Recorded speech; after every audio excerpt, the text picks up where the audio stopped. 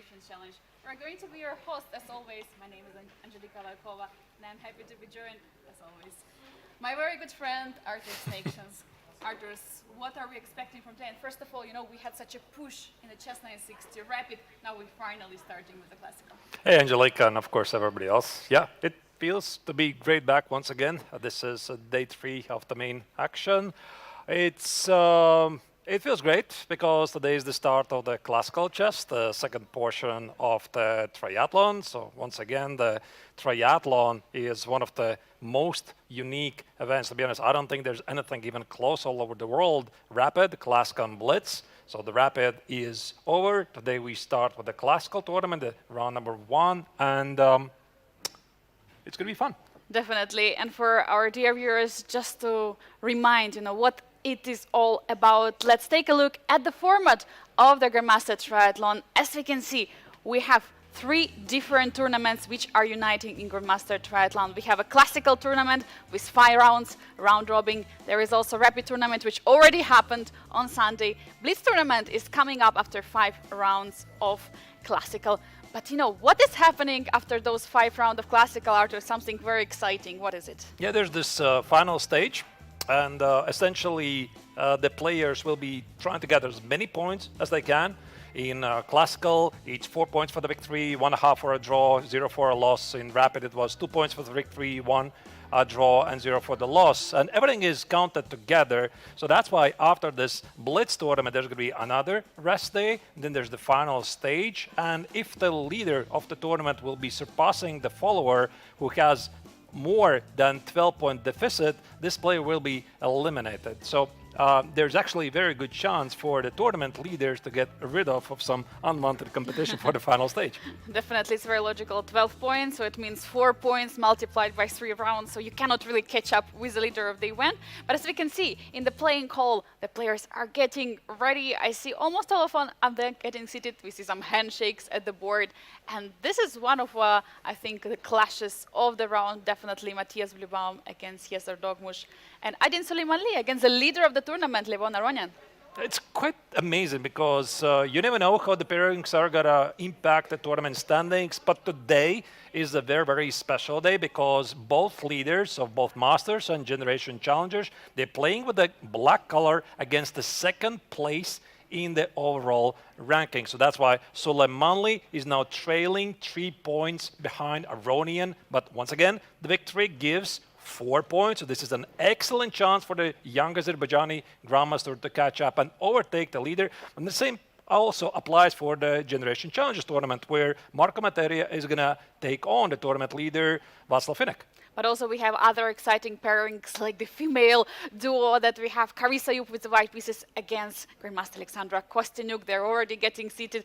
By the way, these 2 players are going to meet each other very soon also in other super tournament, women's super tournaments. Here are the pairings for the round number 1 in the Masters you're mentioning already. Adin Suleimanli, second place currently in the leaderboard, facing Levon Aronian, Matthias Blubaum, representatives from Germany. Earlier, Vincent was always coming here to Biel Chess Festival. Now it's Matthias, and he's going to face Jezer Dogmush, the youngest 2700 in the history of chess. Jose Martinez, the representatives also from South America, he'll play against Lim Le.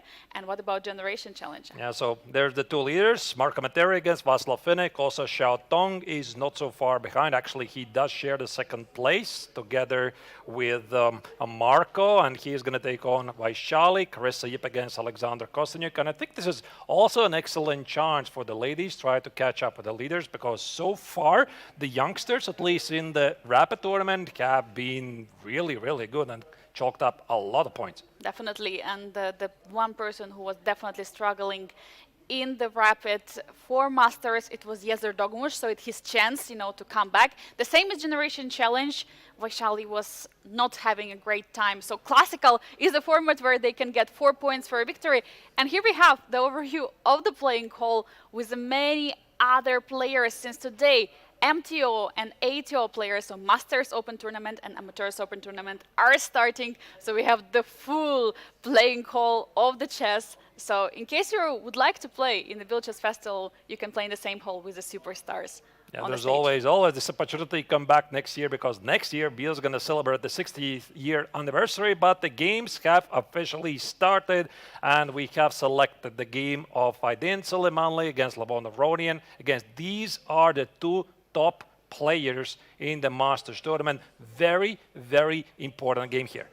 And what I see on the board is Slav, and I immediately recall the game in the Rapid, which was played. Also, Levon Aronian had the game in this exchange Slav variation, which was completely crazy.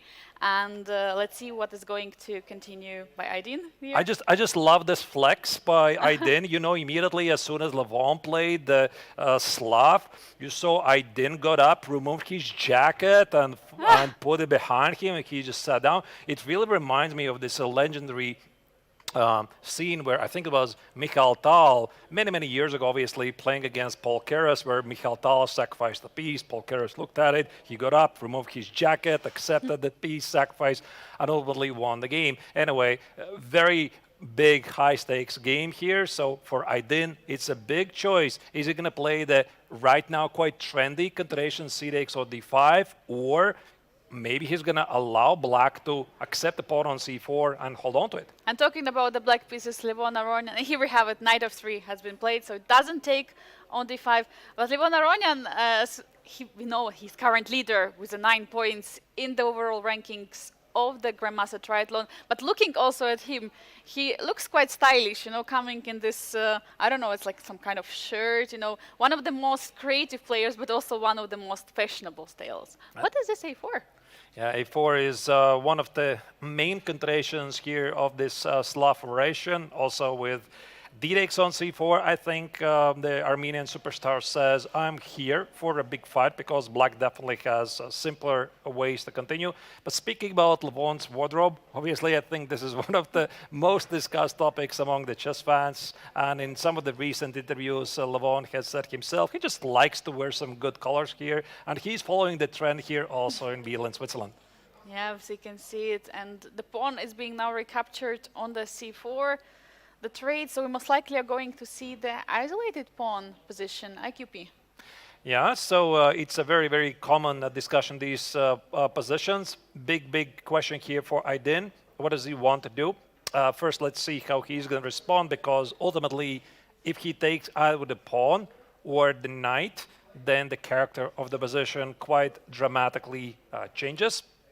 And in the meantime, while he's thinking about his choices, let's have a maybe very quick overview of all the 6 games, both in the Masters and Generation Challengers, because there's a lot of action going on at the same time. Oh my God, what I see in the top right corner, there has been a move g5 just played by Limle against Jose Martinez, immediately going for an attack, and Jose is taking time. What do you think about it, Artur? I mean, yeah, as usual, Limle woke up and chose violence. he really likes this spicy stuff, especially in the opening phase.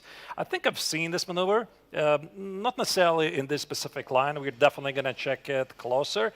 What else are we seeing? We are seeing some classical Queen's Gambit decline position in the top middle board. Matthias Blubam against Jez Erdomosh, then Marco Matteri against Václav Finek, the top 2 players in the Generation Challengers tournament. That's the lower left corner. This is some Bogo.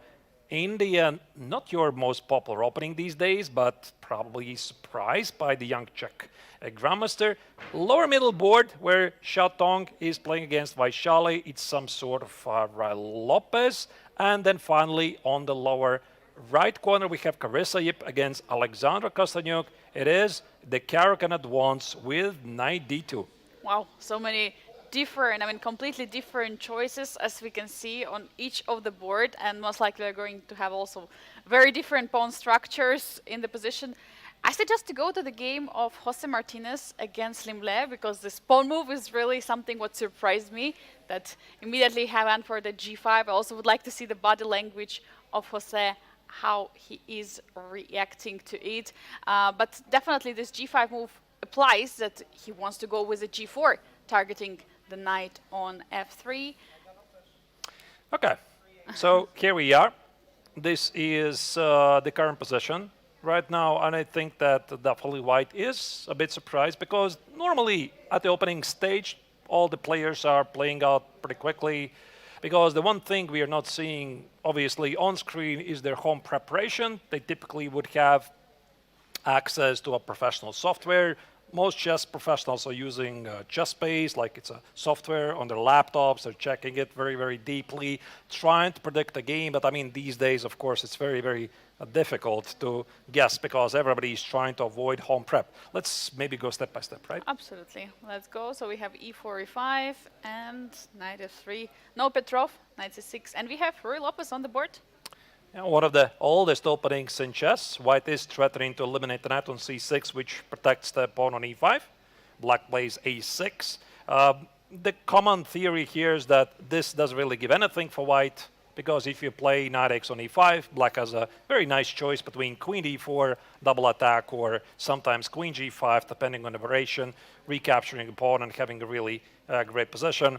That's why bishop a4, d6, the Neo-Steinitz variation, which probably is some sort of surprise by the Vietnamese grandmaster. Bishop d7, c3. I don't think this is the main line, Angelika, because I was investigating this line quite recently, and I think they would typically play something like knight f6, bishop e7, or g6, bishop g7, but g5. This is spicy. So I just checked, what is being played usually, and definitely it's like something like g6 is a top move, which is played, knight g7, but g5 was played only in 100 games out of more than 2,000. So for sure, it's one of the moves you don't prepare against, you don't see, but of course, now it's at the board, so Jose has to make up his mind. And he's going for the break in the center with a d4. So how do you reply on the attack on the side? You attack it with a strike in the center. Is it the rule that Jose applying here? Probably.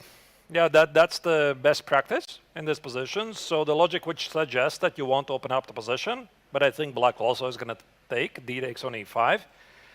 I don't remember this continuation. I think it was some sort of a f4 continuation for white, because first and foremost, I think we have to understand what black wants. I think black wants to play something like h4, g3, maybe sacrifice a pawn, open up the h file, somehow get the queen, connect with the rook, castle alongside, and try to checkmate you. But yeah, since this is not the main continuation, most likely white has some very good response to it. As you said, Angelika, it's probably some opening the center, and it's either d takes on e5 or f4. I'm leaning towards f4 because that's what I'm remembering at least.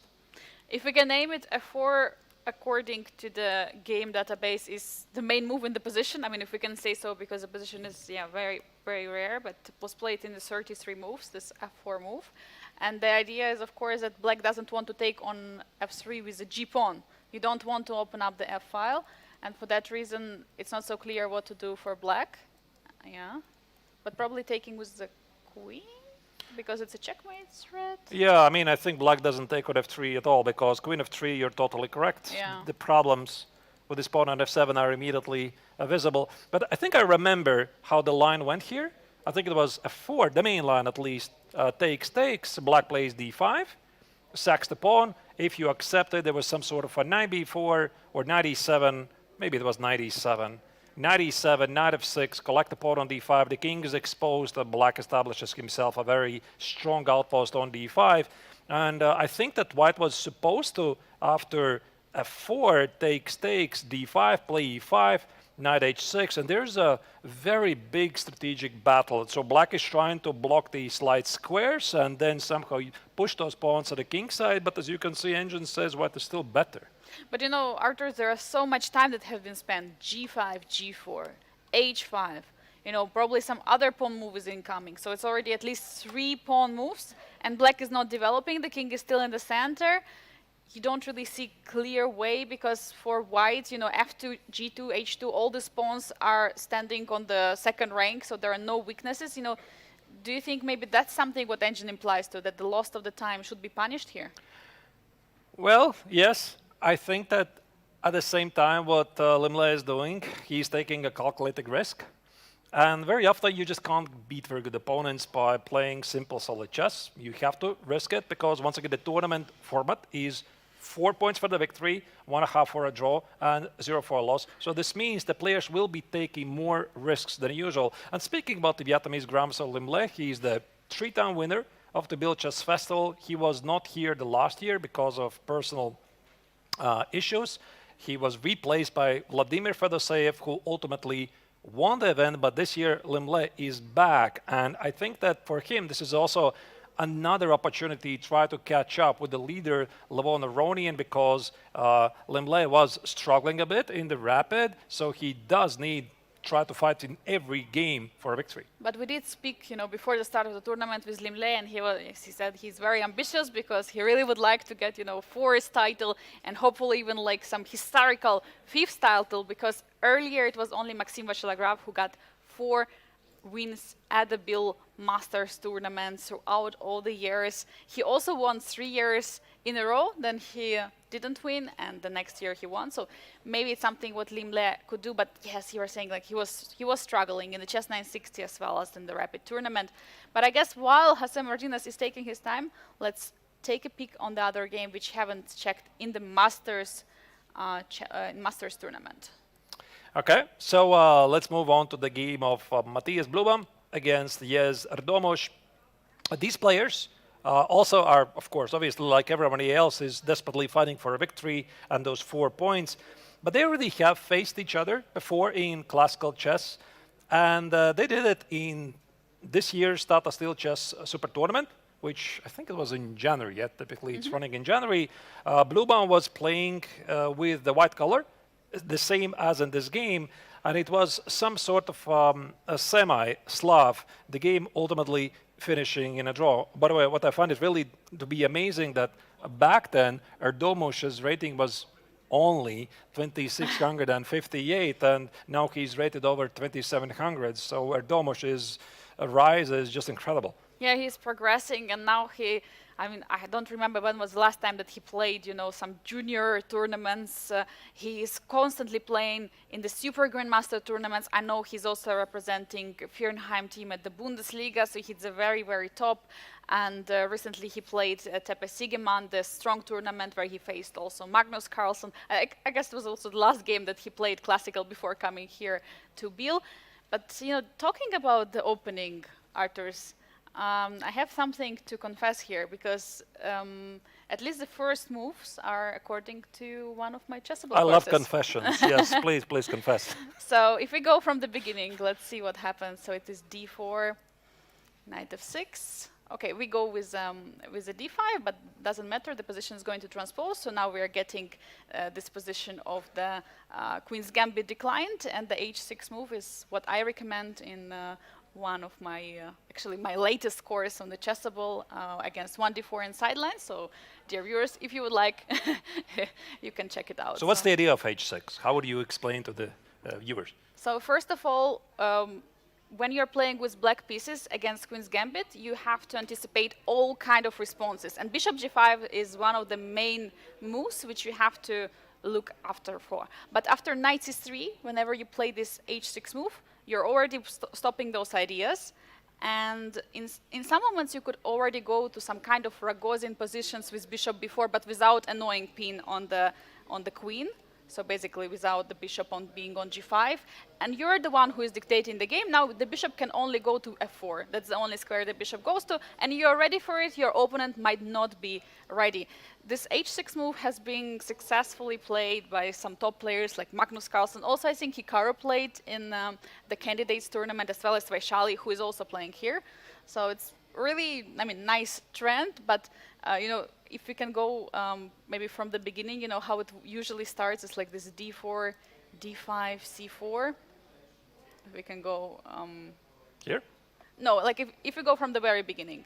Because d4, d5, c4, so we have our usual Queen's Gambit, declined e6, and now knight c3.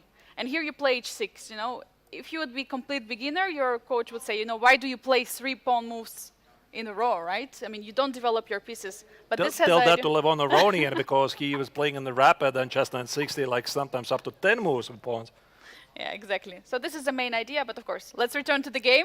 That was just my confession. All right, so yeah, it's a very trendy idea. I think also Michael Sarin used to play this quite a lot, this H6 line.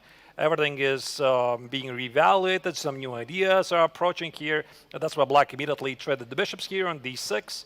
And like I have a pretty vague understanding of this position, but I think that normally Black still is trying to play like d takes on c4 and either c5, reach a symmetrical position, or maybe after d takes on c4, go for the e5 push. So Angelika, which one do you prefer yourself? I mean, definitely both are possible. All depends very concretely. I mean, as we know, chess is a concrete game. But as you're saying, Black has to do something about these problems in the center. Since White right now has a space advantage, the pawns on d4 and c4 are occupying more squares than Black. So this c5 and e5 push are definitely something to consider. But you have to, of course, to prepare them to go for. I think c5 usually is easier to be executed. But I think also e5 is by preparation is also definitely possible. And we might get to the similar positions of the game Aydin Suleimanli against Levon Aronian, who have the isolated queen's pawn. What do you think about that? Do you want to go to that game? No, we might get the similar pawn structure. Oh. So after all the trades will happen, you know, at some moment. Takes, we might get. Yeah, because the update about that game is that Suleimanli did take on d4 with the pawn, so they do have an IQP position. We are definitely going to check it in a while. This position feels to be quite your typical Queen's Gambit decline. Okay, h6 is an inclusion. The dark square bishops have disappeared. Black is looking for ways to equalize, like most likely d takes on c4 and c5, or as you said, perhaps e5 is a bit more challenging. Let's maybe select another game, shall we? Maybe just short update on the game of Jose Martinez against Slimle, because something is happening there that actually, Artur, you predicted that is going to happen. The f4 move was ultimately played in the position, so let's just scroll back a bit, because I think it's one of the most fascinating positions in the round so far. Yeah, so f4 was played. I don't think actually White even has anything better than this. Otherwise, like either you take with e5, you play f4. Black responded with takes, d5. It looks really scary for Black because, yeah, the king was in e8. It's quite exposed, and White gets castle short. Or what if there was a checkmate? But I mean, these days people are really relying on the engine analysis, and I still very clearly remember this quote by the former world champion Vachier-Lagrave, who actually was here with us in the commentary studio several years ago for a couple of days, and he has this famous quote: "I don't care if it's weird, if it works, it works." And I got this opportunity to ask him, how do you come up with this amazing thought? And he said, it's not even mine. I probably borrowed from somebody else. Yeah, so engines these days are influencing the choices of all the best players in the world. The plans for both players, I think, are quite obvious. Black wants to block these light squares, and White is somehow trying to open up the position. This king is maybe feeling a bit in danger in the center. But yeah, ultimately, Stockfish says White is slightly better. And we have Black controlling all those light squares, but White has a space advantage. Meanwhile, Black has a space advantage on the king side. Probably it's a good moment for us to take a look at the bird's eye view to see what else is happening, because we have Generations Challenge tournament. And what do you see exciting from there? We had Bogo Indian in the bottom left corner, Marco Materia against Václav Finek, looking like Black is getting some space advantage on the king side. There is a break of c4 in the bottom middle board from Tang Xiao against Vaishali Ramesh Babu in our Rui Lopez that we were discussing. And there is also the Caro-Kann of Carissa Yup against Alexandra Kostyuk in the bottom right corner. All of these are very interesting positions. So maybe from the theoretical standpoint, Materia's position against Finek is not the most top-notch theory, and perhaps I'm not really aware of Václav's entire repertoire, to be honest, but he was trying to most likely surprise his opponent. Carissa's choice 92 and IB3, we're going to get to that. She's trying to avoid certain positions against Alexandra Kostyuk. And Shatong against Vaishali. I love these A3 lines in the Rui Lopez. But maybe let's go to the game of the two tournament leaders in the Generation Challengers, Marco Materia against Václav Finek, this Bogo Indian. Yeah, definitely, because it's something that you don't usually expect. You expect some, okay, e4, d4, okay, you expect knight f3. But here we have it, bishop b4. So the main idea is to ask some questions, right? Where do you want to go? Do you want to pin your knight? Do you want to play knight c3?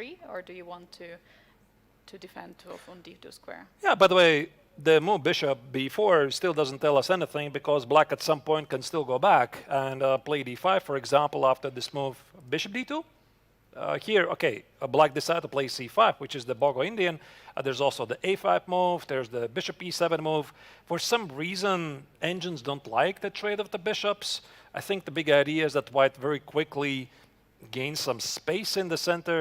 And black plays c5, allowing to double the pawns here on b4, which maybe would seem like a bit dangerous for your casual chess fan.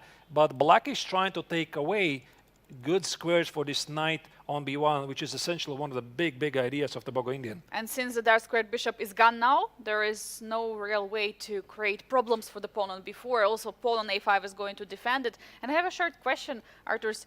Is there also some way of the Keres defense? Because this bishop b4 move, as I know, is also in some ways also Keres defense when you take on d2.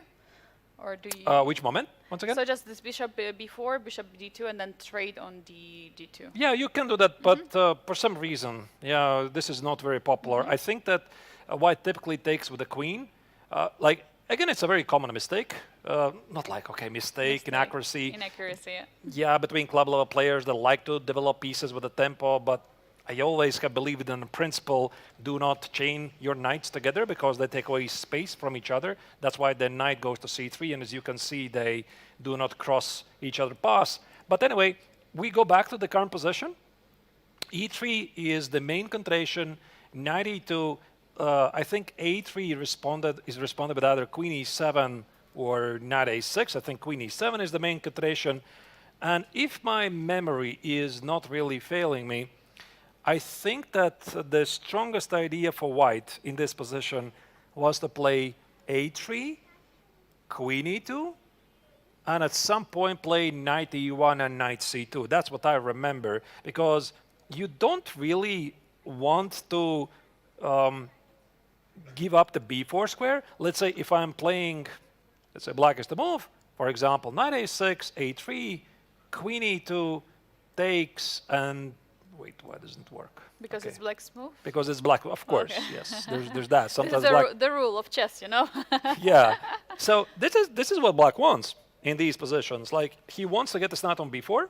It stands really amazing. As you can see, white cannot really get rid of it. And then black typically plays, I think it's e5, fighting for the center, opening up the bishop, and doing whatever he's planning to do at the king side. And that's why this a3, queen e1, knight e1 and knight c2, in whichever order it was, white says, you know, that if you take with a3, I'm going to take with the a pawn, I'm going to open up the b file, and you have some issues with these squares. Yeah, that's why you have to be really careful here as white, because black is getting the space on the queen side, and you have to understand that you cannot really trade on b4, giving up the square. So this is the main idea of Václav Finek. He came very much prepared today, and now he's, by the way, he's spending some time. Do you think he's still in his preparation, or he's already out of it? I mean, he should have been expected such type of positions. He should be, because I think this is still the main recommendation by the engine so far. So I will be pretty surprised that he did not expect this. Again, we do not know the reasoning of the players, because when they're preparing, they're expecting something. It could be that Marco had never played this before, or let's say he's even an e4 player, suddenly he surprised him with d4, or suddenly he went for this setup that he had never done before. All of this happens all the time. And yeah, maybe here Václav is just trying to recall what he was supposed to do. But there's another thing I would like to show you, is what is the most common mistake for white in these positions? And very often, white likes to push e4. Because, I mean, who doesn't? I wanted to ask about it. There you go. I wanted to push a pawn. Yeah. Let's say I'm playing knight c6. I'm not entirely sure if my move order is going to be super accurate, so pardon me. Let's say white plays e4. Again, whatever is the right move order, I'm not entirely sure. For example, something like e5, d5, knight e7. And black's big idea is to get the knight on c5 and say that you have a bad Lasco bishop. That's the very big idea of this line. And then you're getting some kind of the king's Indian defense position without the bad bishop on g7, and you have a beautiful square on c5 for the knight. Wow, this looks something like amazing. This. Yeah, This something look like this. Positionally, pretty bad for white. And this is also one of the reasons why black does play the Bogo Indian. They like these positions. Obviously, it's much, much more complicated than this, but that's what black is trying to do. By the way, I think that the engine even likes c4 for some reason. But yeah, players are thinking. Players are taking their time, and meanwhile, it's a good moment for us to, let's just immediately switch to the next game of the Generation Challenge event. We have the clash of the two female players. Maybe let's go there. Carissa Yip against Alexandra Kostyniuk. All right. What do we have here? The advanced Karakan. Right. Okay. Let's have a look at the current position. Have you played it before with white or black? With the black, I played Karakan. You're a Karo player. Karakan, Everybody yeah. plays Karakan these days. It's unbelievable. I tried everything against e4 for black. Now I'm trying with e5. Even I started to play the Karakan, and then I dropped it. Do you know why I dropped it? Why? There's a very simple reason. Let me show you the starting moves. So e4, c6. You know, among pros, very often the Karakan is treated to be an aggressive repertoire. And the reason is that white doesn't have an easy way to liquidate into a draw, get symmetrical pawn structures. d4, d5, e5. Theory is changing these days. This is the top-notch theory. You take space and everything. When I was taking my baby steps, I think everybody was playing knight c3 these days. But all right, e5, bishop f5, and I think there's like 90% of people here who play h4. You know, like I think it goes like this: h4, h5, bishop d3, queen d3, e6, knight f3. You play online like 90% of people, they play h4. Now I told you my secret why I don't like the Karakan. Yeah, and also there is sometimes this opportunity to go with e6, you know, sacrificing the pawn. Yeah. So it's like after the bishops are traded, this e6 is always, or like g4, for example, attacking the bishop, bishop goes away, and then at some moment some e6, you know, it's just basically, yeah. Probably the problem is that there is no harmony. And, you know, talking about this, the Karakan, maybe one of the tricks of the Karakan, if you would like to show, we can start from the beginning. So after e4, c6, d4, now d5, knight c3, takes, knight takes, knight f6, and here queen e2. And here your opponent will play something like, yeah, this development. This is what you want, yeah? Yeah, this is what I want. Amazing. Wow. I think this is what Never seen it before. this is what happens in many of the games, online especially. So for everyone who plays Karakan with black, just be careful not to go into that mate. All right. So, but speaking about knight e2, the idea of knight e2 is to stop c5. This is what I promised to explain to you.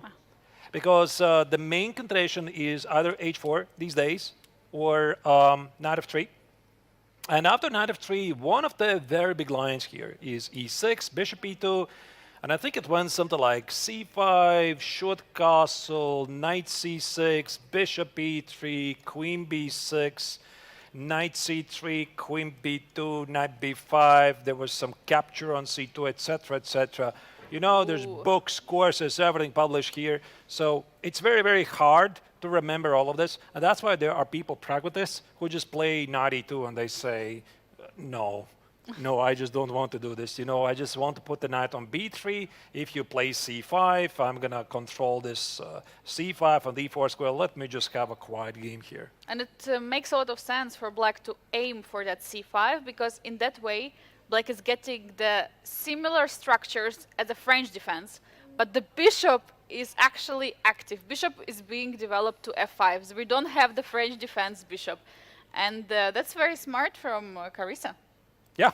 Not allowing it. Smart play. Smart play. If you ask me in which lines 92 doesn't work, I really don't remember. Because it's always like this. You open some doors, you close some doors, then you open new ones and close some other ones. Anyway, let's get to the current position. White is trying to slow down the c5 push, but the knight on b3 now is feeling a bit awkward. Castles, knight f5, a4, fight for space. Black responds with a5. Bishop d2, tickling the pawn on a5. And what do you make of these smart moves? Yeah, definitely. Black is wants to get some space on h7 for the bishop, just in case, to step backwards. At the same time, probably some knight. Can we have like some knight h2, knight g4 maneuver here in the position? I'm not so sure, but probably just targeting the knight who's at g4. Is it something that white wants to do at some moment? Probably it's some theory still. Yeah, I don't necessarily recognize this. I think one of the big themes here is to play g4 immediately. Let's say whatever black does, let's say black plays h6. I think normally they play something like bishop e7. Bishop e7, g4. Again, here we go. Crazy pawn moves in front of the king. How dare you do that? But you need some pawn play. There's typically a trade, f4, f5, and okay, I see I'm probably mixing up the lines because the engine doesn't like it, but this is like the common way how black is trying to stop this f5 onslaught. But looking at current position, what the players are having, and the opening choice from both of them, I mean, what do you make of it? Because Alexandra went not for something like e5, something more classical. She went for the Caro-Kann. What did she try to make out of it? She wanted to be more solid, or she wanted to get some more unbalanced positions? Yeah. Very hard question. I don't know, but I think that this move bishop h7, Angelica, it signals some sort of a g5, because g5 is also very characteristic for the Caro. I find it to be very interesting that the black is not yet developing the bishop in f8, because one would have thought that in this position right here, right? Okay, knight f5, it kind of makes sense. White plays for the space, you try to stop it. White plays bishop d2, you have to play like here, right? Bishop e7 and show castle. But again, there's definitely some opening theory here where white pushes this g4, h4. And finishing my thought, I think that in this line, black actually benefits having not the bishop on e7, because now this knight h4 takes. The queen here could be better positioned than the bishop. That's true, because now there is some kind of attack ongoing. h5 could be a threat in some moment, trying to open up the files against the king. Even though it drops the pawn, yeah. So we don't care about the pawns, we care for attack. And right. What Alexandra is doing, she's keeping her king in the center. Does it imply that she's not going to castle? Oh, she plays bishop b4. Yeah, she played something else. So not g5 yet, but bishop b4. Yeah, very, very tricky chess by Alexandra. And she's still in the book. She's playing moves very, very fast. Just for our viewers to remind them, players have 2 hours for first 40 moves, and there is no increment. Increment starting only from move 41, and also after move 40, they'll get extra 30 minutes. So this is some, as we can say, world championship time control that they play here in Biel, which doesn't, happen too often unless someone played in many like candidates tournaments, world championship events. This is some deep stuff. Yeah, this h6, bishop h7, waiting for white to commit to rook c1, then play bishop b4.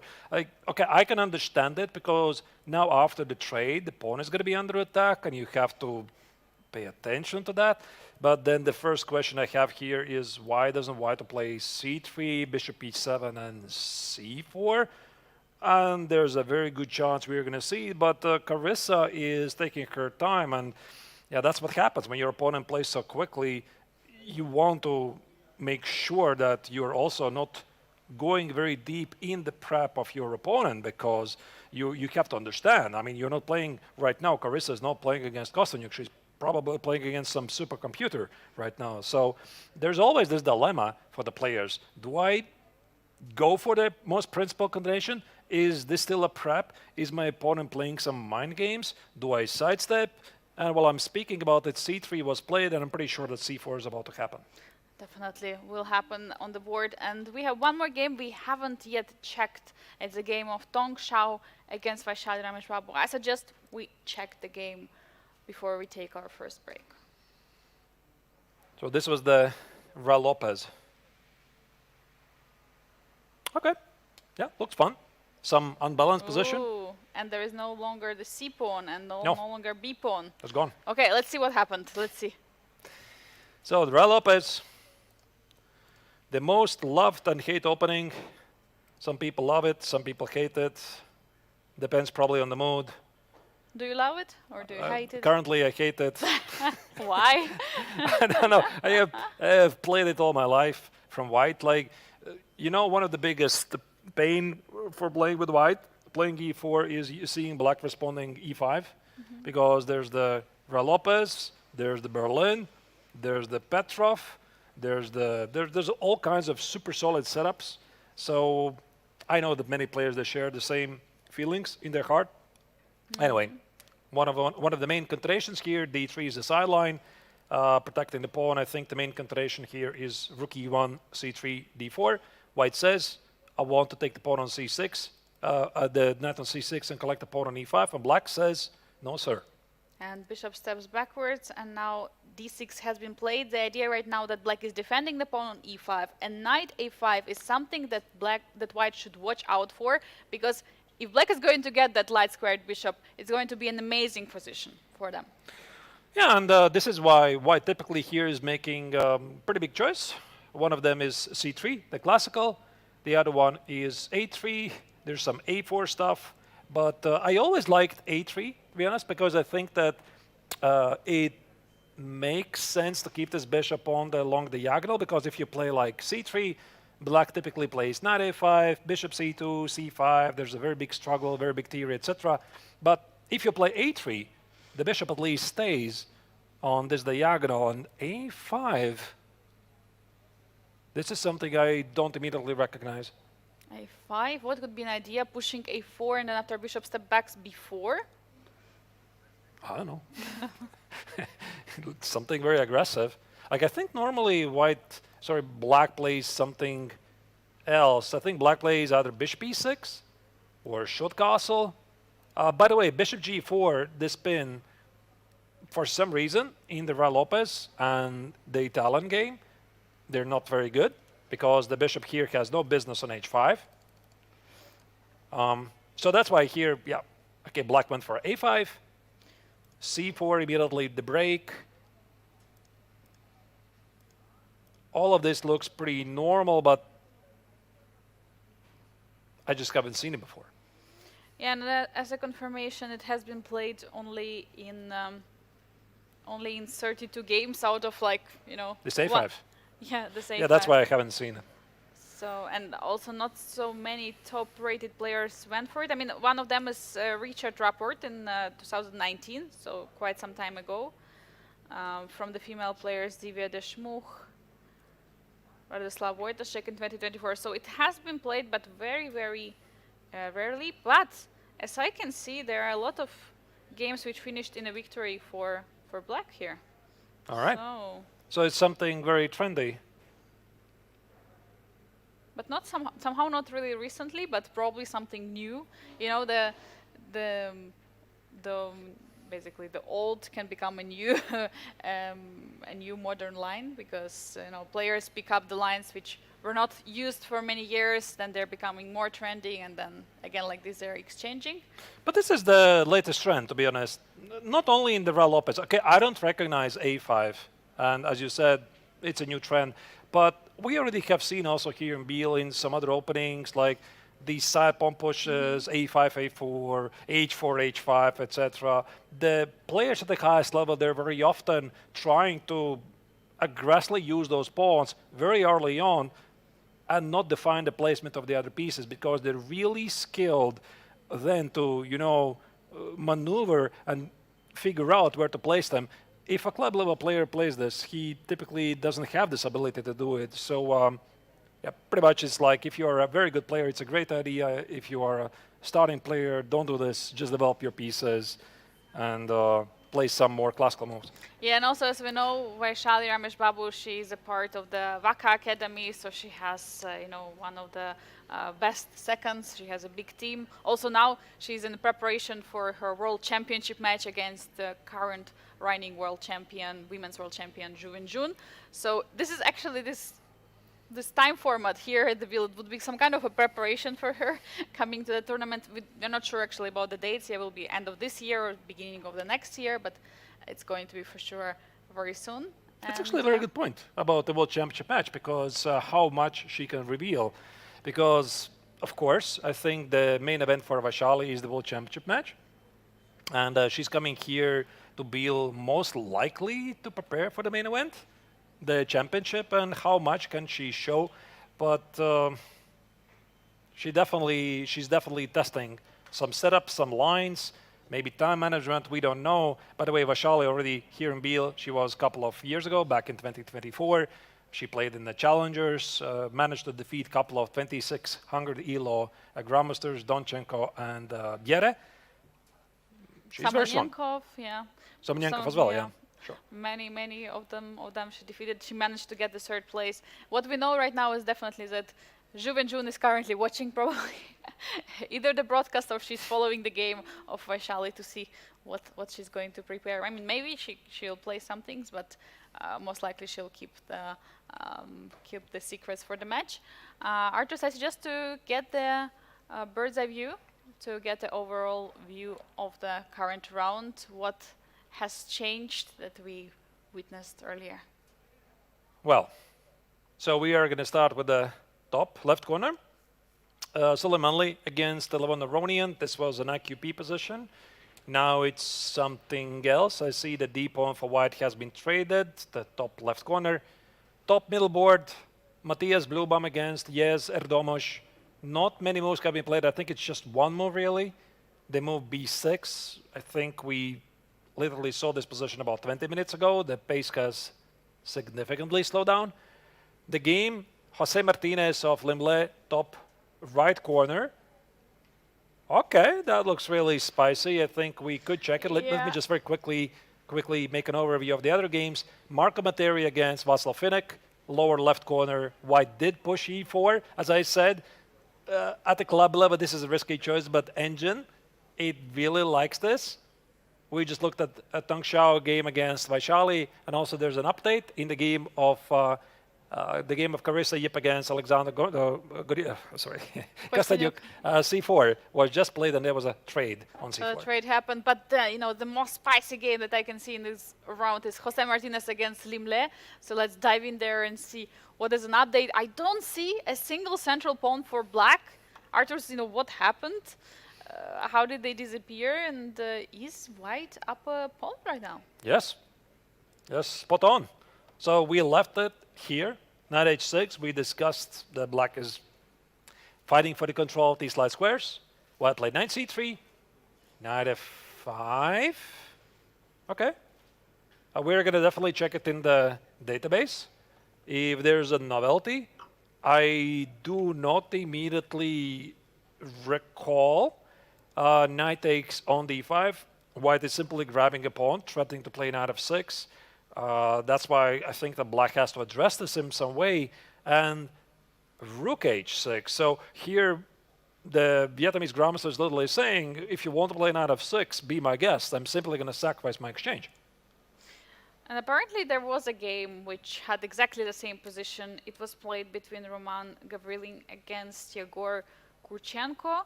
Roman Gavrilin 2600 against Yegor Kurchenko 2478. And by the way, black won that game. And it was after knight takes d5, it was the only single game which was played. So knight f5 was not Can you show me how the game continued? Yeah, absolutely.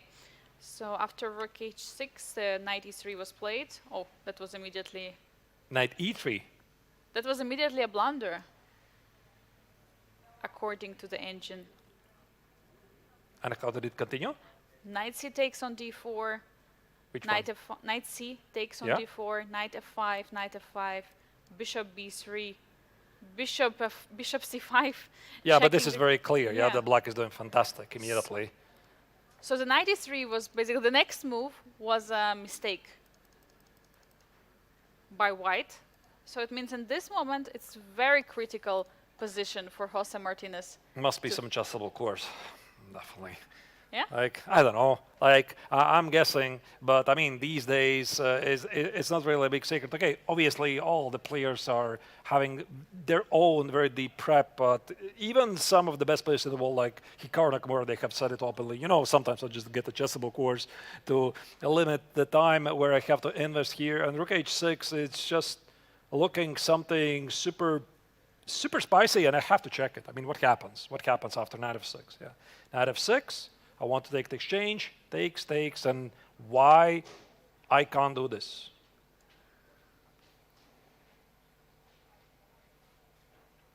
Is there a check? I mean, I'm just trying to find some ideas. So first of all, of course, black sacrifice and exchange.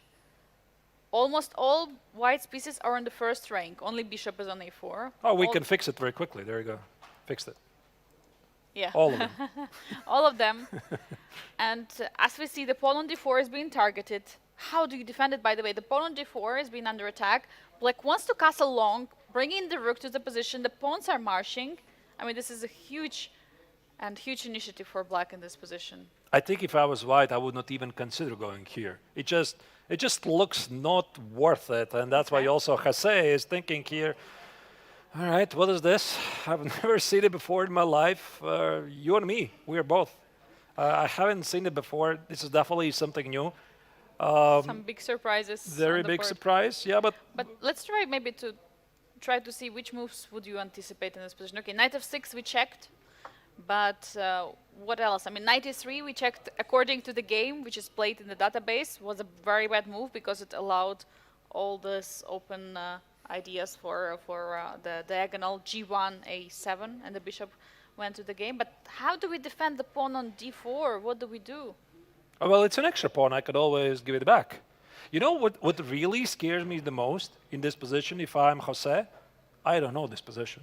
That's what really scares me because here Limle played it very quickly, and he already has shown his incredible depth of preparation, like his rapid game against Matthias Bluebaum, I mean, which was played 2 days ago. How many times, for example, have you seen Bluebaum being outplayed in the opening with the white color where he has white? It just never happens, basically. Yeah, because he's so good. So Limle has prepared some really heavy weapons for this tournament. He's all about business here. Rook h6 is something I don't recognize. Is it knight c2? Is it knight e3? I was wondering the knight e3, actually, yes. Knight e3. So my idea is I want to defend the pawn on e4. I give up the pawn on d4, but I defend the pawn on e5, and I want to push f5 in case of knight moves away. I think there's going to be some immediate issues here with this pawn. Bishop e6, queen d4. I think we can agree the exchange sacrifice looks very risky, and like without any super big analysis, I'm pretty sure we're going to check it in a moment, but I would say something like knight c2 is something I can always play if I don't know anything. But again, I'm also expecting that my opponent will be probably ready for this. Either way, one thing is clear. For Martinez, this is a quite unpleasant situation to be in after the opening. And also look at the clock situation. Only 2.5 minutes spent for Limle, while for Jose Martinez, it's 46 minutes. I mean, Artur, I'm really excited to see what Jose Martinez will find in this position. But I think it's also a very good moment for us to take our very first break. I mean, as we can see, the action is unfolding in the first round of the classical portion of the Grandmaster Triathlon. Dear viewers, stay tuned for more. We'll be back in a few minutes.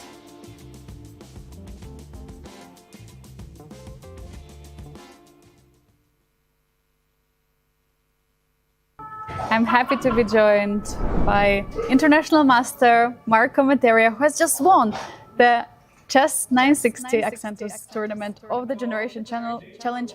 Marco, congratulations. Tell us, first of all, your feelings about it. Yeah, thanks a lot. I'm really happy to have won this tournament because it's the first time I play on the Generation tournament, and it's really I'm really happy because next to it there is the Masters tournament, and there are many legends of chess. So it's good. I'm really happy to win the tournament and that they see it. Yes. And Marco, there was a special moment after your round robin where you could choose your opponent of the Masters. How special was it for you? And since you were first one to pick, tell us, why did you choose your opponents? Yes, it's the first time that I pick the players, and I picked first Erdogmush with White because he's very talented and young, and it was a dream to play with him over the board. And the second player I played, it was Le Quangliem, and I chose him because he won 3 times, I think, the tournament, the Masters tournament, and I think he's one of the the strongest, and I felt very motivated, and because I wanted to do my best against these players. Definitely, and so cool that you could challenge them. Yeah. And overall, like out of the 7 games, which game would you say is your favorite? Is it against Yes because you managed to hold him into a draw? My best game, I would say, it was against Alexandra Kostenyuk with black, because this game, I think it was a really good game with black. I didn't let her many chances, and I made an exchange sacrifice, which was really strong, and then I won all the pawns, and I think it was a really good game. And final question that I have to you, did this victory of Accentus Chess 960 boost your confidence for tomorrow, and also how it's important to be the first one in the tiebreaker for the future? Yes, for sure. When I won this tournament, then it boosts my confidence, and also it makes my opponents a little bit more worried. Maybe worried, yes. Something. Marco, I have a question to you. If you could choose out of these best football players, against whom would you play chess? Lionel Messi, Erling Haaland, or Harry Kane? I would play against Kylian Mbappe because he is really a very good football player, and I would love to give him some hints to how to play at chess. Okay, looks nice. Hopefully Mbappe is going to agree.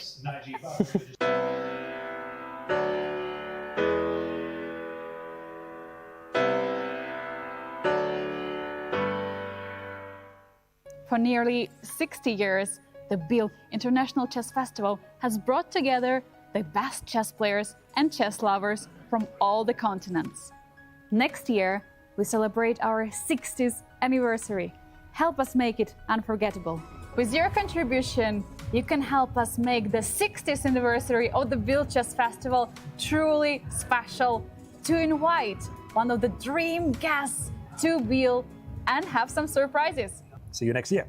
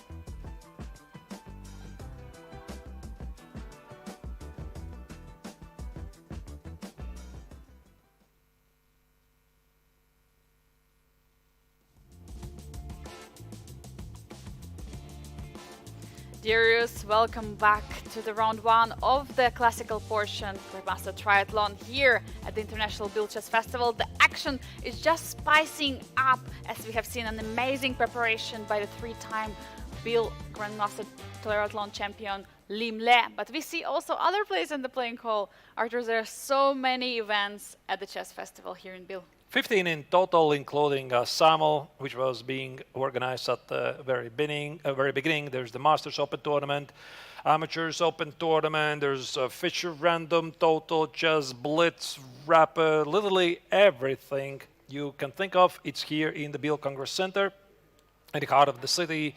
But yeah, let's have a look at the overview currently. What's the situation in the main event of the Biel Chess Festival, the Masters and Generation Challengers? We have already an end game in the game of Aydin Suleimanli against Ronian. That's the top left corner. And I look at the position and I see that the pawn is being sacrificed in the rook endgame. So it's going to be an extra pawn endgame, extra pawn rook endgame, which looks like a theoretically drawish one. It seems to be like that, and Levon appears to be still within the book. I think we are going to go to that game very shortly. The game Matthias Blaubaum against Jez Rdomush. A couple of moves have been played. Here, White still hasn't cast a short. That's the top middle board. Then we have Jose Martinez against Lim Le, the game we discussed before going to the break. White has an extra piece, but Vietnamese Grandmaster is about to recapture it. Engine says about balanced. Well, what do you make of Marco Materi against Václav Fineka, Angelika? Yeah, absolutely love the center which White has. This e4 move has been pushed, but as we are mentioning, e5 is anytime breaking the center. It's the bottom left corner, the game that you can see. Again, Václav Finek is ready definitely for the section. We saw also in the Generation Challenge, Ton Shao against Vaishali in the bottom middle board, offering a trade of the bishop. Also another interesting opening choice was the e5, so definitely stay a close eye to that game. And as well as the battle of Carissa and Alexandra in the bottom right corner. We can see that finally the castle has been played, but Arthur, I don't know how about you, but I would love to go to the game of Jose Martinez. All right. Sorry, let's go to No, you called it. You called it, all right. Sorry. Where was it? My mistake. I selected the wrong game. There's a lot of action to check, but of course, this is the spiciest one. This is the spiciest, and I immediately want to check, what is the update, how many moves have been played. Because we left the position, there was a big question how to defend the pawn on d4. As we can see right now, the pawn on d4 is gone. But at the same time, there are an extra piece, as you're saying, that black is going to recapture it very, very soon. And the queen is currently under attack in the position. At the same time, the knight is under attack. Everything is under attack right now. Everything is under attack. All right. So we're going to go back to this moment when the Vietnamese Grandmaster played rook h6. We speculated maybe this is a chessable course. Well, Angelika opened up Chessable, and she figured out there's no chessable course. So in case you are an aspiring author, you're looking for an idea, Lim Le just delivered to you because nobody literally played like this before. There was this one game, but with a different move order. This is something really fresh. Engine loves it. And here, Jose decided to play knight c2, give up the pawn, back, and after knight x on d4, knight x on d4, bishop c5, super precise play by black. He's down a piece, but he's getting it back. And you know what? I have every time the feeling when Lim Le is playing in Biel that he's the whole year, gathering material, getting the opening repertoire and just preparing for the single tournament to just show his brilliances, his opening preparations, his novelties. I'm absolutely amazed by the play of Vietnamese Grandmaster. Yeah, so far I think he's one of the best prepared, if not the best prepared player here, because his ideas are really fascinating to see. Here concretely, White cannot keep the extra piece, so Martinez decided to play bishop e3. Looks very human. He develops the remaining piece, takes on e3, takes on e3, capture on a4. White has nothing better b5, again the only move, and it doesn't matter what white does. Black is about to recapture pawn on d4 and get a full equality. But I think there's also a silver lining for the Mexican grandmaster. His position no longer feels to be dangerous. He can figure things out, like play queen b3, rook e1, king h1, and even if the position is equal, at least it's a pretty normal, healthy position. Arthurs, would you say that Jose Martinez already passed the test of the opening of Limle, or there are still some underwater storms we have to watch out for? No, I think he's doing well. According to an engine, he didn't really play the best, but all of his moves were pretty human, and I would imagine, like here, he's going to play, let's say, queen b3. It looks very logical to me. Defending the knight here, let's say black decides to take with the queen, just to attack this knight here. White could play something like rook e1. Black could play, I don't know, I'm guessing maybe a long castle, king h1, and white's position just feels okay. Like there's nothing wrong. The knight on e3 maybe feels a bit awkward, but it can jump to f5. So yeah, I think he has passed the test pretty well. And we have an update. Queen d4 is right now on the board, rook a to e1. So everything is going according to what you just said, Arthur. So you spot on what is going to happen. Now we're expecting the long castle in this position. And yeah, looks like Jose Martinez just gave 50 minutes of the time. But luckily, the position is remaining around equal. So I think he should be happy of passing the test. And it's a good moment for us to check what happened in one of the top clashes of the matches, Aydin Suleimanli from Azerbaijan against Levon. And let's go immediately to the game, because we see already there is a limited pieces already on the board. At the same time, white has an extra pawn. Yeah, and we left it a long time ago. I think I'm just, without very deep analysis, I'm going to go straight to the point where we left it. After c takes on d4, there was this question, how Suleimanli is going to be captured, with the pawn or the knight. He took with the pawn, castles, bishop e7, queen e2, temporarily sacrificing the pawn, but I think it's very risky for black to take it. Let me show you why. Takes, queen d4. Typically, the problem here is bishop b5 check. Like maybe first rook d1, I'm not entirely sure. But black has some problems with the king's safety, and if you have to play king f8, it immediately means that white has an excellent compensation, and then I have a feeling that this is going to run into something really painful. I don't know what it is. Is it take on d7? Is it capture on d7? There could be many tactical You can even here. sacrifice the rook. Anything can happen in the position. But maybe. You don't really want to go for it, so you don't take the pawn. That one is poisonous on d4. For that reason, of course, Levon didn't take the pawn. He just castled and rook d1. And this is a very common maneuver for the IQP, this queen d2, rook d1, because for the IQP structure, meaning IQP in case somebody's watching this and wondering what is this animal, IQP is an isolated queen's pawn structure. You see this pawn is isolated, it's a queen's pawn. White is sometimes thinking about rook d3, knight e5, rook g3, go for some attack. But something else happened, what we did not see, which happened off screen. a5, bishop d7, and yeah, I think around here, Aydin decided just to liquidate the game, because for some reason, I think he was unhappy? Or is there still some opening theory? I'm not really sure, but if white here plays d5, these trades happen. I cannot really imagine black having any real issues here. Yeah, and everything is getting eliminated. I was just wondering, why would black allow this d5 and not to play knight d5? Because what Levon played, he played knight b4. Then after e5, why wouldn't he put the piece on the d5? This looks like one of the typical maneuvers against the IQP, but probably something concrete doesn't work here. Yeah, I think it's more of like the idea why black put the knight on b4. Because if you're playing the IQP, from the white's perspective, your big idea is ultimately build up the battery of the queen, the light square bishop, and go for the attack against the pawn on h7.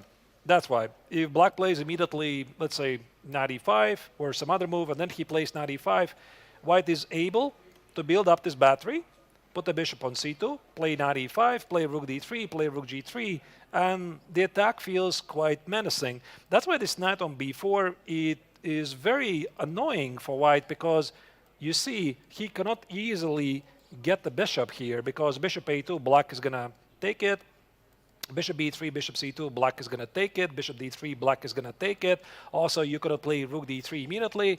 And that's why this probably was some part of the prep where I didn't was like, okay, like what I tried, it quite didn't work.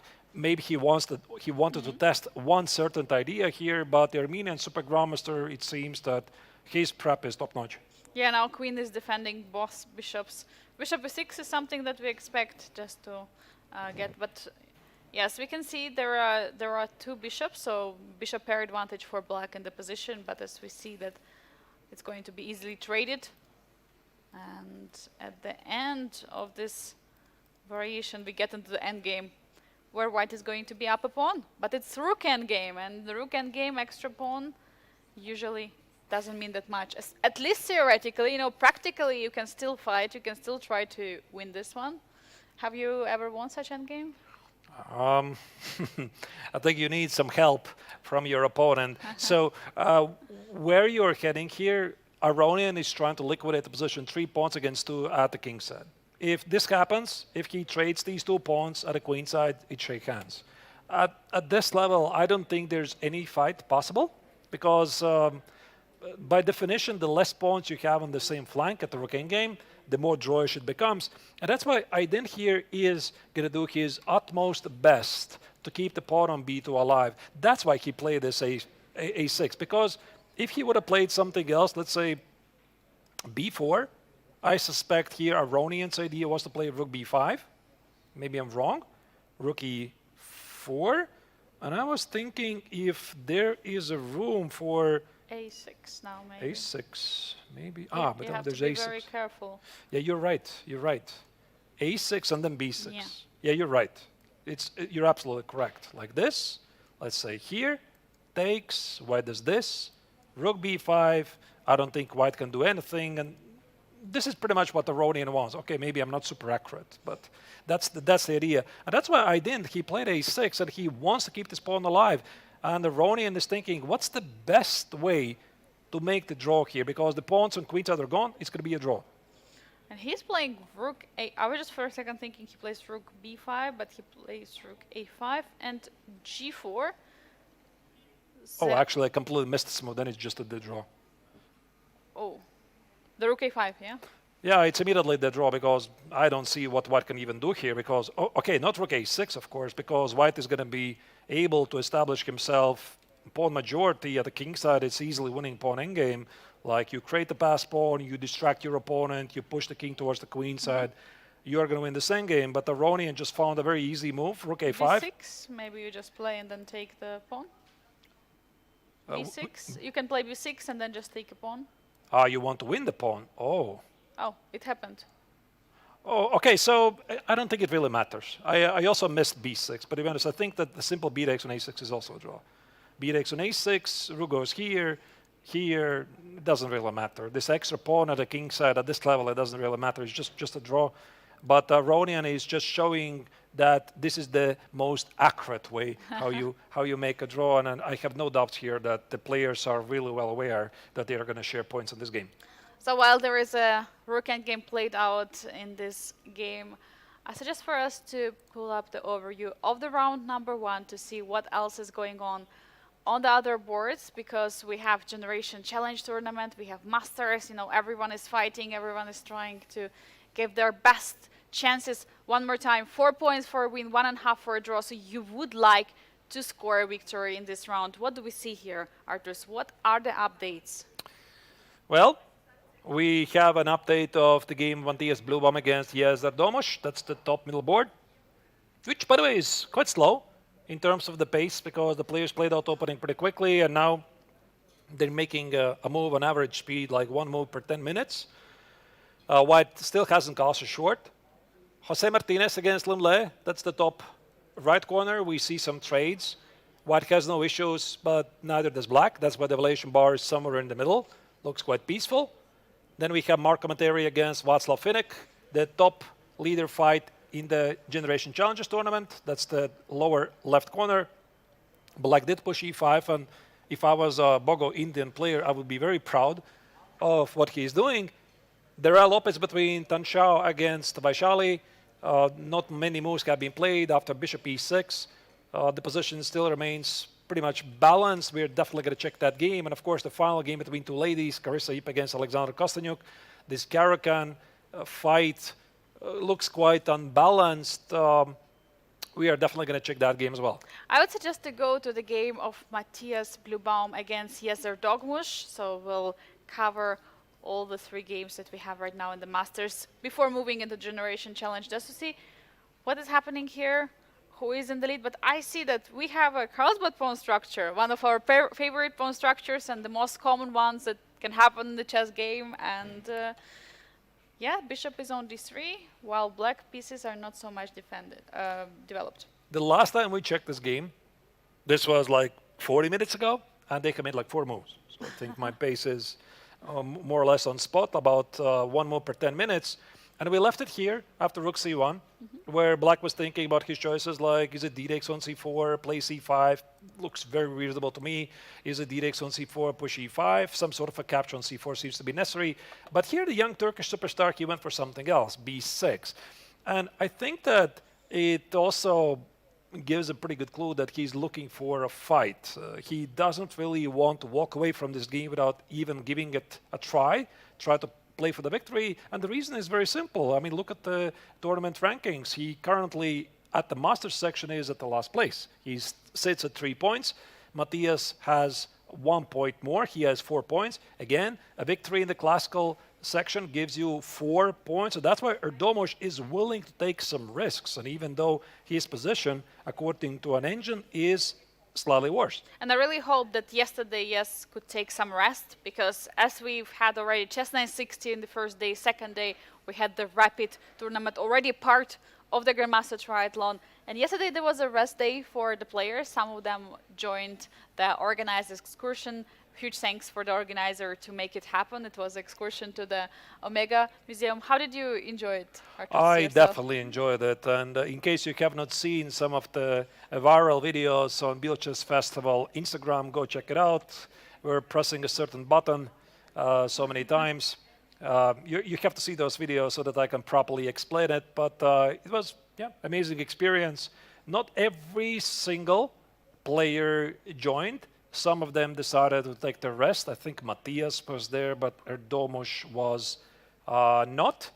But yeah, ultimately, I think it was a great time.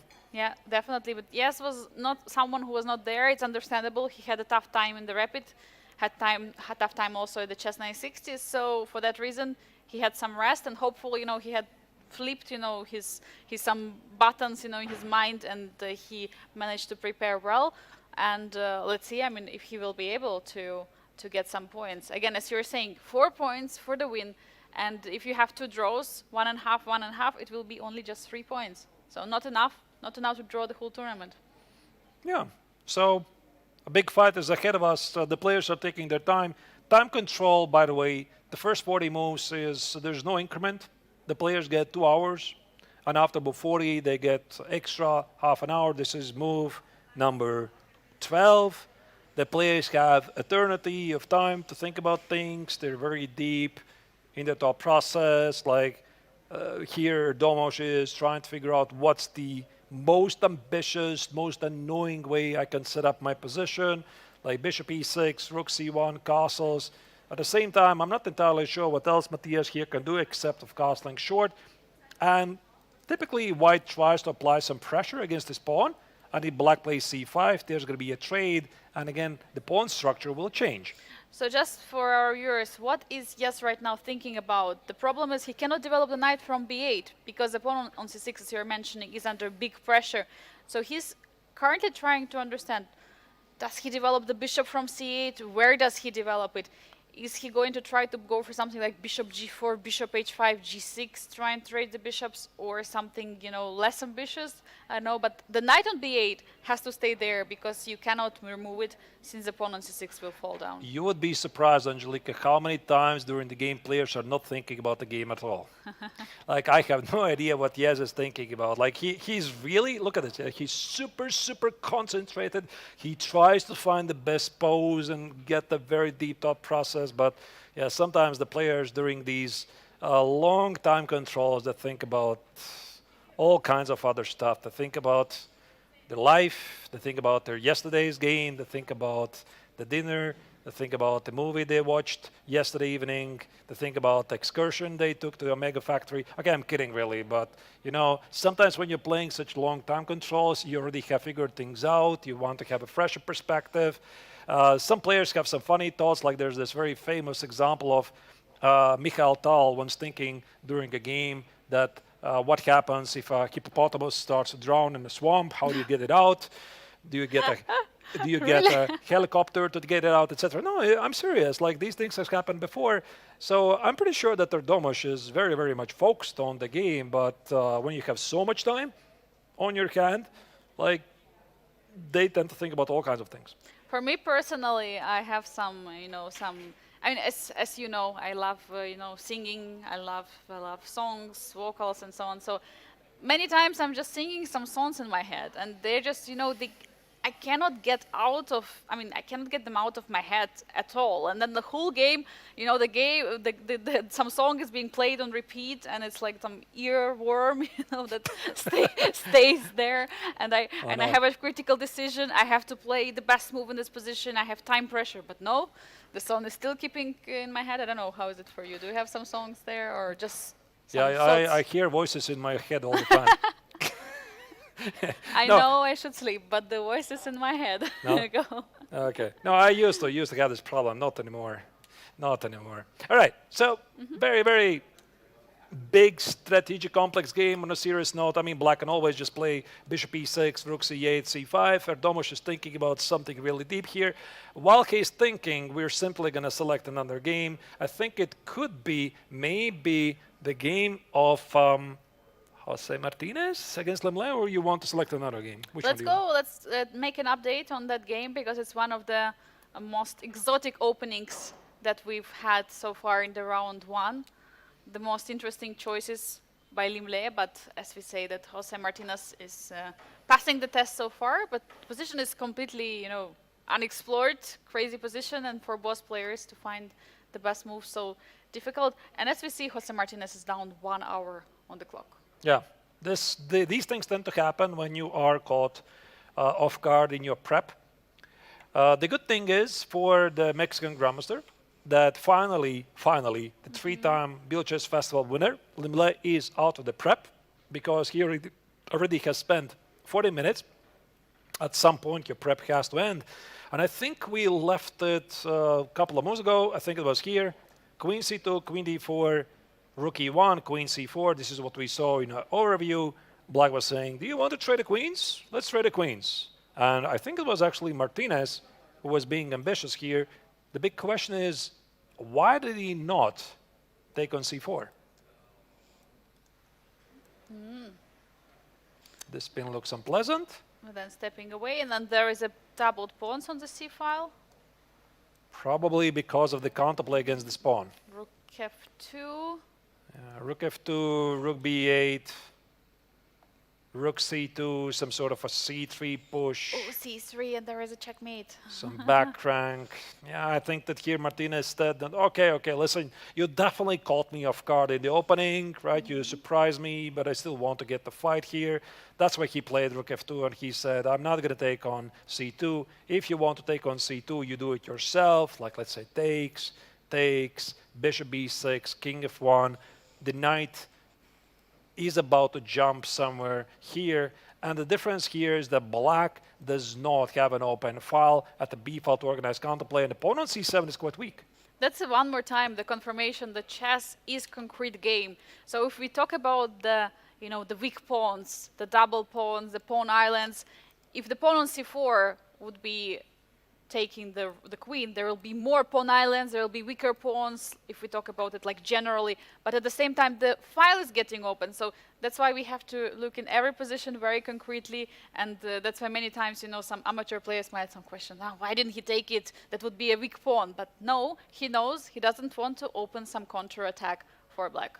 Yeah, that's why he played this rook f2, and now Lemle declined the queen trade, because he's not interested to give White this counterplay at the b file. By the way, the rook on e1 is under attack. White has to address this. And I think that he would love to play bishop b6 maybe at some point. I don't know what actually he wants to do. or maybe a long castle. The big question is how is white addressing this counterattack against the rook? Is it rook e2? Is it rook f2 e2? Is it king f1? King f1, to be honest, looks pretty okay-ish to me. Yeah, because there are no open files against the king, and you really want to get away from the spin on the bishop on c5. And then knight can freely go after you move the rook from f2. That looks like a logical move, yeah? Definitely. Just stepping away, there are no more longer checks. Also, the bishop is dark squared, so you're not getting any kind of pins. And your knight is ready to jump. Knight d5, knight f5, everywhere. Precisely. Go. Yeah, I think it's a very reasonable move. And I'm trying to understand why Jose is not playing it. Is there something forcing I'm missing? Maybe now? It's going to be the same. Yeah, I don't think that black wants to take it here. Am I missing some? Okay, there's again this check. But there's a difference that the king is closer. There's no back rank issue. Okay, look at this. Yeah, it's exactly like the same position, except here in this position, black's counterplay against this pawn is going to come slower. For example, okay, First white is is the move, of white. course. Yeah. So here, yeah, you're just not in time to organize any counterplay. So it's a difference of 2 tempi. Difference of 2 tempos. King is closer. There is no bank break checkmate, so you have to calculate every single position as the new one. You know, your previous calculations now are not matter at all. And long castle? Well, Yeah, I'm thinking about it. I mean, you want to put the king somewhere, like and long castle, some rook d2 stuff, rook rook c3. c3, yeah. Yes, it's very reasonable. And is it some rook d7 or some other move? That's why Jose is not playing the move immediately. He's looking at this. He's thinking about this. Do I like it? Don't I like it? Because very often grandmasters already have noticed the move like within the first 10 seconds. And then for the next 10 minutes, they try to convince themselves why they don't want to play this move. So really convinced not to play and find something else. And then they play it anyway. And then they I've play. done this so many times. Yeah, and then you're basically you want to beat yourself. Why did I spend so much time on this move and then still end up playing the same one? Oh, yeah. But yeah, this is a problem with making decisions. Okay, right now Jose Martinez is taking his time. He's trying to make up his mind in that position. Meanwhile, we have still a lot of action in Generation Challenge. I suggest to dive. Let's take a look at the overall overview and see what else do we have there. I see some updates from the game of Vaishali with the black pieces against Tong Shao in the bottom middle board. The knights are already jumping in the center, knight on d5, knight on d4, as well as very interesting match, Marco Materia against Václav Finek, also for the overall rankings. White has the space advantage in the center. Black is trying to create some space advantage on the queen side, but a bit struggling. And what about the latest battle that we have, Carissa Yip against Alexandra Kosteniuk in the bottom right corner? There's also some very unbalanced positions. And there's, by the way, just a draw. Agreed. Just agreed. Yeah, between Aydin Suleimanli against Levon Aronian. Not a very super exciting game, but sometimes the players play the best moves, and this is the logical outcome, which also means that Aronian still is going to be the leader of the event because he had a 3-point lead over exactly Aydin Suleimanli. They share points, get 1.5 points each, but the other games obviously continue. Also, yeah, here we see, by the way, the players are discussing. Maybe Levon is asking, why did you play d5? He's inquiring some other information from his player. And this is also typically the common scene between all the players before they leave to the analysis room. They very quickly share their immediate thoughts, their criticism, mostly towards themselves after the game. But yeah, most of the biggest discussions are made right there on the board. But I don't think so. I think he's asking, how was the rest day? You know, what did I miss yesterday? Because Levon Aronian actually was on the list of the players who are coming, but unfortunately he couldn't make it.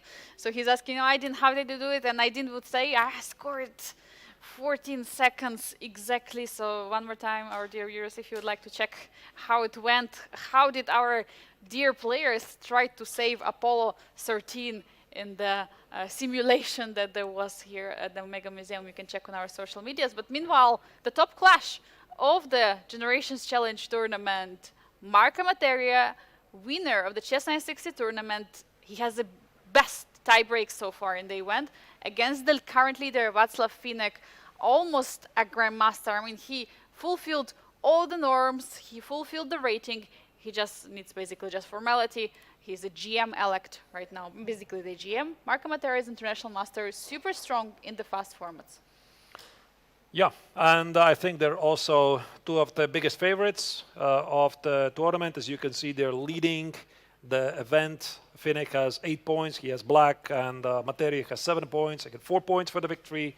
That's why here Materia is trying to find ways to crash through. The evaluation bar, I find it really interesting. It says that white is better.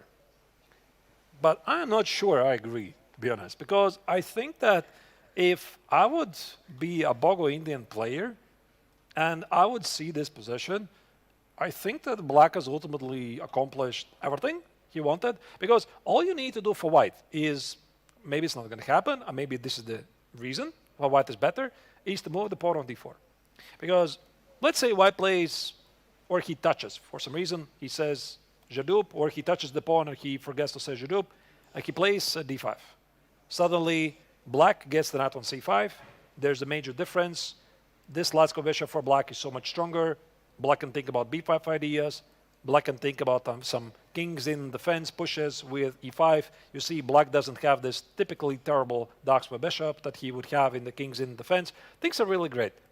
The same applies also for d takes on e5. If you do this, d takes on e5, black establishes the control of the c5 square. On top of that, after black's g6, black just secured an outpost on f5, and he might be thinking at the right moment to take on d4 himself to get the knight on c5, again establish this outpost and have some pressure on e4. But Stockfish says, I do not care. And I believe that something what engine loves is a space advantage.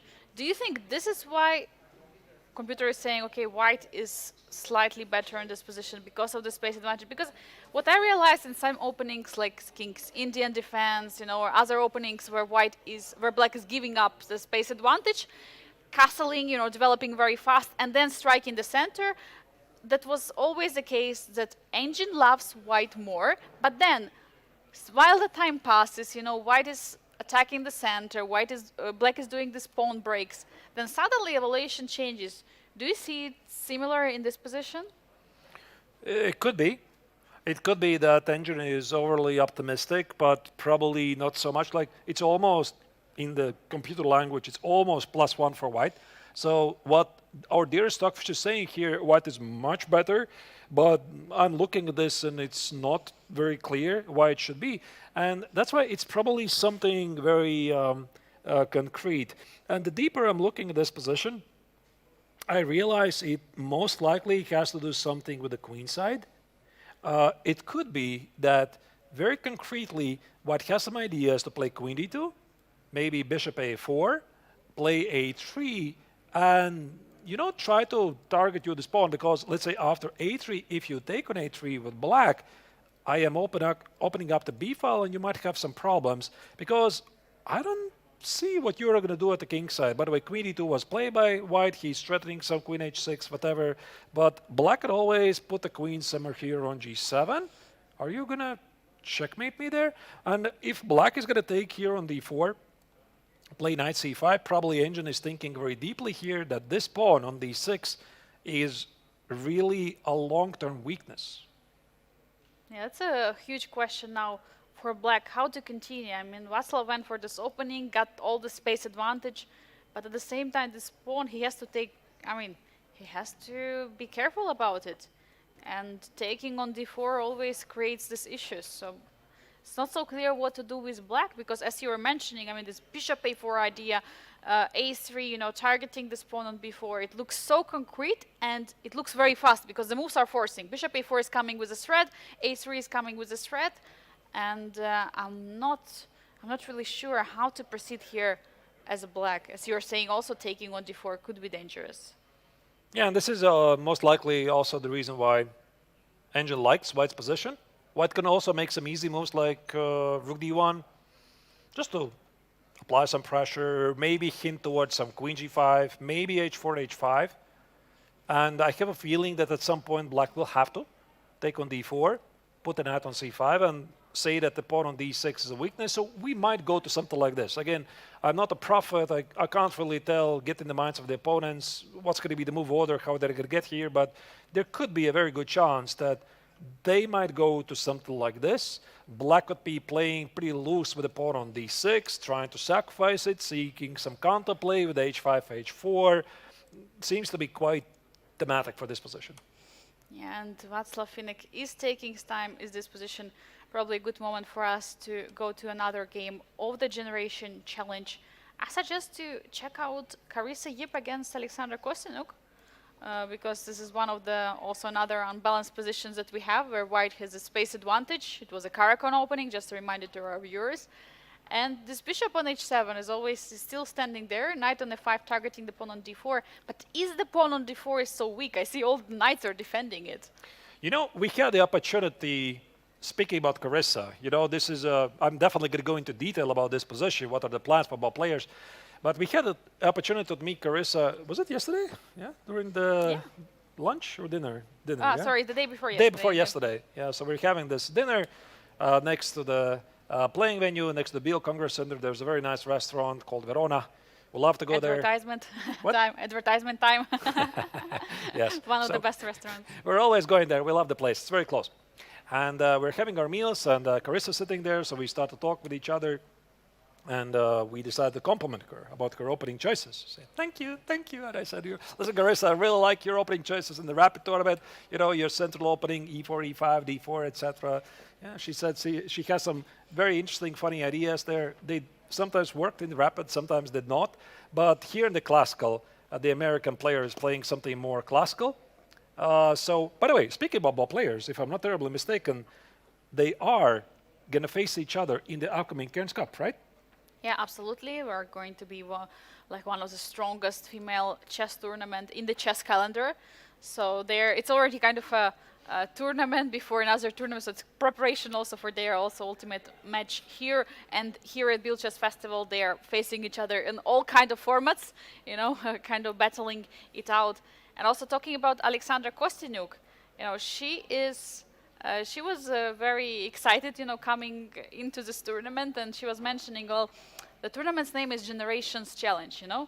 So Generations Challenge means there is going to be some battle between generations, but so far, she said, they're all youngsters, you know, 5 youngsters, and I'm the only one representative, you know, of the older generation, so I'm kind of the one who is defending the older generation. And I was asking, are you challenging the next generation, or next generation challenging you? And she's like, both ways, but she's going to try to stand her ground and, you know, show how it's done. But definitely also tough tournament for Alexandra. You know, she has to face all these young rising stars. Yeah, absolutely. So they already, by the way, have faced against each other before in classical chess, just once, by the way. And it's quite interesting that it was exactly the same Cairns Cup, even though it was back in 2020. They played it, let me check it. Yeah, Alexandra Kostyuk won with the black color. So Carissa was a teenager back then. Now she is obviously a grown-up and already much, much more stronger. Looking for the chance to make a revenge about that game. But okay, let's have a look at this position. So what are we seeing here? Both players, I think, have pretty clear plans, what they want to do. Carissa just played Queen e2. She has an open file, Rook c1. I think what White wants to do is apply pressure against the pawn on c6. Yeah? So also, very often, like this is one of my mantras, when you don't know what to do, you can always improve the pieces or attack weaknesses. I'm thinking, can I play bishop d3? Can I play rook c2? Can I play rook c1? If the bishops have to be traded, fine. I want to get to this pawn. At the same time, black has this outpost on d5, but how do you use it? Yeah, it's not so easy to get there with a knight, because you would love to have the e7 square vacant but there is a bishop on e7. So can you play something like rook e8, bishop f8, knight e7, knight d5? Is it something that comes to your mind in this position? But it's not such a static position where you can play millions of moves and nothing will change. Yeah, I don't like it. Like, I might have to. I might have to do this, but like, if this is the only way to get the knight on d5, things are not so great. There might be a room for some maybe inspired b5 and knight b6, which might cost black the pawn in the process. But the problem is, if you play b5 first, it's contested enough times so that you're going to just drop the pawn. Second, the pawn on a5 is quite loose. And maybe this is what Alexandra is thinking, you know. Okay, my trump is obviously the d5 square. This kind of feels slow. If everything fails, I can try to go for this. But can I make this work? Let's say queen b8, bishop d3, rook c8, rook c2, and some b5. You want to push b5, but isn't it It's bad. falling? It's bad. Yeah, it's bad. Okay, we have confirmation from computer. Yes, yes, my ideas don't work. Well, then I don't know. What you said rook e8, yeah? Well, I don't know about rook 8, but at least I'm just There's going to do the something. same idea. Here, I want to take the pawn. you want to grab a pawn. How to defend it? Oh my god, knight b8. Knight Queen b8. Yeah, it's a sad knight. Maybe Sad sacrifice the pawn. Can you do that? And then after rook takes knight e7, coming with a tempo to d5. Yeah, but it's just a free pawn for nothing. The knight is getting to d5, but it's a pawn. No, it's very dangerous. Something like rook c3, rook d3, some kingside attack. It's a free pawn. Yeah. Rook on the third rank. Yeah, it doesn't look like it works, but looking at all the pieces that Alexandra has right now standing, there is not a single active move that can be played. Knight on f5 is being stuck. Bishop on e7 also doesn't really have a square. I mean, unless you want to get some kind of similar pawn structure as in the game of Marco Matera against Václav Finek and play something like bishop before, offering a trade of the bishops. But then also you will not have something to cover the dark squares because bishop on e7 is covering the dark squares. Maybe you're right. Maybe it is bishop b4 because that's the fastest way to get the knight on e7. But it also weakens the pawn on b4. For example, I think I have to take it because now that's a weakness. Okay, the pawn on a4 is under attack. Maybe there are some issues with, I don't know where the issues. What about some a5 and knight c5 or it? Take? Okay, doesn't You want to make control too this much square, yeah? sense. Yeah, wanted to do something, but maybe just to rook a1. Okay, one. Just I never defend. want to go back for where I was. I might have to. I mean, actually, maybe why not? Rook a1, defend the pawn, a very simple idea to play queen d2. Let's say you play knight e7, I play queen d2, or queen e1, and now this pawn is under attack, which is, by the way, not so easy to defend. Yeah, if you play something like knight d5, you have opportunity to take on d5 and just capture the pawn on b4. Yeah, it's a free pawn. C takes, C takes, you extra take on pawn. d4. This is why Alexander's thinking about this. So, oh wait, she made a move. Sorry. Well, I was thinking, okay, 7. Oh, is her idea somehow to bring the rook to the d7, like knight b8, rook d7? Knight b8 and rook d7? Knight But, b8, rook d7. Or it's too crazy. This is way too deep for me. Yeah, maybe she wants to defend the pawn, play rook d7, counterattack the pawn on d4, which is defended, but I don't like this because I think that for white it's very clear what Carissa is going to do. She's going to play bishop d3, unless there's a better move. Like, attack the pawn, double the rooks here, put the bishop on e4. There's another idea I wanted to mention. Maybe black wants to play c5 at the right time because this is something I was considering to do right now. Like, can I play c5 right now? Meaning, if there's a trade, I'm doing great. But white could walk past it. This is what worries me. Like d5, take on d5. These pawns feel awkward. The knight on d7 is silly. The bishop on e7 doesn't do anything. There's a storm outside.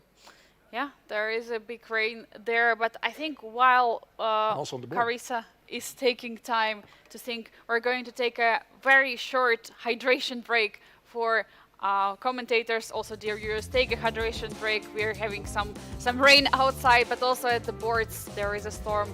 We still have 5 more games ongoing, 1 game finish in a draw, so more action comes after we return from the break.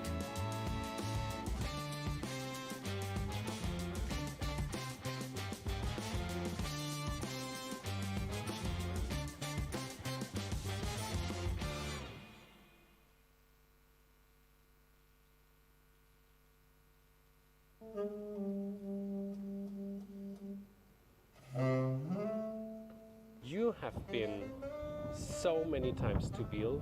How many times in total? Can you remember? Can you recall? No, I lost count. I think the first time was in 2012 or 2013, but then I played a number of times and I have no idea. Why are you always coming back to Biel? What makes this place so special? I like the place, I like the tournament, I love being here. Yeah, nothing particular. I just enjoy the environment and I've always had good memories here. Do you recall your very best result you ever had here? Well, so I won my first Fisher Random here, the only tournament that I played before this one where I came second. So then I won the Rapid once, so that was good. And once I was extremely close winning the MTO, but I finished second, so. Good results. Do you think, or is it maybe an ambition to, even if you visit for the next couple of years as well, to ever get your best result you have ever had so far? Honestly, I don't think that way. I mean, I'm here, I'm just having fun, I'm enjoying, and that's what matters to me. Thank you so much.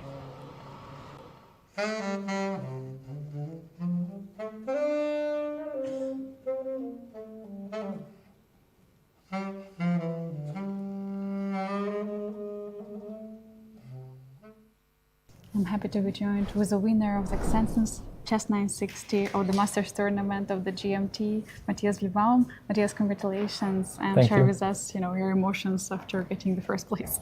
Yeah, that's very nice. I didn't expect it, especially the tournament didn't start well. I was winning against Levon and then I messed it up in time pressure and even lost the game. So I didn't expect it after this game. So yeah, I'm very happy. You also had the final rankings, players so close to each other. How tough was it to fight against all the parents?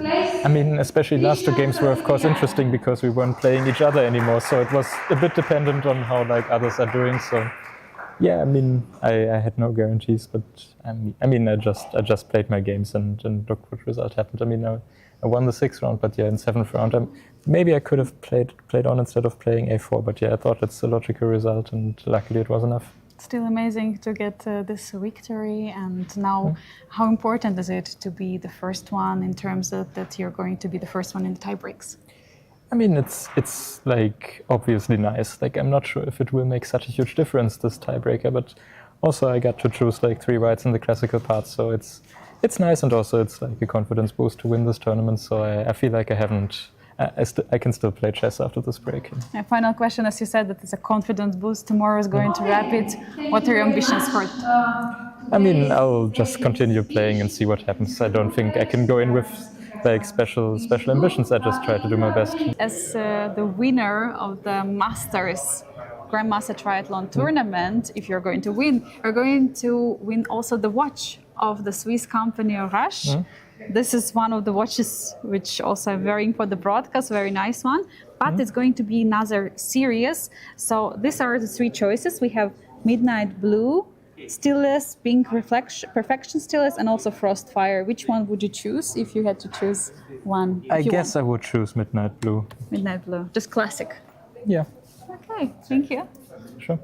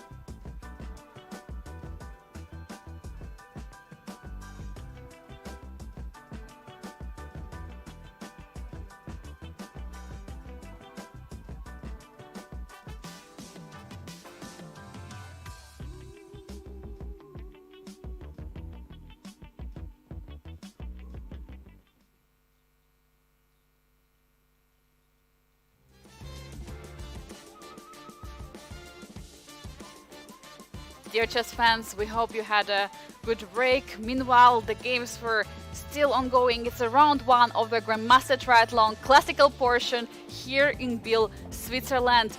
And we have some updates on the board. As we know, one game finished in a draw some time ago. It's Aydin Suleiman Lee against the leader of the Masters Grandmaster Triathlon, Levon Aronian. But all the rest of the games are still happening. Arturs, what do you spot on the bird's eye view? Well, I do see that something has happened in the game of Jose Martinez against Limle, because the valuation bar somehow is in Black's favor. That's the game I would like to go to in a minute. The other games, if we very briefly make an overview, Matthias Blubam against Jezer Domoš, that's the top middle board. Not many moves have been played. The black player is thinking about the C5 push. He's still not there yet. Marko Materia against Václav Finek, lower left corner. Black just committed himself by taking on d4. We already discussed this briefly. We definitely are going to have an opportunity to go more in detail to understand what's going on. Also, Ton Shao against Vaishali, lower middle board. We have not seen it for a while. The game is pretty balanced, I suppose. We also have to give it some love. And also Carissa Yip, of course, against Alexandra Kostanyuk, where Black is under some pressure. We saw Rook A7. No more moves have been played, so let's delve in immediately straight to the game of Martinez against Limle and try to understand why White's position suddenly becomes dangerous. Let's go there, Arturs. And I feel like one of two is correct. Either our players, know that something is happening outside, because right now we have a rain that started here, some storm, the wind, so weather is getting, a bit worse. But on the boards we have the same, so I'm not sure if the weather sees what's happening on the boards of our players and adjusting to it, or the players know that something is happening outside. But one is true, something did happen, and there was a mistake by Jose Martinez against Limle in his brilliant, opening novelty that he played early in the moves, which helped him to gain extra time on the clock. Just speaking about the weather, I actually welcome the change, because we've been here for already 5 days, and it's been plus 30, 35 degrees Celsius. It's pretty hot. Finally some fresh breeze is coming here to the first floor at the Biel Congress Center. Up there on the second floor, the playing venue, it's pretty cool all the time. But yeah, here it's a bit warmer downstairs. Anyway, King H1 was played, the engine doesn't like it, and now we are going to try to figure out what is wrong with this move. Probably because Black is somehow able to crash through the second rank. We have already discussed these positions before, and we said that if King is on H1 compared to the F1, which we were suggesting, for White to have the King on F1 to get it out, there is no longer the threat of the first rank checkmate, back rank checkmate. In this position, what Jose is doing, he puts his King in the corner. Now, there are always the tricks of the back rank check. You always have to calculate it. Will there be a checkmate or will there not be checkmate? So for that reason, I think potentially in some lines, this King on H1 can make a huge difference, and there could be some checkmates. We were discussing this position, but I think it was here where Jose played Rook F1 and King H1, which according to an engine is a mistake. We're going to try to figure out why it's a mistake, and I propose why not King F1, because it kind of felt logical. Maybe Black still could have played the long castle, threatened to play Rook D2, and perhaps this is the reason why Martinez didn't like it. I don't know. Perhaps he felt with the King of F1 it's a bit more dangerous to him. By the way, what's happening here after Queen F5 check? I would like to check and take a pawn on F7. Can I do it? Queen F5? Yeah. No, Yeah, sure. Let me check it first. I just want to check something. So long castle? Yeah, here, Queen F5 check. And I just want to take a pawn, if I can. Because it's... okay, I see I cannot. I think the there's rook going is to be... coming. Ooh. And checkmate. So that's how easily it can go wrong. Yeah, you do not collect the pawn on F7 without figuring out what your opponent is going to do, but it's a valid question, of course. I mean, this long castle, Queen F5 check is always there. Attacking the pawn on F7. And the same thing is also here, I think. Yeah, now he is kind of threatening this queen f5 or knight f5. All right, let's try to figure out what's wrong with this. Rook d2. Rook d2, we yeah. want it.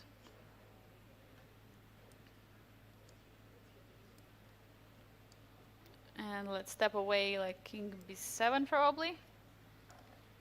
And after giving up a pawn, if white is taking queen b2. Probably. Or he can also play for some domination. No, engine doesn't like it. Yeah, I was thinking I can play for some domination here, and threaten with the checkmate, the queen on.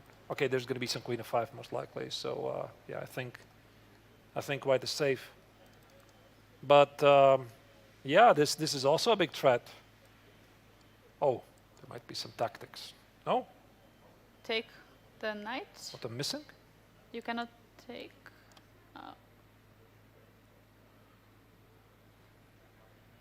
I don't know. Rook b6. Is it rook b6? Maybe. You sacrifice the queen. Oh, maybe not. But my idea was sacrificing the queen and then. But anyway, It's it just shows, yeah, checkmate. this is so complicated. Yeah, it's very complicated, and it's not like it's also not very clear to me why this suddenly should be a mistake, because maybe Martinez sees this position. You know, he thinks that like in this position, that's why he played king h1.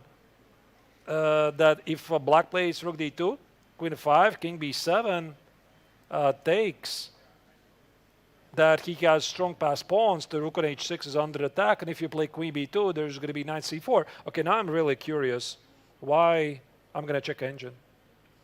Let's play rook b1 and see. Oh, that's Is why. it c3? No, it's just this, and black is winning. Ah, so first take and then rook b6, not immediately rook b6. Okay, this makes a big difference. He's in the mating net. Okay. That's right. Takes probably, or with the bishop. It's I a don't bishop. think it matters. No, or it doesn't matter. Oh my god. Checkmate. And also the c pawn is Ooh. incredibly strong. It's very complicated. I mean, I could easily miss this from afar. Like, Absolutely. yeah, so this sequence is one thing. The second question is what happens after bishop e3, rook e3, and now play rook d2. Again, queen f5, king b7, queen f7. Why should I be feeling worse with white?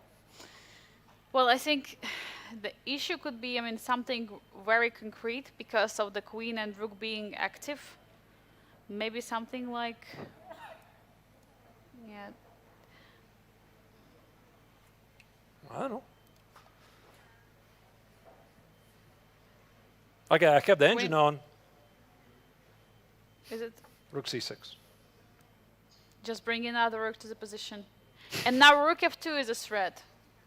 Rook f2, you can take the pawn on b2, you can do whatever you want. And there is no longer rook c1. Queen d4. Oh, queen f4. Oh, Okay, good luck. beautiful. Yeah, it's Beautiful. very counterintuitive. Yeah, so the point is there's some background issues like takes and here. Yeah, you see all of white's pieces cannot defend everything, because I thought that, you know, in this position, like if you'd show me this position from afar, I would say that, yeah, I have some background issues, but I have two connected pass pawns. I can always go back queen b3, etc. I'm going to give you back, let's say, I'm going to trade the queen. I'm going to give you back these two pawns. Then my two connected pass pawns are going forward. I'm probably going to win it. But chess is a very, very concrete game. And very specifically here, after this rook c6, apparently black is very much in control. Is Lim Le going to be able to pick this up? That's a very big question, because you cannot afford to make a mistake here. Because, like, for me, all I need to do is push forward the e-pawn. That's it. It's going to be a queen. Like e6, what do? Rook c2, it's already a mistake. White is winning. Look at this. Yeah, it's so easy. And according to an engine, since it's on, Rook f2? no, it's just rook g2. And just check. And just pick up the rook. Yeah, nice and Pick easy. up the rook. here, here. And you can stop with a rook e6, but there's also checkmate. Okay. Great stuff, great tactics. That's what's happening right now in the heads of both of the players, Jose Martinez and Lim Le. All these tactics, all the back rank issues. I mean, that's why Jose Martinez went for this king h1. And to me, of course, it looks very human and logical move to all of us. But this is, I mean, there is something that he has to watch out for with these ideas of all the sacrifices, bringing the other rook to c6. You also have to see it. Rook h6, rook c6. Now bring in the rook from that h file, because many times you might even miss these maneuvers of the rook. So definitely now it's for Lim Le to try to find. I mean, will he be able to? I mean, I would not be. I would not be. If it's such a long line, of course, like if in one move, you can find all these ideas, but you cannot see so many moves in advance. I mean, if he will be able, I'll be super surprised. Well, okay, from the human perspective, is it possible to pick up? Yeah, I think so. I think so, because you immediately spot that. I think that over the time you develop some kind of gut instinct, meaning, yeah, what has some background issues? Can I try to exploit it? Why my opponent is not stopping me to play rook d2? Of course, you see, yes, queen f5 is dangerous, but you want to calculate a bit. Queen f5, king b7, queen f7. You definitely sense that this rook somehow has to be coming to the second rank. But let's also try to think about what else could be the Vietnamese grandmaster thinking about. Let's say he doesn't play rook d2. He is kind of worried about knight f5 or queen f5. Is there even any other way for him to continue? Maybe it's some sort of a king b7. What about first starting with some rook c6, if it's possible? So bring in the rook first to the action. Is it possible? I mean, of course, we cannot yet take on e3 because the rook is under attack, but I'm not sure what just it preparing. changes. Again, I'm going to give you a check. And take. Take and take and... Queen f4 is our... Ah, no, sorry, we queen cannot f4, yet. yeah. And e6, e7. And if rook d2... It could be quite similar. Yeah, rook d2, e6, and we there was just the sequence. transposed. Yeah, but it's not so easy to spot this. Yeah, this rook takes on g2 and queen d2. I don't know. Like, I'm thinking that, okay, like this feels quite a dangerous choice for black, but he also might want to move the king because the king is here at the c file. It's under a check, so he's definitely thinking about something more. What I'm blundering. There's a3. You're dropping a piece. Oh, you cannot defend it. You're simply dropping something. Yeah, you can't cannot do this. defend it. Wow. So you have to be so careful about it. You cannot just play some random move. You have to be... So the threat right now in the position is a3. The bishop will be under attack. So maybe something what he considers some prophylactical move like bishop a7. Is it? No, but knowing Lim Le, I mean, he is looking for something like rook d2. He is seeing this, and he will play it. He will play it. Yeah. I think he will play because, like, out of the lack of alternatives. I mean, maybe he can still play like takes and now king b7. But just allow white to play some rook c3, rook c1, queen f5 might be still a thing. So, like, even here, white could still play queen f5. And I think that you don't have the time to play passively here. I have a feeling that Lim Le is going to talk himself that, okay, I don't really have a choice. I have to go for the sequence and try to calculate it, and also look at the body language of the three-time Biel Chess Festival winner. Like, he's so composed, so really deep into this position. The first real thought for the three-time champion. Yeah, and he's fully in control. He has 1 hour, 18 minutes right now on his clock. 40 minutes for Jose Martinez. One more time for the players. There are 2 hours overall for each of them till the move 40. And from move 41, there is going to be the 30 extra minutes and also increment. So there is no increment right now. For that reason, Jose has to be really careful about the time spent that he has. But, you know, if someone can find out this line, it's Lim Le. It's a 3-time GMT Biel Chess Festival champion, and I'm really looking forward to see that game and looking back at the history of the Biel Chess Festival. He scored so many important victories in the classical portion. This was his specialty. This is how he became the champion every single time. He prepared this novelty, he came here and he beat everyone one more time. Yeah, and he looks like in a great shape that he might do it just again. Okay, the game is just starting, and there's definitely a very good chance that we might go there. Also, what does the body language tell us? I can't really get a read of Martinez because this is his body language pretty much for the entire tournament. I really admired his composure, how he stays calm even at some of the critical moments. There was this these time scrambles in the rapid tournament. His clock is ticking. He's always sitting like this. It's like, Yeah. I just don't care. No, he definitely cares. He's just he trying does. super composed. Yeah, just poker face. Limle is taking his time thinking, let's pull up the bird's eye view to see what else is going on. In their Grandmaster Triathlon Masters and Generation Challenge, we see some updates on many of the boards. Actually, Arthurs, look at this. We have the game in the top middle board, Matthias Blubaum against Yes Erdogmush. I see the pawn, the B pawn is just marching, trying to create some kind of minority attack. Bishop was on the 5, so much has changed. What else do you see, Arthurs? Well, then we have the position of Materi against Václav Finek, the top 2 players in the Generation Challengers tournament. That's a lower left corner. Black has some problems with a pawn on d6. I'm pretty sure that he will find a way to sacrifice it. Ton Shao against Vaishali, lower middle board. White has an extra pawn, but the World Championship challenger Vaishali claims that she has a compensation. We definitely want to check it out. And of course, there's the game of Yip against Kostyuk, where knight b8. Yeah, that's a sad choice by Alexandra, but what to do? The pawn on c6 was under attack. Lower right corner. We are going to go to that game as well. But maybe let's start with a game of Blubaum against Erdomush. Try to understand what's going on. Why did the players go? Where did they choose to go? And who is doing better? And we see knight f8 just played by Yes Erdogmush. He tries to remaneuver his knight. But the question is, where? What does he want to do in this position?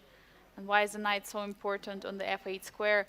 Meanwhile, we had also questions earlier, where he will put his bishop from c8, and we see it now. Bishop is on b7. But what are the threats also from white in this position? Yeah. So answering all of these questions, I think we have to go back several moves. At this moment, where was this? I think it was here. After c6, bishop d3, the players were really taking their time. Why Black decided to play bishop b7? I mean, he had many choices. He could have played bishop e6, rook c8, c5. He could have played bishop e6, rook c8, knight e7, c5. Okay, he decided to play bishop b7. But the point is, Black is looking for a way to play c5. That's what he wants. Let's say White would play some random move, h3. Erdomush wanted to play c5, recapture the pawn, and then we have another discussion to talk about, hanging pawns. Small center, maybe d4, maybe open up the bishop, be very aggressive. And this is why Blubaum played bishop f5. I love this move, Angelica, because he wants to take on d7, and he says, your c5 is not going to happen. And I'm not really sure what happened here, because after rook d8, did Erdomush actually miss the move before?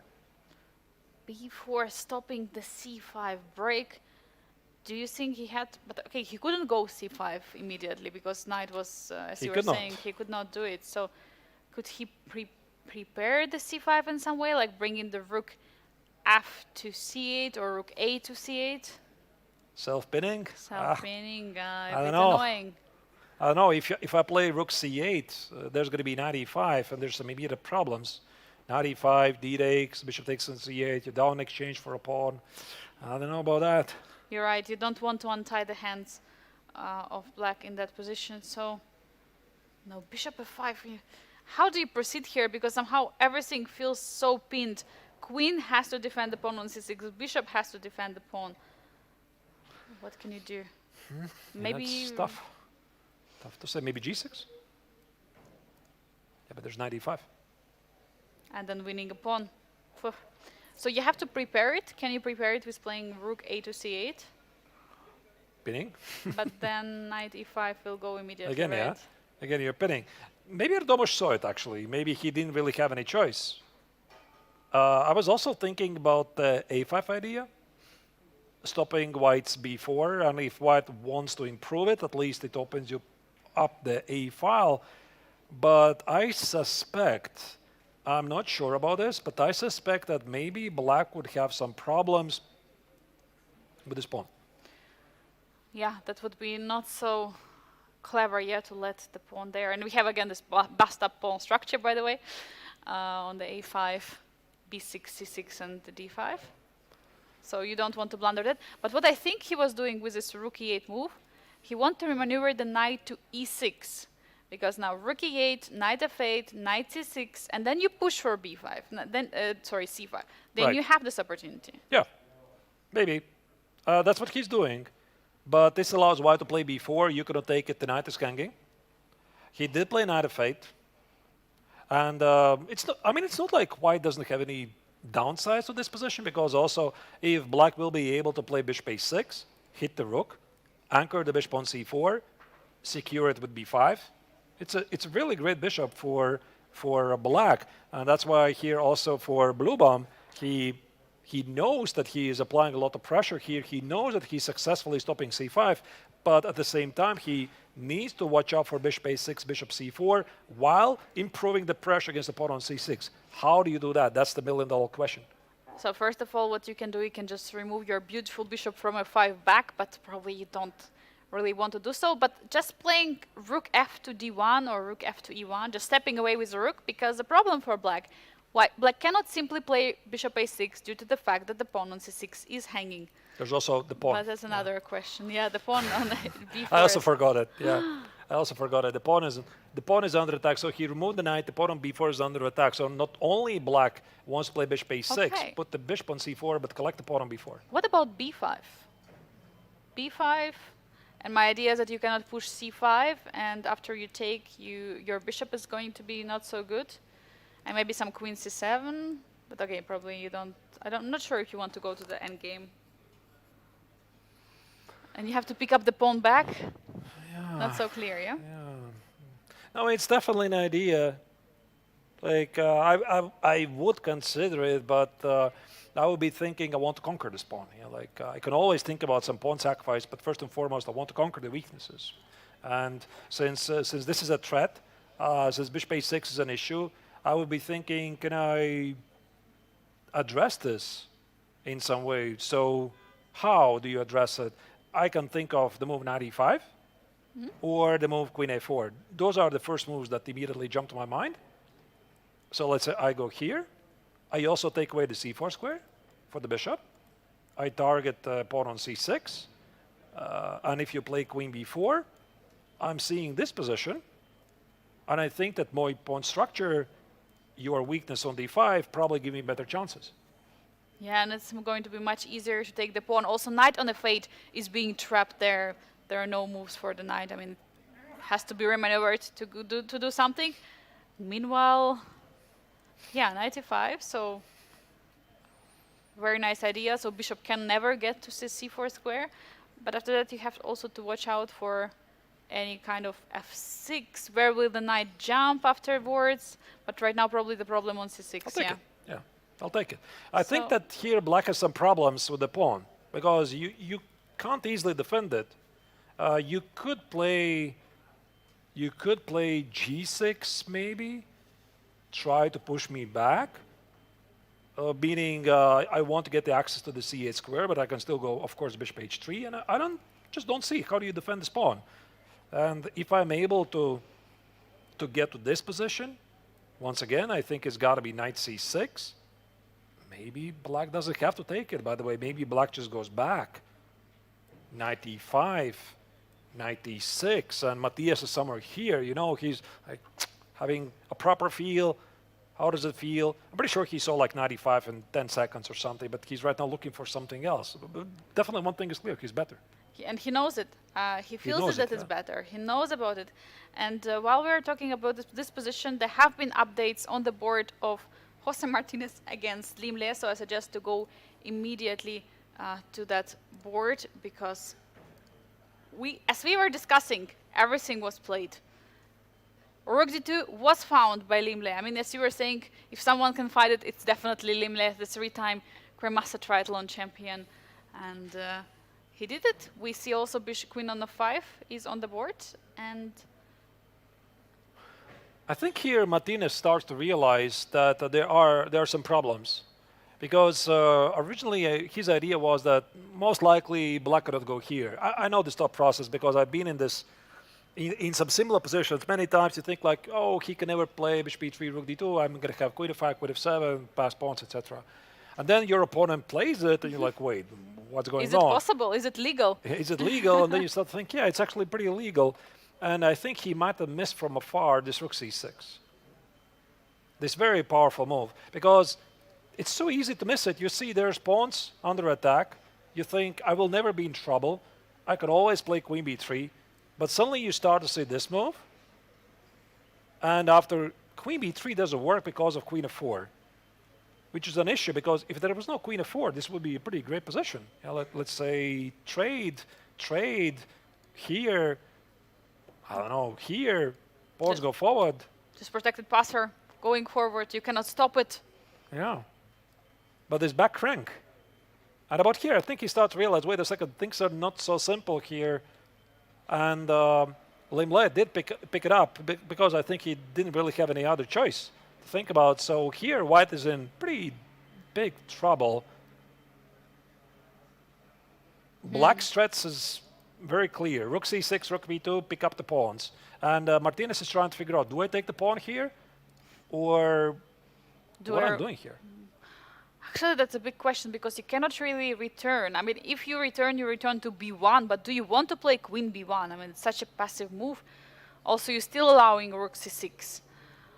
Do you want to trade queens? But there is Rook on d2, which is going to gather all the pawns, like Queen e4 check, trading the queens. But Can I find a way to trade the queens? By the way, that's a good question. there was one move earlier with Queen e4. Yeah, but then you don't pick up the pawn on f7. Then you don't have it. It feels already so much worse. Like this pawn is going to go nowhere. The king is going to stop it. You're just down a pawn. No, I don't like it. So I'm thinking, can I pick up the pawn and then find a way to get the queens off the board? Queen b3 doesn't work. There's Queen f4. Oh, that's a question. What do you do here? e6 is Rook g2. We discussed this. With Queen e2 to follow. Rook e to e1 coming back, which enables Queen b3. What about this move? Oh no. Wait, maybe there's some Queen d5 check. Oh. Maybe Queen b3 in this position? How about? And Queen d5. Oh wait, now. it doesn't work. There's Queen still Queen d5. d5. Yeah, I tried to execute the famous idea, Steinitz against Chigorin. Yeah, this very famous world championship match where Chigorin could have become a world champion, but he blundered mate into. Oh no. Like Rook g2, Rook h2, Rook g2 checkmate. Yeah. This is definitely something to watch out for Jose Martinez. By the way, he played the move. Maybe let's just check what he went, and he went for the pawn. Yeah. So okay, we might see similar lines. So now it's Liam's turn to find Big move for Limle. He does play Rook c6. Yes, he found it. Rook in a c6. second. In a second, he Immediately. What a beast. Ooh. He immediately found it. That's what Martinez did not want to see.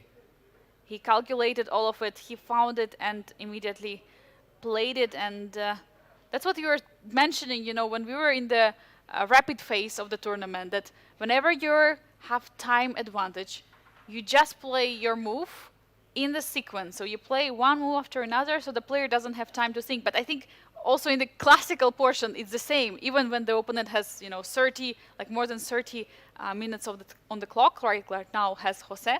Now Limle is putting pressure on the clock because he's blitzing out all his moves. The issue, by the way, also Queen h5 doesn't work. Like Queen h5. Queen f4? Yes, exactly. Same idea. Again, Queen f4. You can't do it. Your queen is disconnected. Again, Rook f4 is going to be a back rank issue. Rook e to e1. Can you try to defend somehow? Yeah, maybe. Maybe Rook e2. Yeah, but now you don't have two connected pass pawns. You just have one. And the black is rock and rolling on the second rank. Yeah, you could be right. Maybe this is like Rook f2 probably. This rook is incoming. You have back rank issues. The queen is out the game. No, it just feels pretty bad. Too many issues. Too many issues for white in this position. Rook c6, and the time is ticking. 33 minutes for Jose Martinez. Will he be able to hold this position? I think that he saw this position from afar, but he just did not believe that there could be issues here.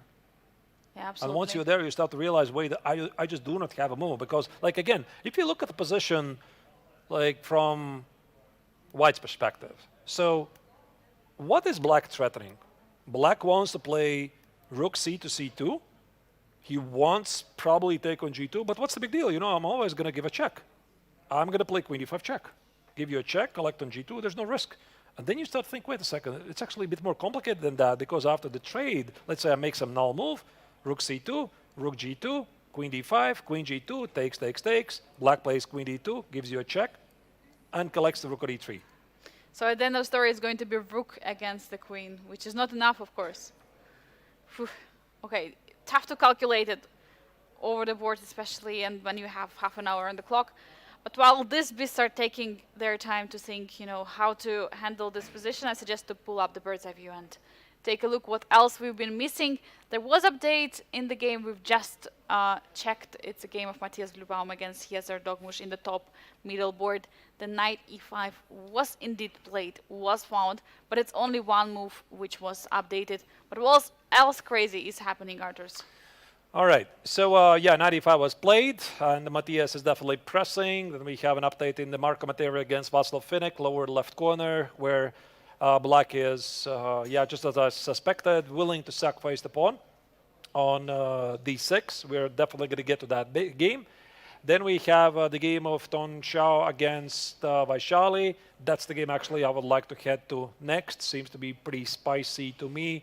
Black is down a pawn, but having some compensation. And also, we haven't seen the game for a while. Carissa Yip against Alexander Kosteniuk, lower right corner, where Kosteniuk is trying to rearrange her pieces, but white appears to have some space advantage. Let's just to go to the game of Tong Xiao against Vaishali.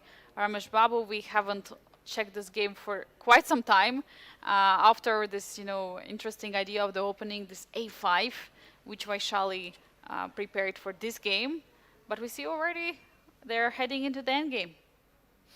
Yeah, not very far from it. And just to give you a material count, what is up a pawn and how did it happen, the answer is going to come about here. So this is how the players played it out. Knight e5, knight e4, takes, queen a4. And at this moment here, the World Championship challenger decided to sacrifice a pawn, like this. Again, you see the sequence. If I go back again, she definitely had a choice. But she decided that the pawn on a5 doesn't really matter. The Chinese grandmaster decided that it does matter. This is what I really love about chess. There's typically a clash of ideas. Both players are trying to prove each other that they are wrong. Typically, both of them are correct. And yeah, this is the current position where white is up a pawn, two connected pass pawns to the queen side. The bishop on c1 is weird. But black has a beautiful pawn on d4, which can advance to d3. Watch out for this knight to be activated. It's a 3-result game. But first of all, watch out for knight e4. The pawn is being under attack in this position. So that's a question first that white is going to answer. Also, as you were mentioning, the whole queen side, you know, is paralyzed for white. Bishop on c1 has to defend the pawn on b2. Queen is standing on d2. Bishop cannot be developed. Rook on a1. Maybe it's a perfect location for the rook since you want to push the pawn, but still it's not so clear how to activate it. While black is having all the pieces active and open to play. But yeah, if you have to defend the pawn on e4, how are you going to continue? Will you play something like rook e1? Because then suddenly there is rook e8. Then there is suddenly d5 idea. What do you do in this position as white? Or what is the plan do you want to execute? Yeah. Rook d1, by the way, rook d1 attacking the pawn on d4? I'm thinking about it right now. I try to figure out, do I want to play rook d1? Because I'm hitting this pawn. If you take on e4, I take on d4, I simplify the position. I think it's quite clear that black's going to play d3. He's not going to give it up. The pawn on e4 still remains under attack. Then I'm thinking, the only way I can defend this pawn is to play f3. Do I like this position? I mean, I definitely see the benefits of this, because if you give me like too tempy. I will get out the pieces, everything is going to be great, but I somehow suspect That no one will give you time. that's how it works. It will be illegal. Yeah, I that the think- opponent is not going to cooperate. The chief arbiter will come and say, you know, you cannot do it. Yeah, like I think the opponent might have his own idea, some rook c8. Let's say you walk away, queen something, or I don't know where you put the queen. Okay, maybe queen a6 or something. Bishop e3, rook c2, rook d2, rook b2, and black is better, just like that. I just made all the human moves, and suddenly black is better. This you is why have- he's not doing it immediately. It's a very complicated position. So you had to be extremely helpful. And here we have queen f4 at the board, targeting the pawn on d6 and also defending the pawn on e4, which makes sense. At the same time, bishop is ready to develop at some moment, but still pawn on b2 is being under attack. So what we have in this position, white has a static advantage, which white would love to keep, and black has a dynamic advantage in the position. So Vaishali has to keep pushing, has to keep the position being alive and dynamic. I imagine he wants to go for this, where he has some attack against the pawn on d6. And he thinks he's doing all right. Maybe he's not wrong. Let's say I play d5. Not sure if I want to take it. Takes, captures, knight e5. What is this possession? Yeah, I have no idea who is even playing for the win, because this pawn is so strong. The pawn on b2 is dropping, and if I don't do that, I play e5, knight e7, queen g3 maybe. No, I think I'm blundering something. I thought some. This could explode, by the way. This game, but super unclear. Yeah, and there is this big pressure. Also, if you look at the time situation, unlike in the other positions, it's pretty even, 48 minutes for both of them. So definitely, I mean, getting lower on the clock, and still a lot of moves have to be played. It's move number 21 right now, so 19 more moves have to be made to reach the time control, and I think it's very tough for both players. But do you feel like it's easier to play for Vaishali in this position, finding the moves, you know, bringing the pieces? Because white feels like a bit stuck here. No idea.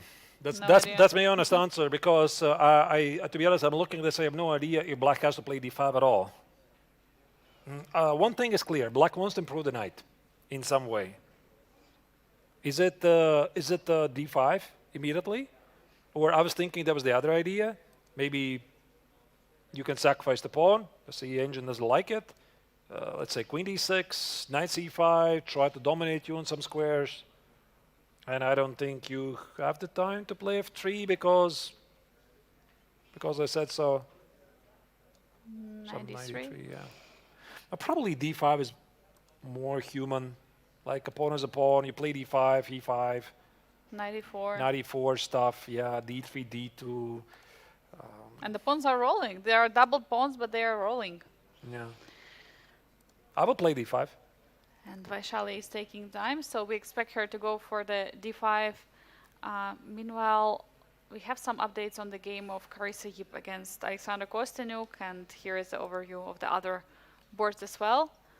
I suggest to go to the Carissa against Alexander. We haven't talked about this game for quite some time, so let's see what has changed. Because we saw, I think the last move we saw was just rook a7, trying to maneuver the rook on the 7th rank, and then she brought the knight back to b8. So let's see what happened. So white is targeting the pawn on c6, while black is trying to defend, knight b8.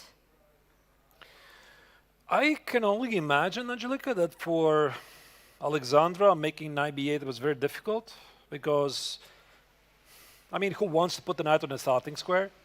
But she realized that there's just no other way to secure the integrity of the queen side, and okay, fine, she put the knight on b8.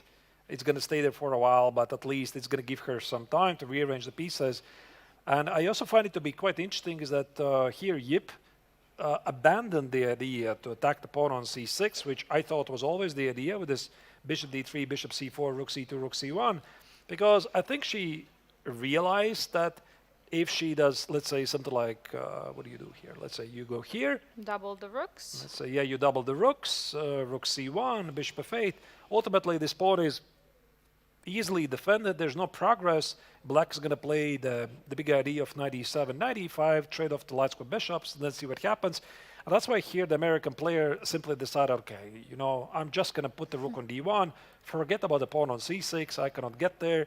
And this is also something chess players, we tend to learn from working with engines a lot, because rook d1 a move itself is sort of doing nothing. Like, you're putting the rook at the d-file, you're defending it, but engines very often, they like these moves, even though if I would have to answer you why the rook belongs exactly on d1, not on c1, maybe in some lines it defends the pawn, but it's a move. Yeah, and also A and B file are closed right now in the position, so C and D look like more logical to put the rooks to. But we see rook c8 and now bishop e1 trying to remaneuver it and defend the pawn on the d4. And this is the current position that both of them have. So what's the idea of this bishop e1? Do you want to play rook d3, rook c3? What do you want to do? Maybe she wants to play some inspired d5. Ooh, d5. Like, okay, I don't know if it's ever going to happen, but let's say bishop f8. Okay, Yeah. let's... Black wants to do this. I was thinking, like, it's a crazy idea. Maybe I don't have to do this. Can I do it? Like, I was thinking, in case you take with a e-pawn, I could suddenly make you feel with all of your pieces here, the queens that feel awkward, move the bishop, go for some g4, f4, whatever, yeah, some sort of a kingside attack. But clearly, of course, d5 is not working because black can take it, and I thought I'm going to have some counterplay here, but I have nothing, yeah? So d5 is just a fancy move, which doesn't work. Yeah, unfortunately. But many times this breakthrough is definitely working. And now the question is, should you try to push like g4, like going for your idea, but immediately going g4, g5? You know, just attacking on the queen side. Yeah, we can try to make it work. Queen e4. Now the pawn on c6 is also in the question. Do you want to play Now some g5? Yeah. Trying to open up. It's a bit very committal move. You're giving up so many light squares, but if you're going to be right, you will be rewarded. The knight is under attack. Yeah, it's not so easy.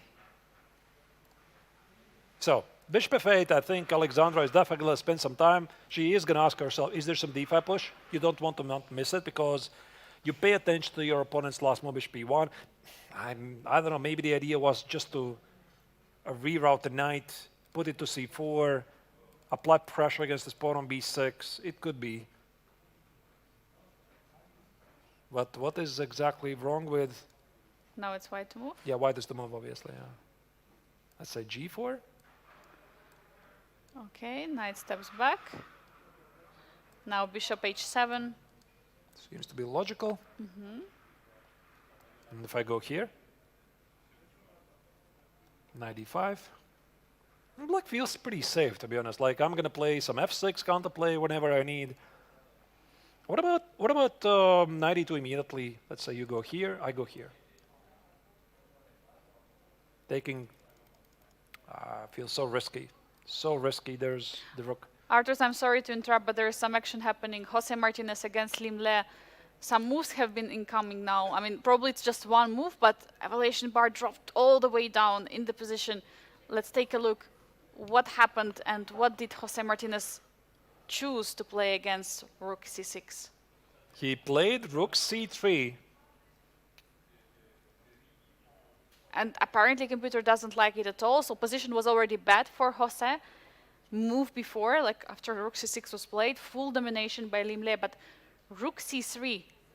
Is there already here some tricks? First gut instinct. The first thing I noticed, to be honest, like, I don't know, like, I'm not thinking about a pawn. I'm thinking, can I take it?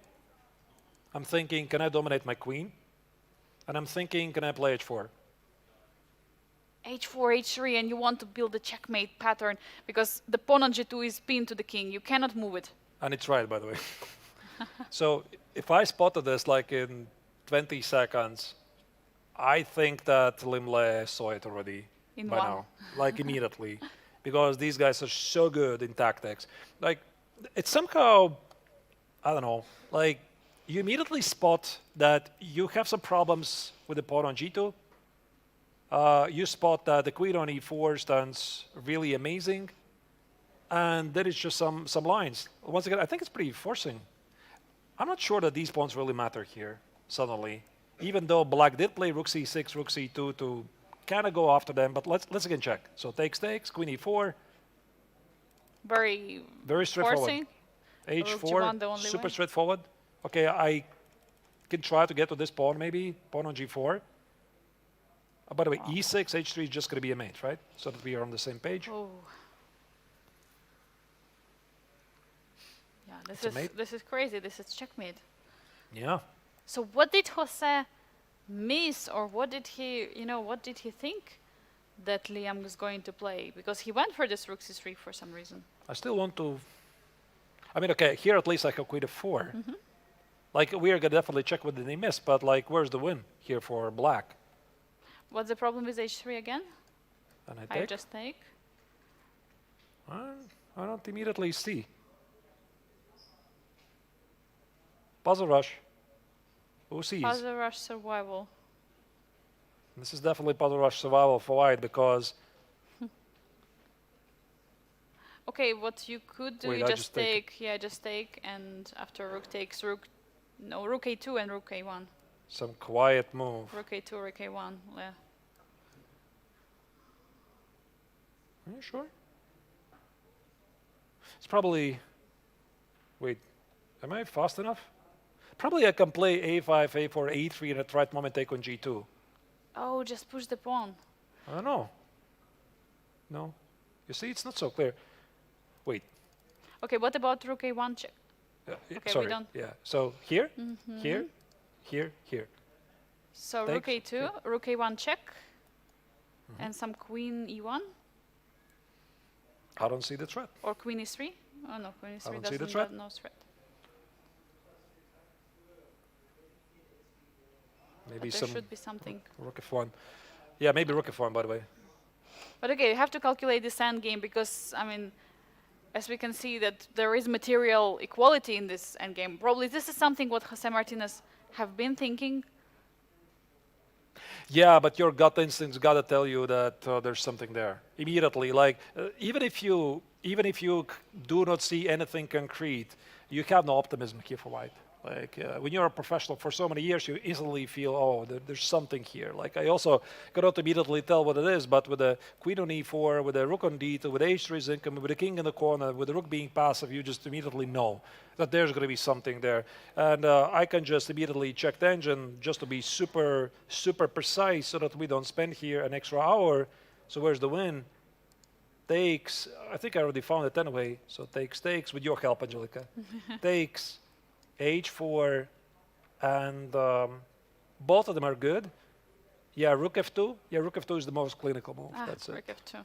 Immediately going for the pawn. Rook f2, rook f4, rook h4. Okay, so you have just to find this idea. Is it? I mean, is it so easy to spot It's for pretty easy. Limle? I think it's pretty easy. Like this is the first thing I noticed with queen e4, with h4, h3, and now he's just trying to figure out, does it work? Okay, I'm going to switch off the engine now.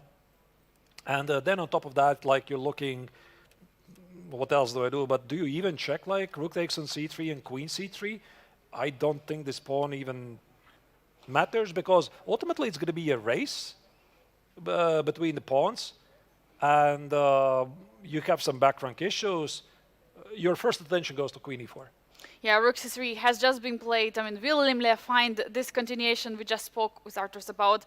Big question here at the Grandmaster Triathlon of the Biel Chess Festival. Dear viewers, we're taking a short break and coming back with more action.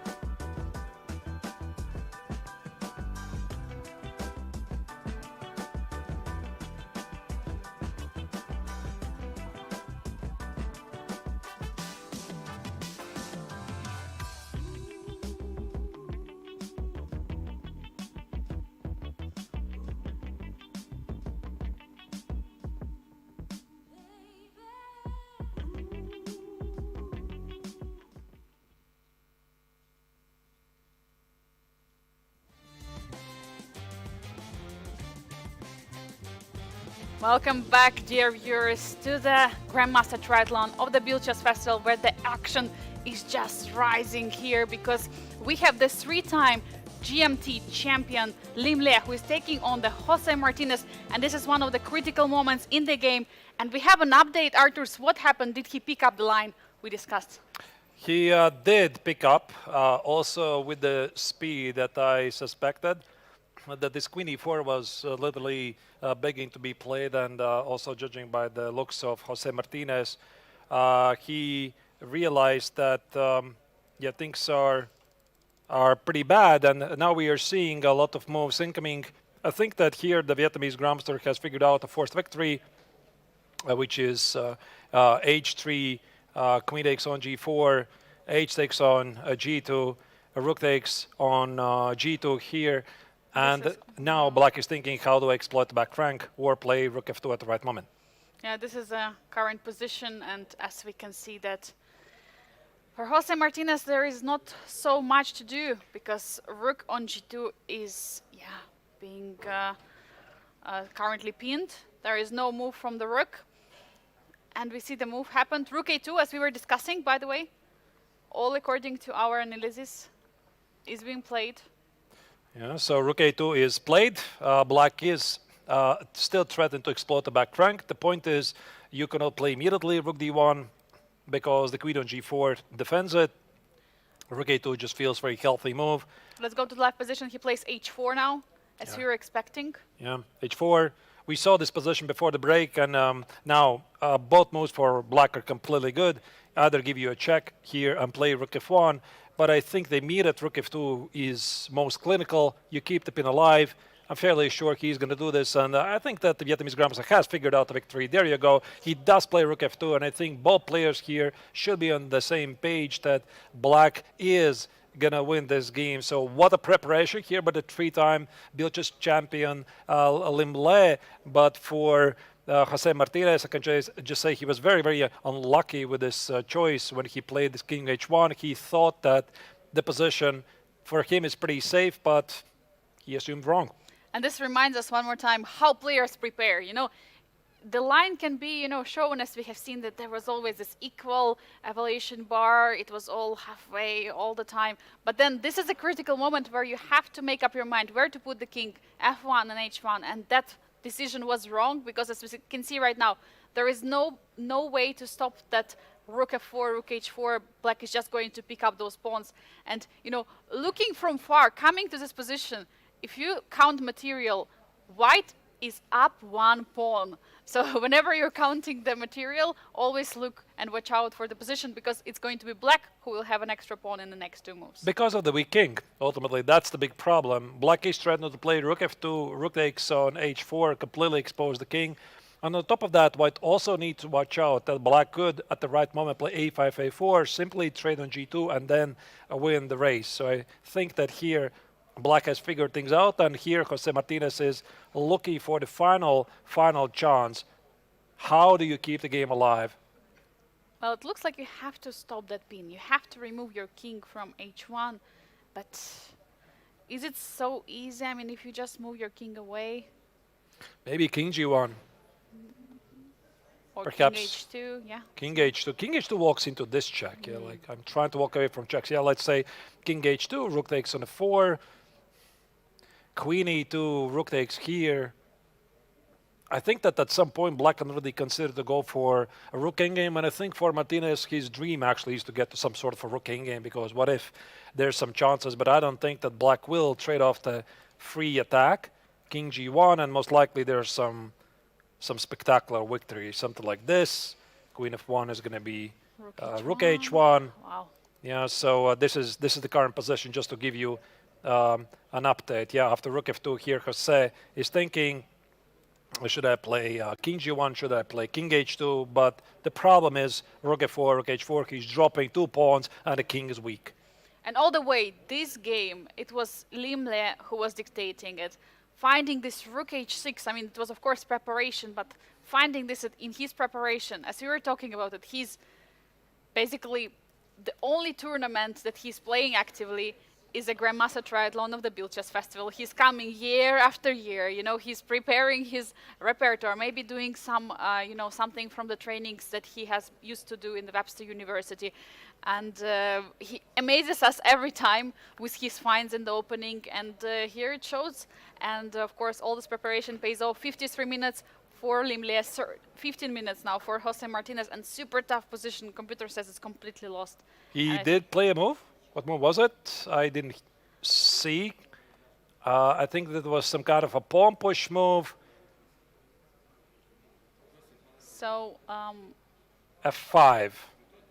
F5 was just played, offering a queen trade, getting into the end game. But even that, could it be winning? Or should you just play rook f4, like according to your plan? Rook f4, rook h4, pick up the last pawn, then take the pawn on e5 or f5. Yeah, it looks very tempting. Rook f4, queen. Where do you go? I have no idea. Because I mean, queen e5 is not possible. You just collect the rook on f2. You could give a check first, also. So let's maybe put it on the analysis screen. Let's say rook f4. Yeah, looks super logical. Attack the queen, threaten here, go for the king. You cannot cover from the check because the queen on e4 is pinned. Let's say queen e2, rook h4, here, check, queen f1 is rook h1, king f2. Rook f4? No, there is nothing. Even you can just take it. Ah, wait, there's queen trade. Apparently, even this is not a problem because you pick up the last pawn, but something is... I think this is his dream position to get Yeah. something like this, yeah? Some sort of a 3 against counterplay. 1. 3 against 1, some sort of a counterplay. I have a feeling there's something more. The moves are incoming. I Concrete. think that's what we're going to see on the board. Exactly what we're discussing. Rook f4 has been played. Queen e2 is on the board right now. All right. The players are playing it very quickly. I think also, yeah, Martinez is fully aware, obviously, what's going on. King g1. I do not see any other moves. We have moves live, by the way, already, All right. so it's okay. So king h1 stepping away, and queen a1, queen b1 check, as we were also discussing, exactly the position we were talking about. King f2.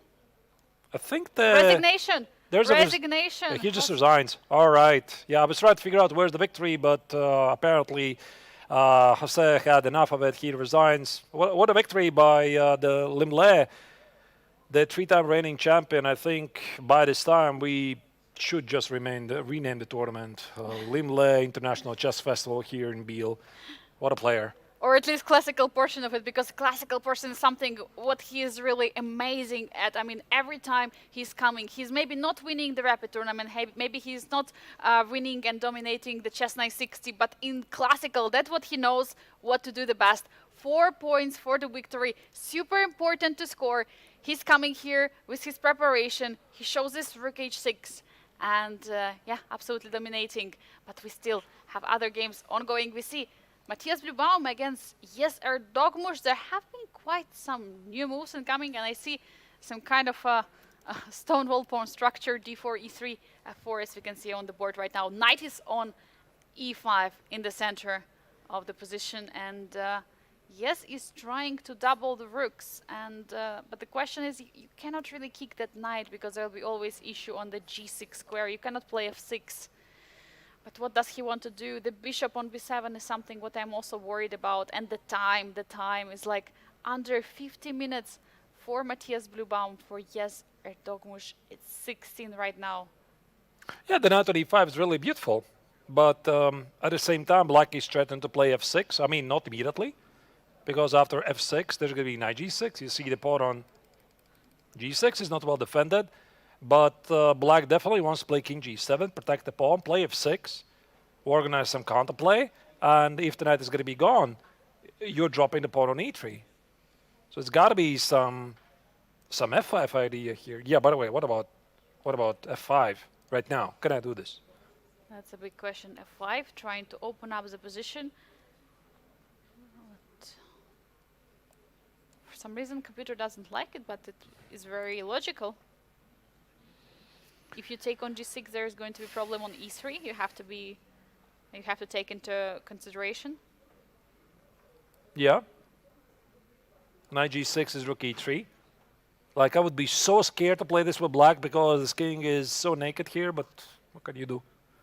Then I'm thinking also knight g4 is something that really scares me. All kinds of ideas here. As usual, the engine doesn't care, but Too many ideas. maybe there's nothing. Maybe Some there's check. Here, here, here. Very sharp, very sharp. I think that White is looking into this. Like, he's looking into this idea because King G7 is incoming. Okay, maybe he can prepare it somehow, you know? Like, okay, since you can't play F6 immediately, perhaps Matthias is thinking, can I play Rook F3? Rook F3, Rook F1, and improve the idea to play F5. And if you play King G7, now I play F5?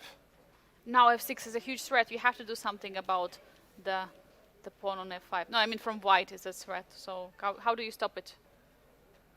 All right, yeah. So it's pretty crazy stuff here, but we are going to have a special guest here. Yeah, and I can go. here we can see that I'm getting booted off this commentary chair, it seems. All right, goodbye. rook a2. Bye. Rook a to e8 has been played. Okay, well, Arthurs is leaving. Hello. So, yes, please take a seat. So, dear viewers, as promised, the man of the hour. Yeah. No, it's another way around. Okay. Okay, All right. Yeah. it's working. Yeah. Perfect. You can also. Okay. I should put this somewhere here. So, dear viewers, we have with us Grandmaster from Vietnam, Lim Le, the 3-time Grandmaster Triathlon winner here at the Biel Chess Festival. Liam, first of all, you surprised us with your very nice preparation, which happened in the opening. But first of all, share with us your emotions and overall how the game went for you. Yeah. So I wanted to try to play for a win today because I had a very bad rapid day 2 days ago. In the rapid, I thought I should score at least 2 more points there, but I missed so many chances. So I thought, okay, in classical, I have to try to win as many games as possible to catch up. And historically, that's how I won the Biel 3 times, that I always won the classical parts of the tournament. So with black today, I thought, okay, what are my options? And I saw that I had an idea, like this opening with g5 is a little bit rare. You can also have a Yeah. mouse if you would like Okay. to. Maybe the keyboard would be or- better. Or I can just do it for you, it's okay. So Yeah, let's yeah. go.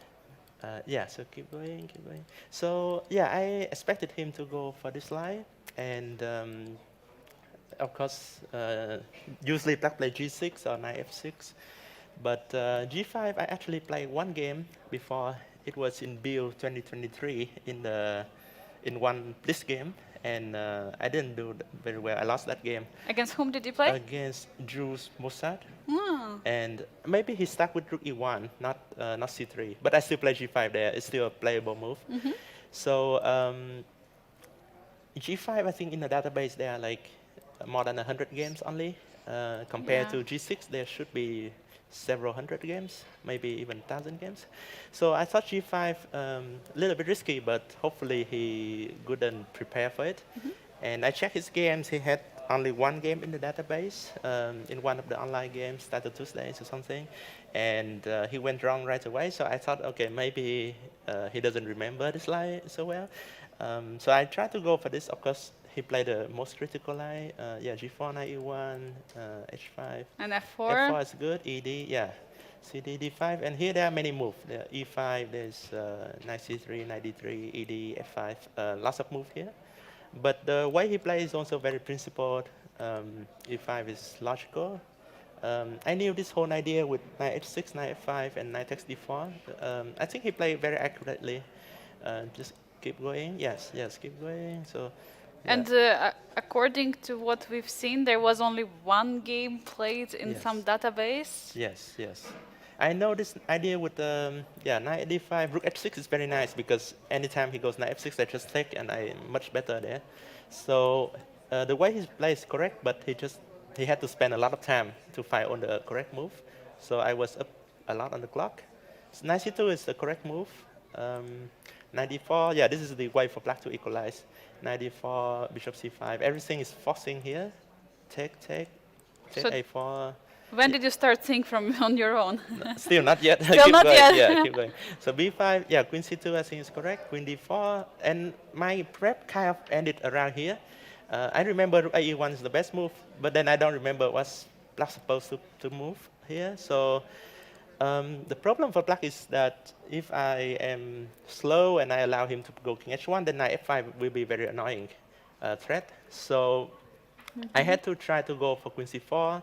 Maybe he should take the queen, like queen c4, bc, I don't know, king h1, bishop e3, rook e3. I'm sure I'm not worse here, but I think white is also okay because black has some rook b8, yeah, rook f2, rook b6. And some Rook- c3 at some moment, but okay, the rook yeah, for now. but white will be able to make a draw here. Rook e2 and just keep things solid for a little bit, and things will simplify eventually. So I think he missed queen b4 probably because rook f2 was very logical. At first I thought, okay, what would I do after rook f2? Because the problem is if you take on c2, rook c2 is a good endgame for white.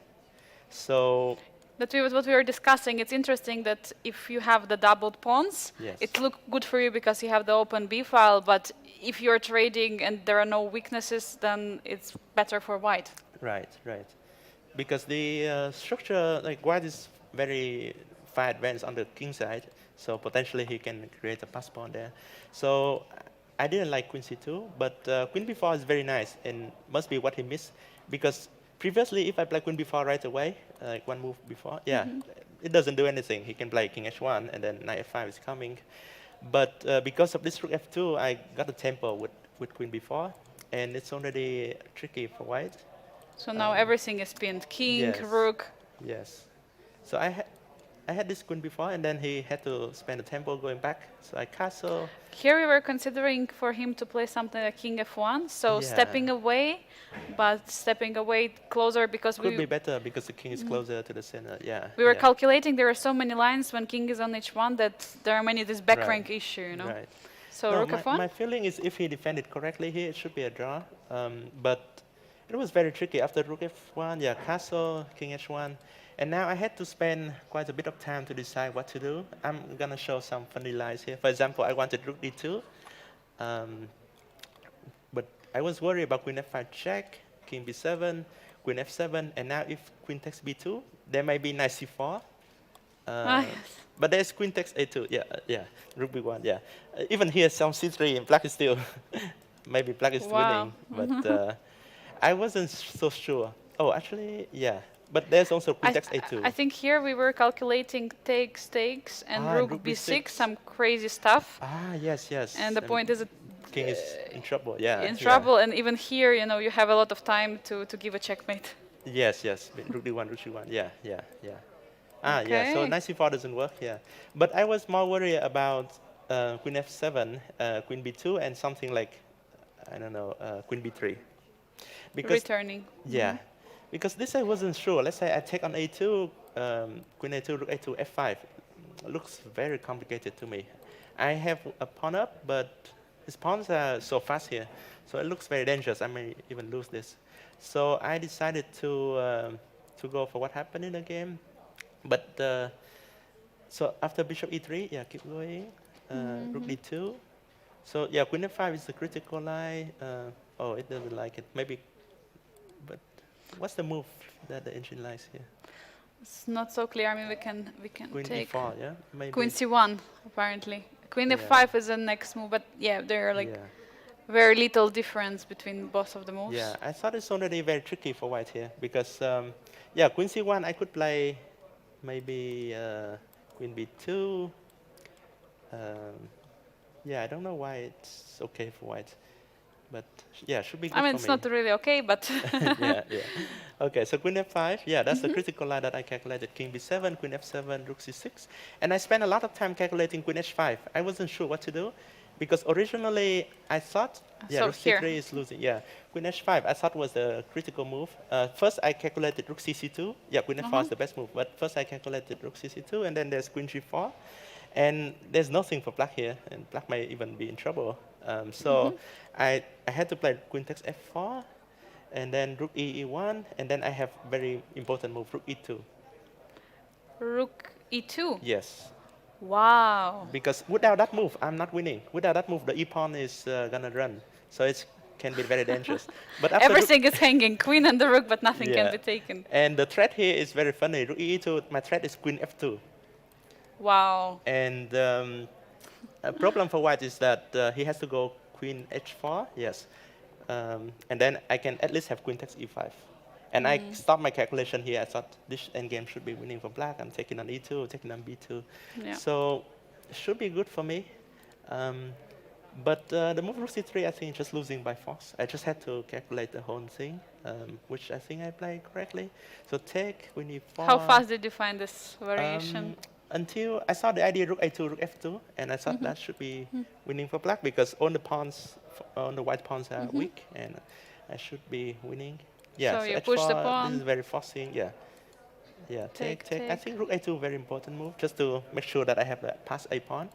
Maybe h3 is more accurate, but I thought even a5 should be winning for me. I didn't calculate too much, but I saw like, okay, maybe it's not, because king h2, I was thinking he trade everything on g2, push a4, but then I had to calculate some f5 and probably winning, because a4, f5, I can go king c8, and I can stop the pawn probably. Yeah, you were right yeah, on time. Yeah. So, We were also thinking But about this, also- maybe just pushing a pawn and then just trading yeah. something. But also h3, I was gonna play rook f2, I think was maybe easier. Just take the pawn on f4, and eventually the pawn on e5 will Yeah, be that's- lost. Yeah. So he played h4. Yeah, this just loses faster, I think, because all the pawns will be gone. No, queen e2 and Yeah, actually, he should have played king f2 here, because at first I wanted queen f5, but then I saw queen f3 check. Yeah. Because without check, there's rook f4, right? So first I wanted queen f5, and I thought king g1, rook e4, I'm gonna win e5 and Yeah, everything. yeah. But maybe more accurate to start with rook f4 check, and okay, king And g3, then- queen f5, and then rook e4 next move. So yeah, I mean, queen it f5, will be rook f5 or queen f5. queen Yeah, f5 doesn't is matter. more accurate, I think, because rook e4 is coming next, so should be. And almost be over, checkmates, yeah. yeah, but Yeah. he just resigned here. He didn't want to continue. Yeah, yeah. Well, absolutely. I mean, incredible game from the preparation and coming here. So please tell us, how old is this preparation? Is it something fresh that you prepared for the Biel, or maybe something that you prepared No, for the quite idea some- with G5, someone showed me this idea maybe 4 years ago. Yeah, probably around 4 or 3 years ago. I used it only once, so I thought, okay, it's time to use it because I kind of was in a must-win situation today. So it works out really beautifully, and I'm very happy about that. We'll try to keep the good prep, good form for tomorrow. Amazing comeback now after a tough rapid tournament. Before I let you go, Liam, I would like to show you overview of all the other games, and if you could tell me, what do you think of the other matchups? We know that Aydin Suleimanli played a draw against Levon Aronyan, was pretty quick draw, but what else, is interesting, if you have been following also during your own game, maybe? Yeah, I was checking the game between Plubom and Dogmas a little bit. Can you click on that game so we can see Yeah, it a little sure. more? So for sure, white is a little more pleasant there. Not sure how good it is, but white has very good control. The c5 and f5 is always a threat. So I think black is a little bit in trouble here, but white has to be careful. It's not too easy to force anything here, because for example, f5, there's f6, knight g6, knight g6, fg, and then rook takes e3, and black gets very good counterplay. So white has to maybe defend e3 in some way. it's not so easy to decide what to do. Also, maybe black is trying to put the bishop on c4 just to get his bishop a little more active. So white is better, but I think he has to come up with a good plan. I'm not so sure what he should do yet. Maybe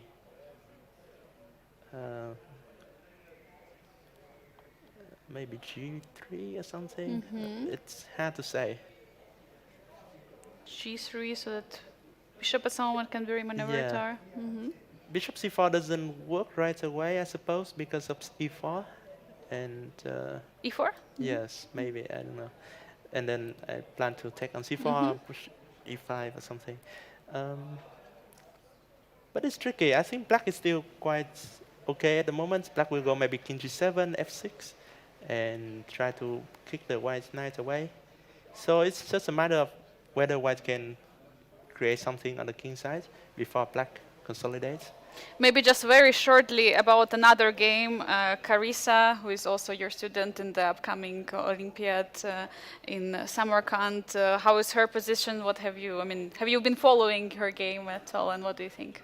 Yeah, I just wanted to clarify that. I will be her coach in the Olympiad. I'm not her coach right now at this time. Yeah, of course, yes, because understandable. I haven't worked with her before. Yeah, but I'm you're good looking forward. friends. Yeah, we're good friends. Yeah, I'm looking forward to assisting her and the U.S. team in the upcoming Olympiad. But I didn't want to take credit because she has other coaches, and I shouldn't claim to be her coach at this time. But yeah, so of course she's better here. She has many ideas like g4. Yeah, I don't like queen c2 so much. Yeah, Maybe. just we went to the game and immediately Yeah. some mistake. Yes. But it's, of course, white is better. She wanted queen b3, attack b6. Black is a little bit cramped, so she has to come up with something. I'm wondering why queen c2 is a mistake. Is it because of b5? Or? No, b5 is not good, right? Because it's knight a3, I think.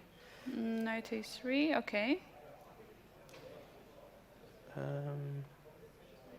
Yeah, black pawns are very weak now, so I don't think b5 is good. Maybe not b5, but bishop b4 could be a move. Maybe knight a6 could be a move. No, knight a6 is the better move. Yeah, Knight try a6. to put the knight or the bishop on b4. The dream for black is to trade the bishops on b4 and then put the knight on b4, and then rook d7, and black can even take over. So White has to be careful here. white has to be careful. Yeah. No, the problem is queen b3 now is bishop b4. So I thought she was much better before, but now I'm not so sure if she's better anymore. Maybe she can try some knight e3 idea, like queen c2, knight a6, knight e3. Oh, sorry, knight a6. Yeah, like knight e3. No, but then black can take e4, and yeah, take e4, queen e4, and I don't know, queen d7, something like that. But still has white a lot more space. Yeah, but black will put something on b4 and then maybe try to play c5 eventually. So I think it's around equal now. But of course, a lot of play left in the position. Okay, thank you so much, Liam, for your expertise on the games. And one more time, congratulations on this important victory that is Thank you. boosting your confidence for the next round, and best of luck tomorrow. Thank you very much. Thank you. Dear viewers, we are going to take a look at the bird's eye view. What is else happening at the other boards? As we see in the top middle board, Matthias Bluebaum against Yes Erdogmuş. There is still big pressure for the Turkish Grandmaster because it's Matthias who is control of the position. In the bottom of the screen, what we can see right now is that Marco Matera is still facing Václav Finek, and there is a rook already on d6, targeting the d file. In the middle bottom board, there is a Tong Xiao against Vaishali Ramesh Babu. And I see that those pawns are marching in the middle, d5 and d4 pawns. That's what we've been discussing earlier. So some big advantage now for Indian Grandmaster. And Carissa Ypres, we were just discussing the game between her and Alexandra Kostenjuk. They're still fighting, but queen c2, as we just came to the board with Lim Le, the mistake was made by American superstar, the 4-time US women's champion Carissa Yup.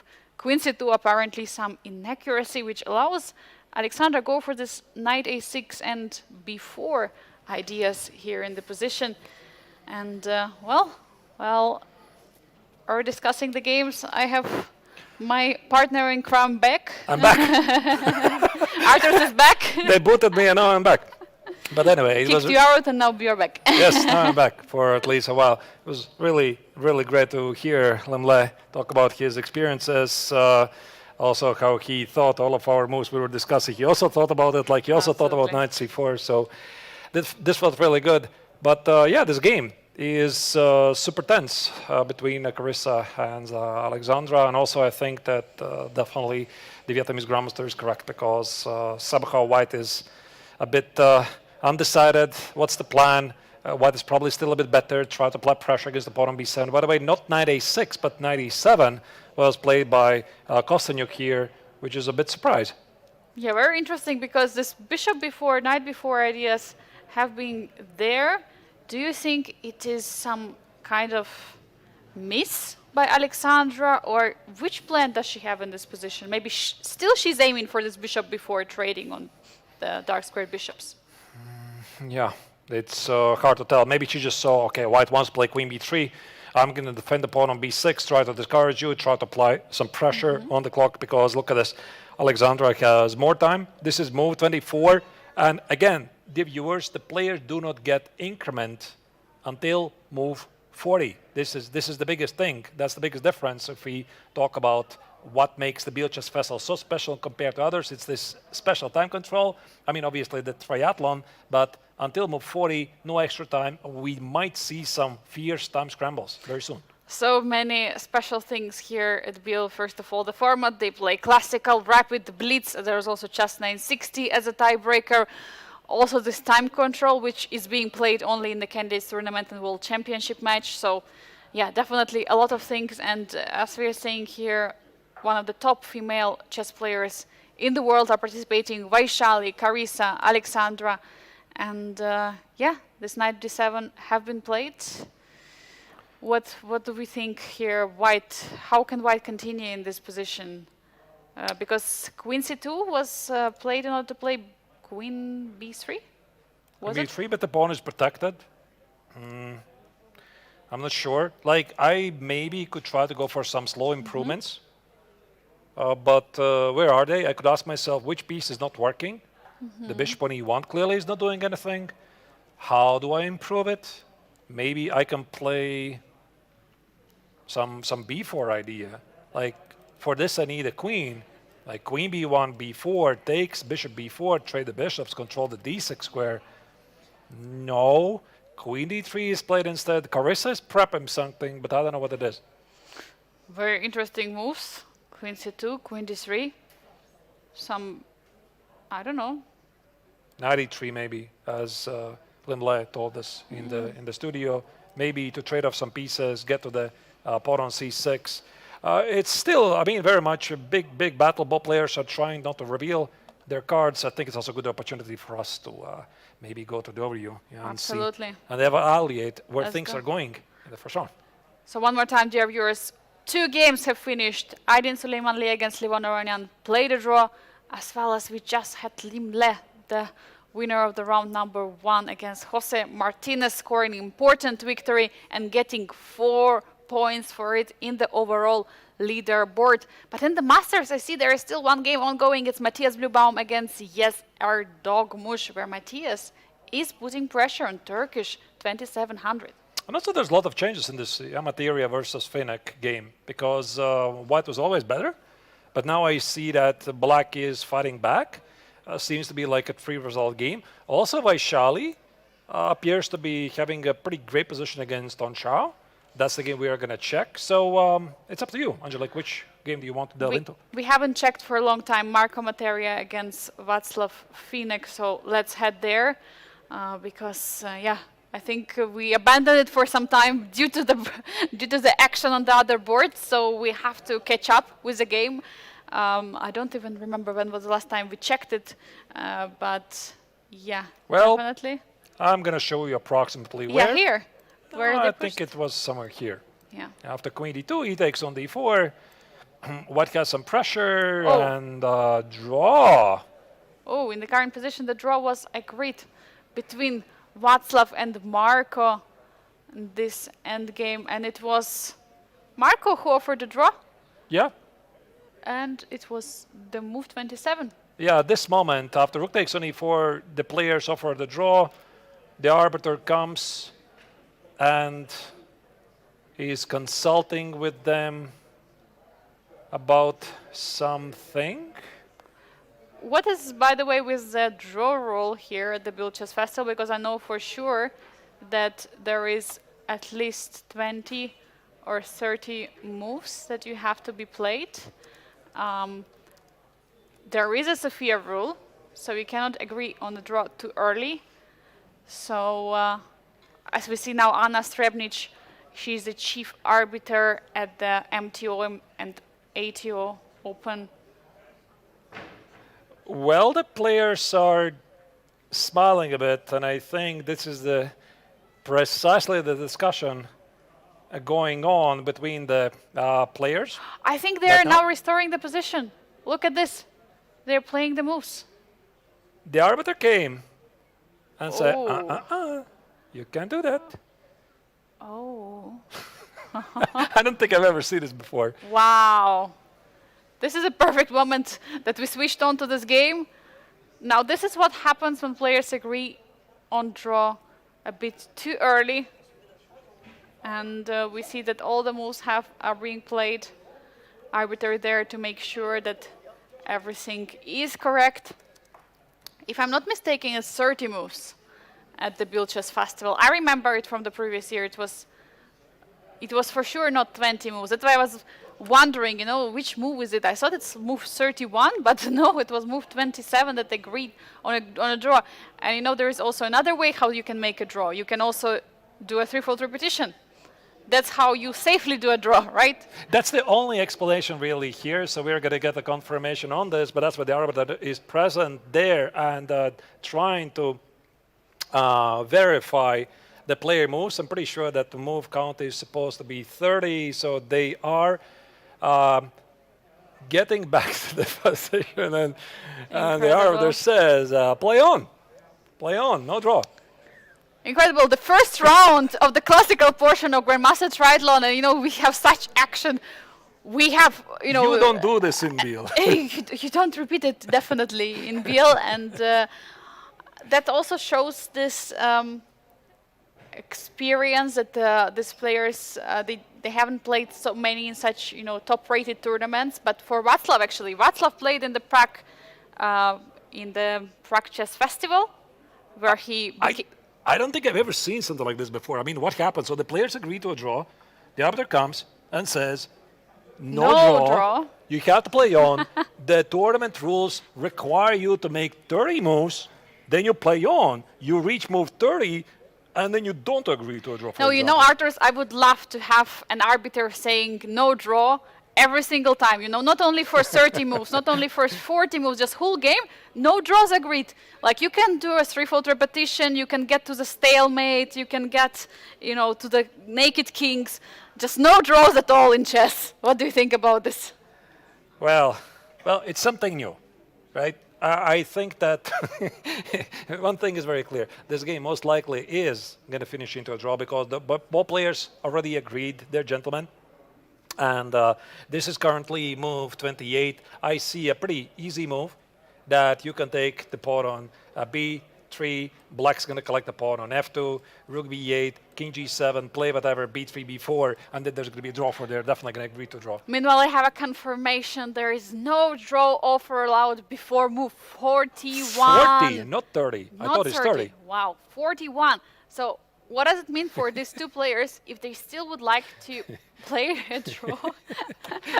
It just also confuses you so much. You just agreed on a draw. You just shook your hands with the opponent, and now you have to focus on your game again. And it's understandable that both players would like to have they agreed on a draw, But now every move they also have to calculate not to blunder anything, because they might find some kind of a threefold repetition which will not be really a threefold repetition.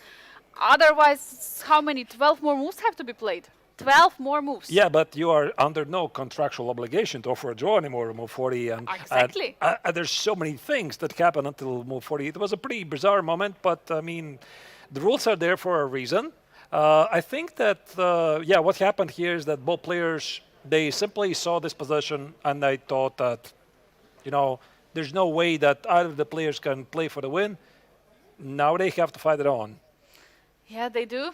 And well, that's very funny. Very funny. It is pretty funny. But yeah, the have, game continues. have something like this ever, happened? I mean, maybe not to you, but to people that you know? Never. Never. I've never seen it. No stories like this. Never. First time. There's always a first time for something. It's a human mistake. The game continues. All is good, but okay, that was funny. Okay, I guess we let these guys, play it out.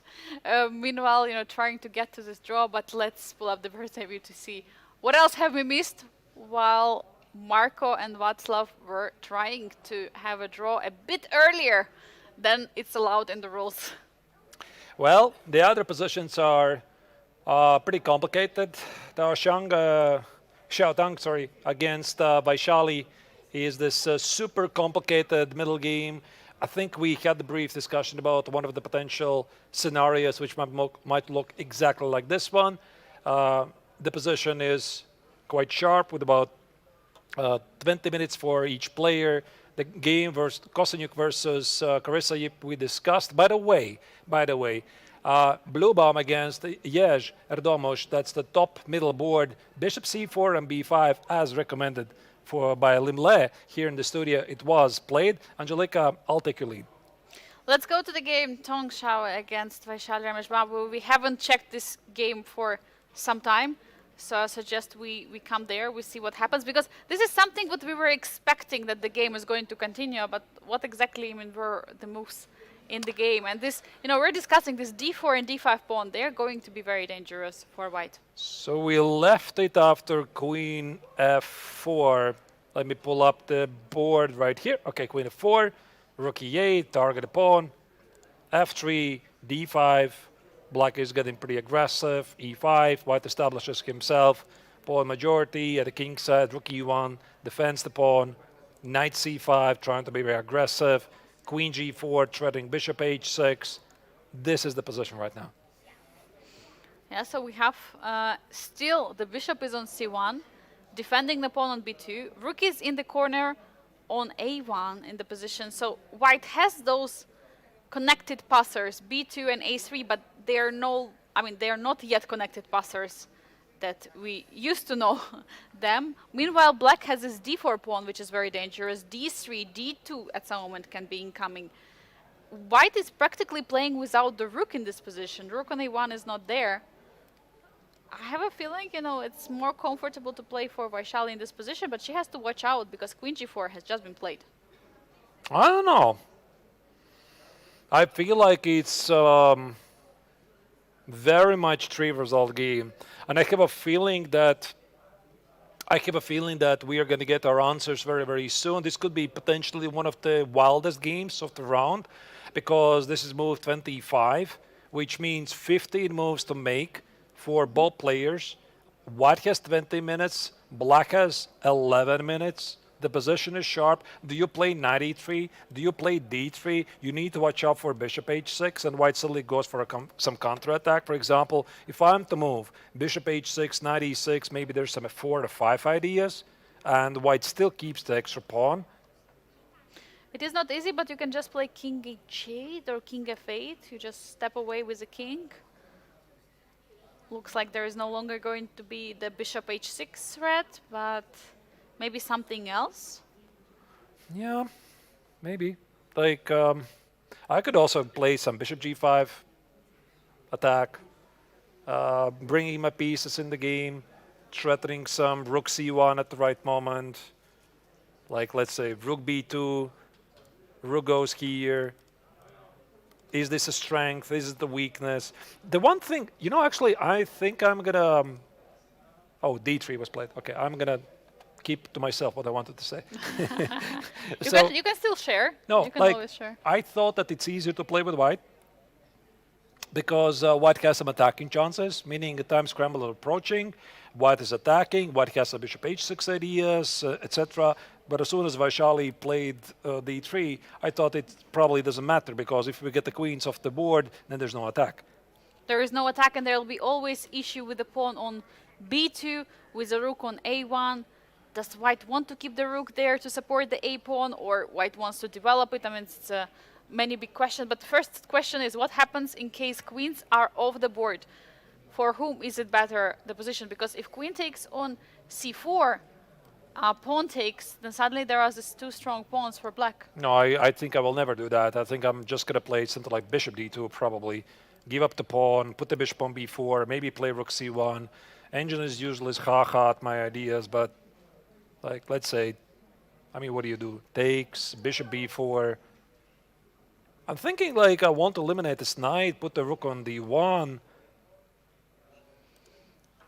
Maybe black can, I don't know what black can do. Knight b3? Rook d1? And knight d4? It is possible. Try to keep things complicated, land the knight on e2. No, this is super, super sharp. There's no easy way for either of the players to clarify the position. This trade is something I don't want to do. Like, it just doesn't feel right. I mean, black's going to put the knight on a4. Monstrous pawns, white's pawns are going nowhere. I want to go for the attack, but can I go for the attack? Like queen g3? Can I do this? That's a big question. How do you go for an attack? I think it drops material. d2, here, check. Bishop e3 drops the bishop. Queen f2. Queen f2, trade. Rook b2. Check. Ah, no, check. It's a fork. Oh. Yeah. That's I mean, a maybe bit, also rook a bit b2. bigger. A bit bigger, yeah. Yeah. I think that's a problem. So he can't keep the queen. I think at this point, what white can do is do some elimination method. Like he already responded with something. What about rook b1? He played something. I just don't know what it is. No, No, he he didn't. hasn't played. He didn't. But what about rook b1? So my idea is I want to defend the pawn and develop the bishop in the next move. Can I do it? Oh, there is still this d2, right? Is it the Yeah. same? No, Ah, wait. no, What? no, sorry. D2 is no d2. There's no queen d4. Queen d4 is not there. Maybe this. And play d2. Bishop g6.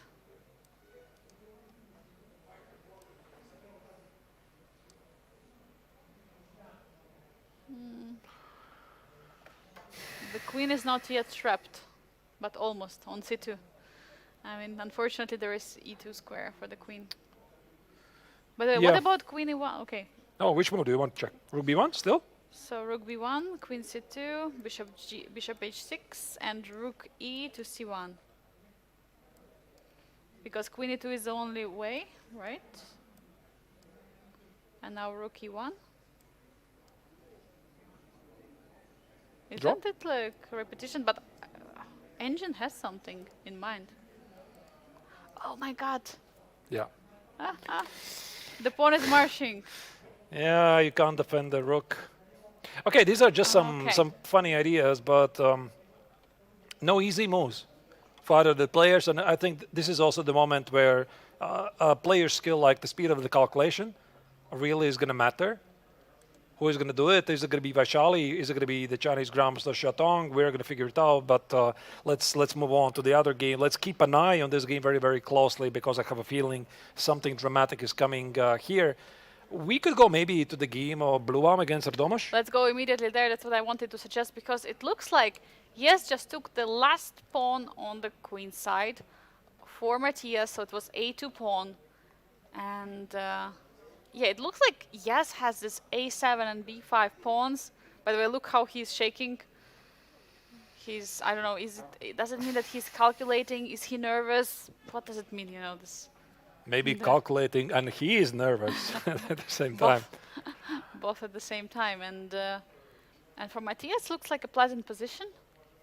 I think Matthias is shaking, look at this. No, I think Matthias is super invested for the success of the Kingston attack. Like also as Limle was here in the studio, he said that White has to be careful because White's attack is not guaranteed. And since he just gave up the pawn on a2, I think that's it. So you have no choice. You can't go back. You just have to go for the king's attack. Okay, you have the... Oh, I just sacrificed the mouse. But the Sorry. problem is here that 4 minutes for yes only. 4 minutes against 21. So, yeah, the knight on e5, 4 minutes for black, but the knight on e5, rook on g3, the bishop, the pawn. Do you play f5? Probably you have to. If you remove the queens off the board, it's completely winning endgame for black, isn't it? Because of the pawns on the b and the a file. Probably, So yeah. for that reason, yeah, White has to keep on going the attack. Yeah, Right. you have to. Yeah, you're down a pawn, you go for the attack. Somehow, you never want to trade the queens. So is it the 5 or e4? Should be some break. But isn't e4 allowing black bring the bishop back to the game? So I feel like more it should be f5. But okay, queen is under attack. Some concrete ideas. So, you know, like, I haven't yet started to calculate. I'm just toying with the ideas. What I'm seeing is I'm seeing that at some point I will need my queen for the attack, but the rook on e1 is under attack. That's why I'm toying with the ideas of e4. I don't think it even matters about the d pawn. I don't think it matters about the bishop on a2. I think it really matters if I can use every single piece I have for the, let's say, the king set attack. So that's why I would just maybe randomly play e4. Just to try to push back the queen. Let's say you play queen c7. Now my queen is sort of ready to go for some king set attack. That was the entire idea, which is ridiculous, of course. But I wanted to toss every single piece at my opponent and pray there's a checkmate. Yeah, and looking at computer, he doesn't like, as always. But we have moves incoming. Let's return to the live position because the players are, I mean, at least yes, has 4 minutes on the clock. So he has to play everything very fast.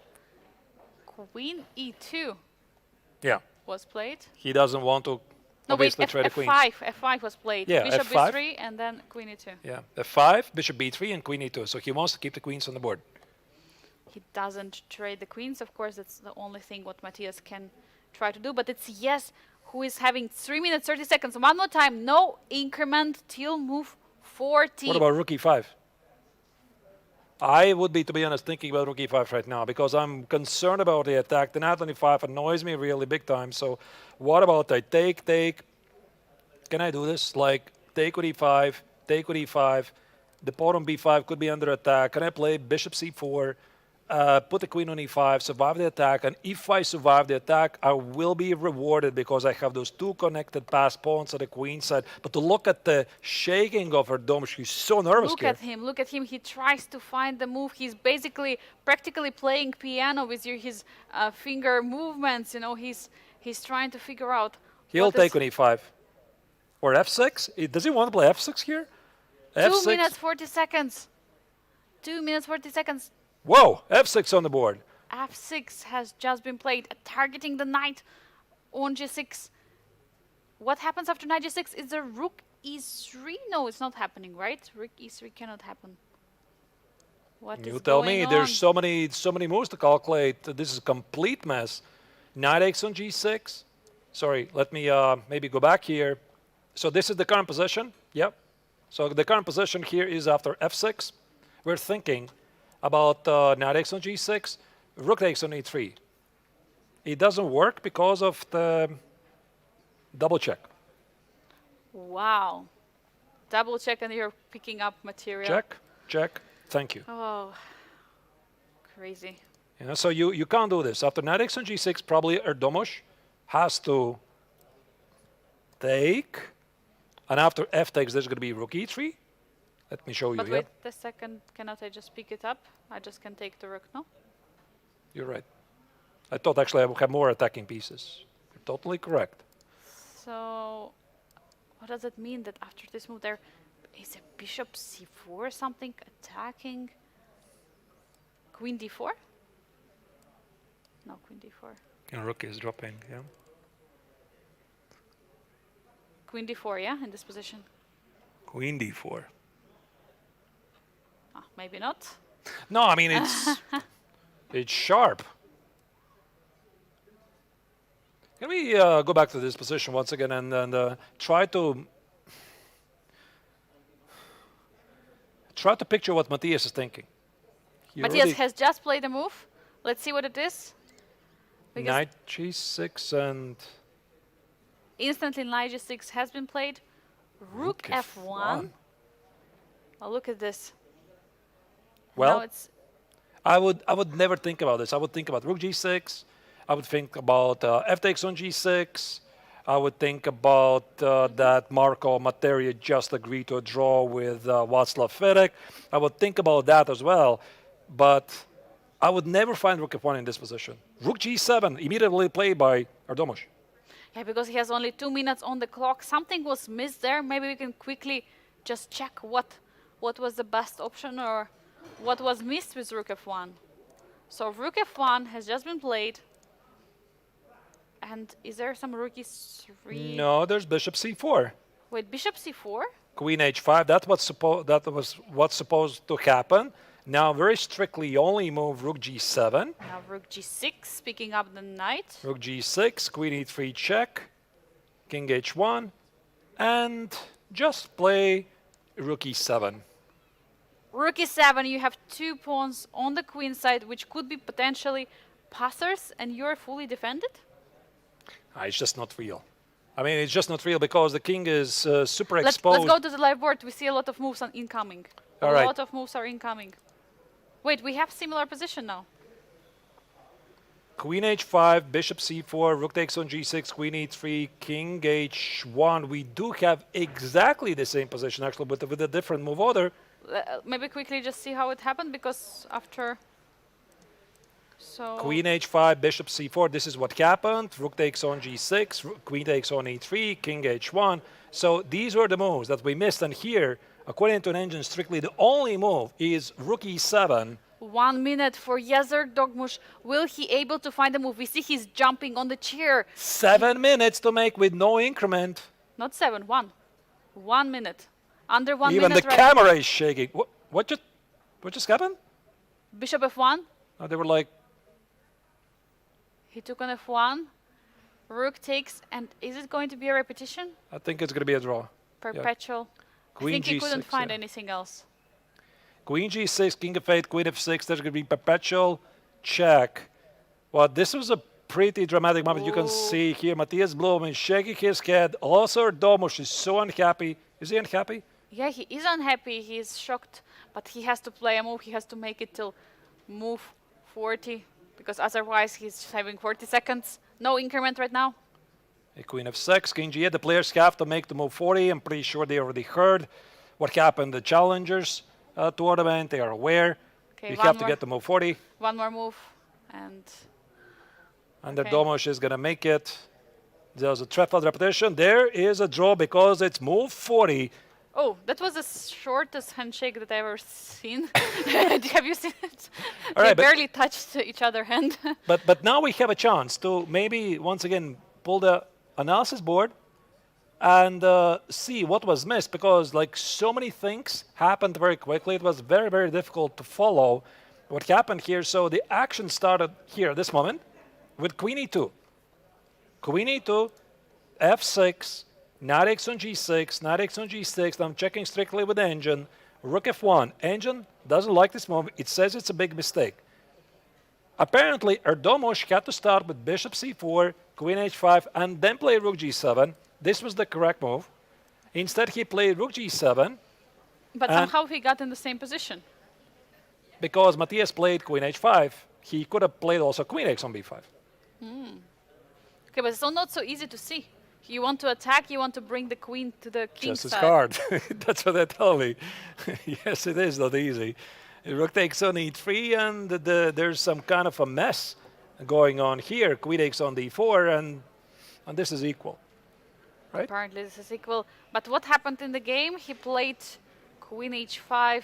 So he played Queen H5, Bishop Bishop C4. C4, Rook takes on G6, and here Erdomus having very little time on the clock. He did find Queen takes on E3. This is good.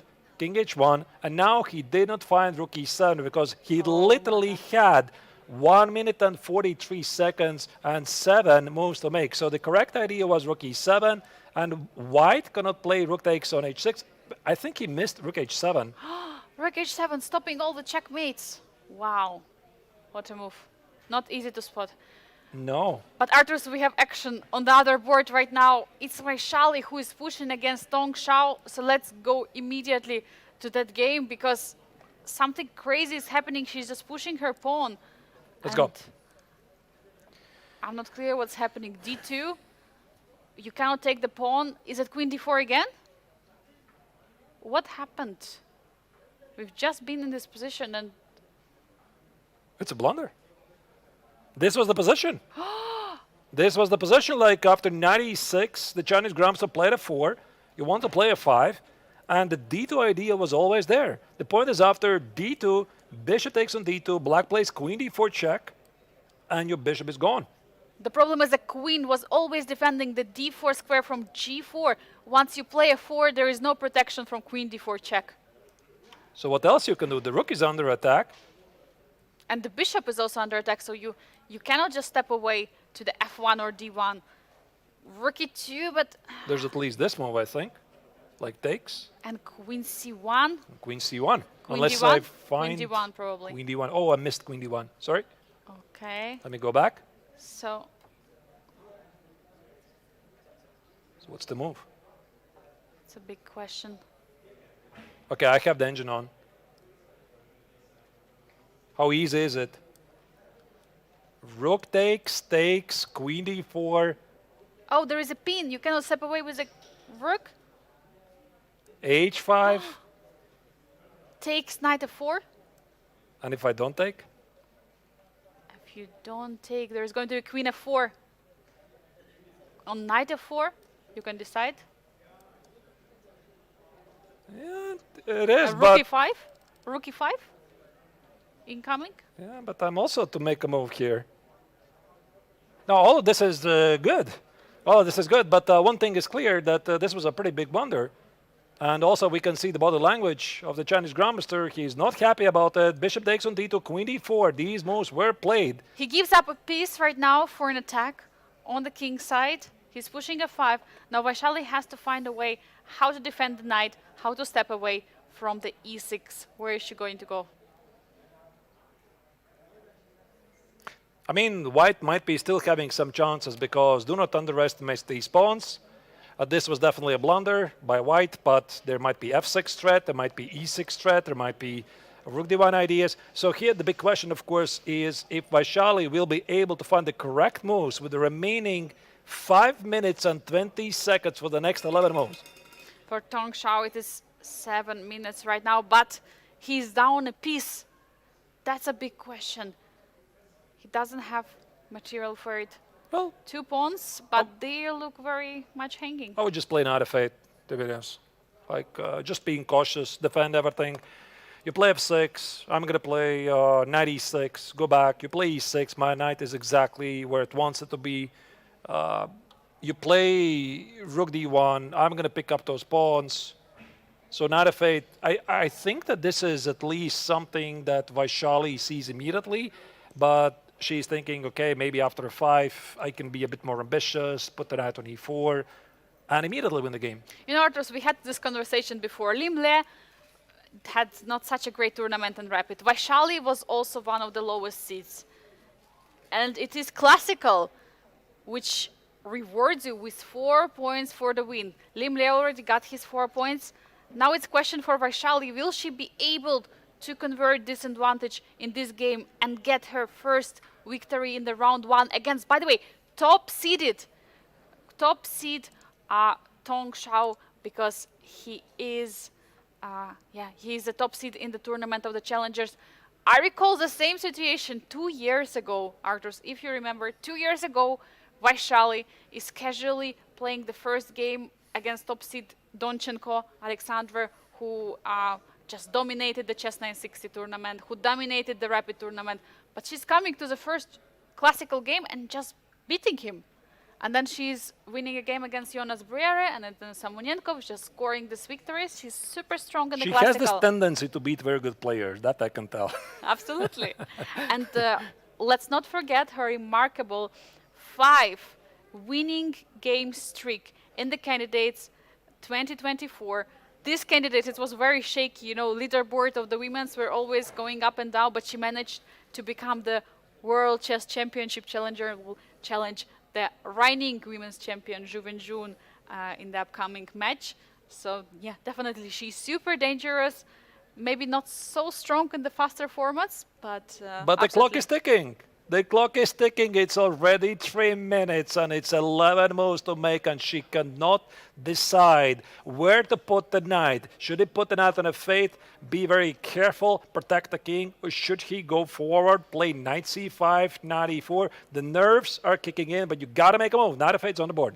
Knight of 8, she brings the knight backwards. And look at this, Deng Xiao immediately playing the move. He's trying to play on the clock of Vaishali, and this is a brilliant strategy. You want to put pressure for your opponent because, as Artus, you were saying, 31 moves have been played right now. 10 more moves Vaishali has to make with 2 minutes on the clock. She shouldn't forget there is no increment in this time control. No increment till move 41. The move is coming, queen d3.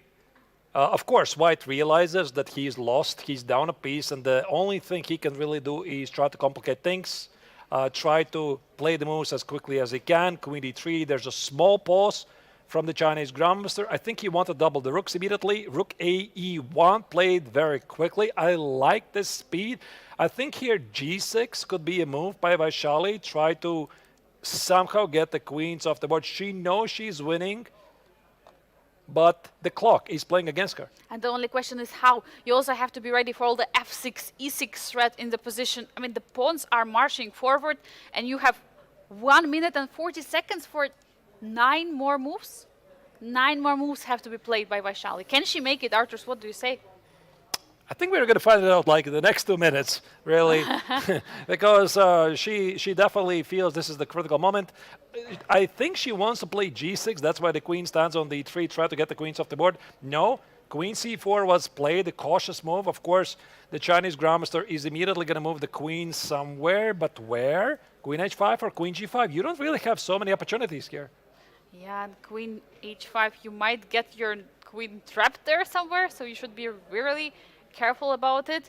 See, he's reaching for the queen. He wants to try to reply as fast as possible to put even more pressure on the clock for Vaishali, who has 1.5 minutes right now for the next 8 moves that she has to be played. One more time, there is no increment, so she has just this 1 minute and 22 seconds right now. She's not even writing down the moves. This is in the regulations. This is usually like this. When you don't have an increment, you are allowed not to write down the moves for the last 5 minutes that you have. If you have an increment, you must write down the moves all the time. 1 minute. Ooh. Yeah, queen g5 and 7 moves to make for black. 1 minute only for Vaishali. She has to make a move. She has to make a move because 8 more moves. I don't like the speed. She might not physically be able to make the move. Whoa, rook takes on e5. Wait, What a tactic. Rook takes on e5, f6. What a beautiful find. Wow. And knight on f8 is defending the king from all the bank rake opportunity. Wow.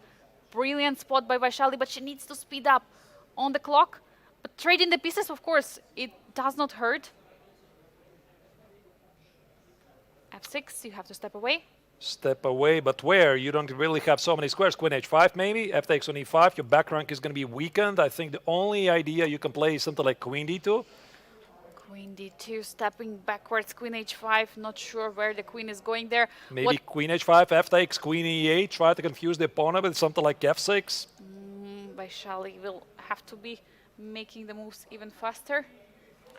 The clock 6 is more ticking. moves. Yeah, can 6. we give a very, very quick update of what's happening in the other games? And of course, then immediately we come back to this game, like what's the evaluation in all the other games? Let's probably keep an eye on this Just game. one, yeah, just one really. Yeah, Vaishali.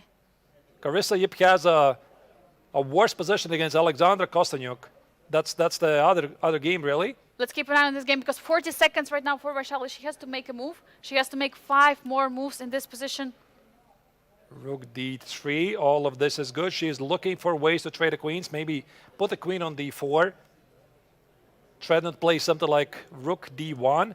Move 36, 4 moves to make with 38 seconds on the clock. She should be able to do it. Yeah, I also think so. She should be 4 more moves, 40 seconds, so it means 10 seconds approximately per move. Queen Should G5. be doable. The most important not to get to this, the Ding freezing, Remember how he was famously like frozen completely in one of the matches for the World Queen Championship. F2. That's a move that Vaishali didn't expect. I think Queen D4 is good here. Queen D4 offer, Queen trade, threaten, Rook D1 check. Rook D1 check, she's going for it instantly, and maybe now Queen D4? Or Queen C7, pinning the 20 Rook at seconds, D5. 18. Queen She has to C7 play is looking really good. No, Rook F1. Okay, Rook F1, she's attacking the Queen, but apparently computer says it's not the best option. I like it. It threatens Queen F4, but it might cost her the pawn on D5. 2 more moves for Vaishali. She has to make Queen D2, Queen F4. Will she immediately give a check? She might lose the victory here because, okay, now she plays D4 because the Queen trade was possible here, but she would lose the pawn on D5. Now she plays D4. 2 more moves. No, wait, one move to make for black. One move to make, 13 seconds on the clock. She will be able to do it, but will it be precise last move? It's so important to make the 40th move. Archers, I've been told 40th move is the most important, and then 41st. These are 2 the very important moves that you have to make. Yeah, Tansha is reaching for the move, but no easy moves. Queen C7, I think black can pretty much pre-move this move. Yeah, no easy way to go forward. She's trying to be very, very tricky. What's the trickiest move you can come up here? Some unexpected move. Some shocking move. You need to eliminate the pawn on D4 at least. Okay, Queen Queen A5. A5. He takes away the C7 square. That's a move that Vaishali did not really expect. You got to make a move. You have 10 seconds. 6 seconds, 5. Okay, she goes D3 very quickly. And she gets extra half an hour. That's all what Vaishali needed. Wow. What a thriller. She's still up a piece for 3 pawns. Still, she's going to have to convert this endgame. Oh. Yeah, but now it's not so clear. Because I think she definitely was clearly winning before, because now white can trade the queens, Queen D5, get to the pawn on D3, the knight on the fate is quite far away. And I think overall she did really well, tried to preserve the advantage, but now I think that white has realistic chances here to survive. Yeah, absolutely. And now the players are getting the score sheets with the moves that they've been missed. But meanwhile, we still have one more game, which is ongoing. So let's go straight there. It's Carissa against Alexandra, the other game which is left in the Generation Challenge, which we have right now happening. Move 40, by the way. Move 40 and 1 minute for Alexandra. Yeah, but things have really gone wrong here for the American player, because white has a amazing blockade of the light pieces. The knight on d5 is very strong. The light squares are really weak. Rook c7, there you go. Kosteniuk just made it to the move 40. She plays rook c7, and I think that she is going to be the one who will be pushing for the victory in the next time control. The players are going to get extra 30 minutes on the clock, but black is better. As all of the games have reached the move 40, the next time control, and everyone got 30 minutes of time to think, I think it's a perfect moment for us to go on our next hydration break. But well, what an action here at the first round of the classical portion of the Grandmaster Triathlon. Absolutely unbelievable chess. So many missed opportunities, incredible stuff happening. So the action is just keep on heating up, dear viewers. So stay tuned for more, and we'll be back just in a few moments.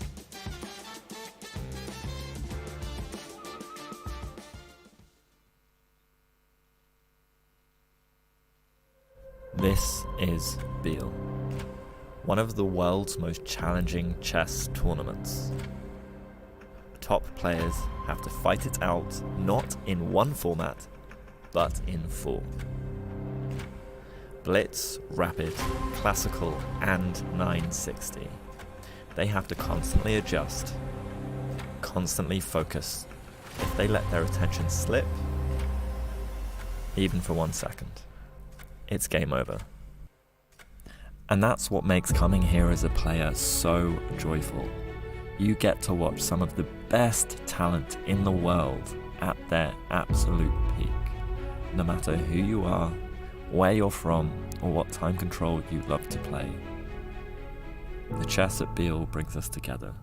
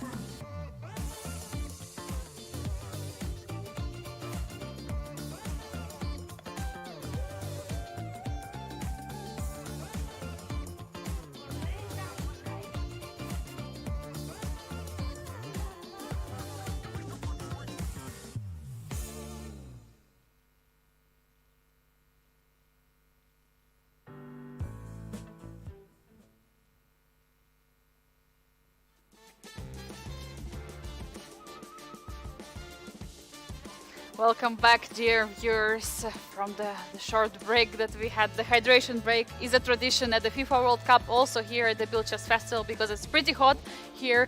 The summer is blooming, but we have round one of the classical portion of the Grandmaster Triathlon at the 59th International Biel Chess Festival. And before we go to our final two games, I would like to take a look at the current results of the round one. Yeah, let's do that. As you can see, it's been quite an exciting day here in Biel Congress Center.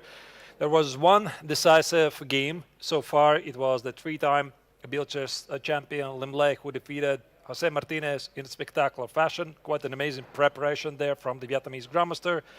Adin Suleimani against Levon Aronian. It was a pretty uneventful draw. The players finished pretty quickly.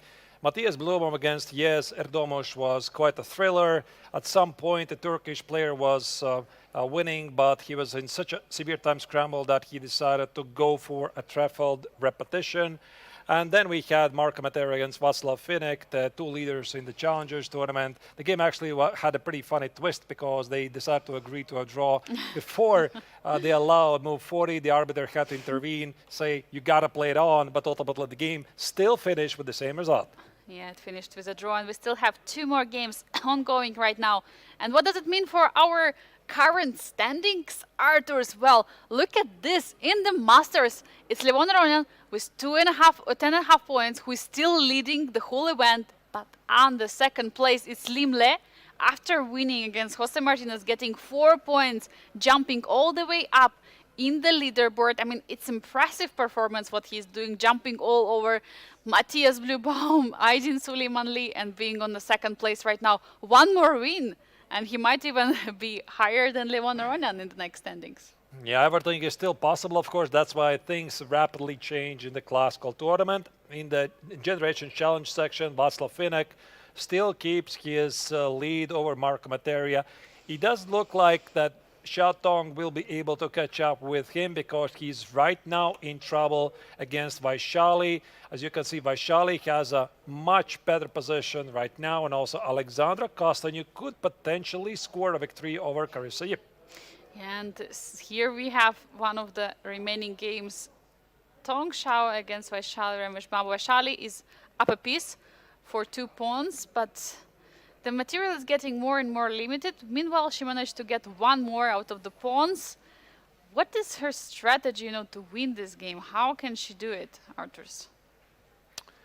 Well, probably try to bring out the pieces first. Try not to trade any unnecessary pawns. This is why White is probably going to try to do exactly that. Maybe King of 3, G4, H4, G5, and see what happens. I think if I'm black, I'm trying to first and foremost activate the king, activate the knight. This rook probably goes behind his pawn. Is it a win? That's the big question. Like, I'm not sure. Feels pretty close. The problem in this position is that the knight pretty far away.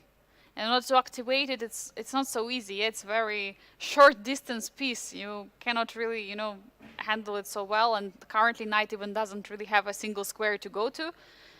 If black would have a bishop, it would be a different story. Maybe it would be easier to do so, to convert this endgame. But of course, Vaishali, first of all, shouldn't have lost, on the clock. She should have played, all the moves under such a huge time trouble. So for that reason, she's happy at least to get this position which she theoretically could win, and of course practically as well. But it's White who is bringing the king out. What about Vaishali's king? Does it also get out? King f7, king e7, or king f6? What do we want to do? Do we want to develop the knight to d7? Maybe king e7, knight e7? Yeah, it looks pretty logical. Maybe White is going to start to give a lot of checks. But speaking about who is happy and who is not happy about this position, I think also the Chinese Grandmaster has no reason to complain because, like, in the middle of the game, he just blundered a piece in one move. I don't think this was intentional, and now at least he has some chances. Yeah, so according to Engine, this is not lost. Engine is saying, like, I just switched on the engine. I'm just going to turn it off right now. So 1.24, which means that White can save this position. Either way, I have a feeling, Angelica, that this is going to be a pretty long game. At some point, like we could go back, maybe check what she could have done in the time scramble, but she had so little time on the clock that Yeah, it's not she's really- going to have to work with what she has. And King E7 has been played, probably Knight D7 will follow, but another game which has still a lot of pieces on the board and very exciting one, matchup of Carissa versus Alexandra. Carissa Yip, Alexandra Kostyniuk. The second game which we still have ongoing here in the Generations Challenge section of the Grandmaster Triathlon. We've been discussing this game for a while. We were talking about it that, you know, White was better, but something can easily go wrong, and I think that something happened. That was also Liam Le, when he was here, he was also saying that something can easily go wrong and it will be Black. Who is in charge? What do we see now, Arturs? Is it so? I think it's so, because Black has accomplished essentially everything she wanted. The knight is on d5. Then if we go back maybe right after the opening, like this was the move here. We do see immediately quite a big difference, because White was trying to apply some pressure at the queen side. The Poro c6 is the weakness. Black was struggling to get the knight on d5. The knight on b8 is very passive. And now we see this is the current position. So clearly, whatever happened during this middle game phase, Black did get to make the better choices. And we can maybe roll back a bit and see what exactly happened. And what went wrong What went wrong, yeah. for American International Master? I think we left it exactly here, right? Yeah, we went to hit this moment and we said that knight e3 probably something that she wants to do, but not. So There was a repetition of her? No, I mean, Alexandra was just playing rook c7, rook c8, saying you come up with some kind of a plan because I cannot improve my position. Bishop d2, bishop f8, bishop f4, bishop b4. Some repetition, wow. White declined. White decided to play on. Knight f8, bishop d2. Oh, there comes the counterplay. B5 breaking through, that's what we've been discussing all the time. Is B5 possible?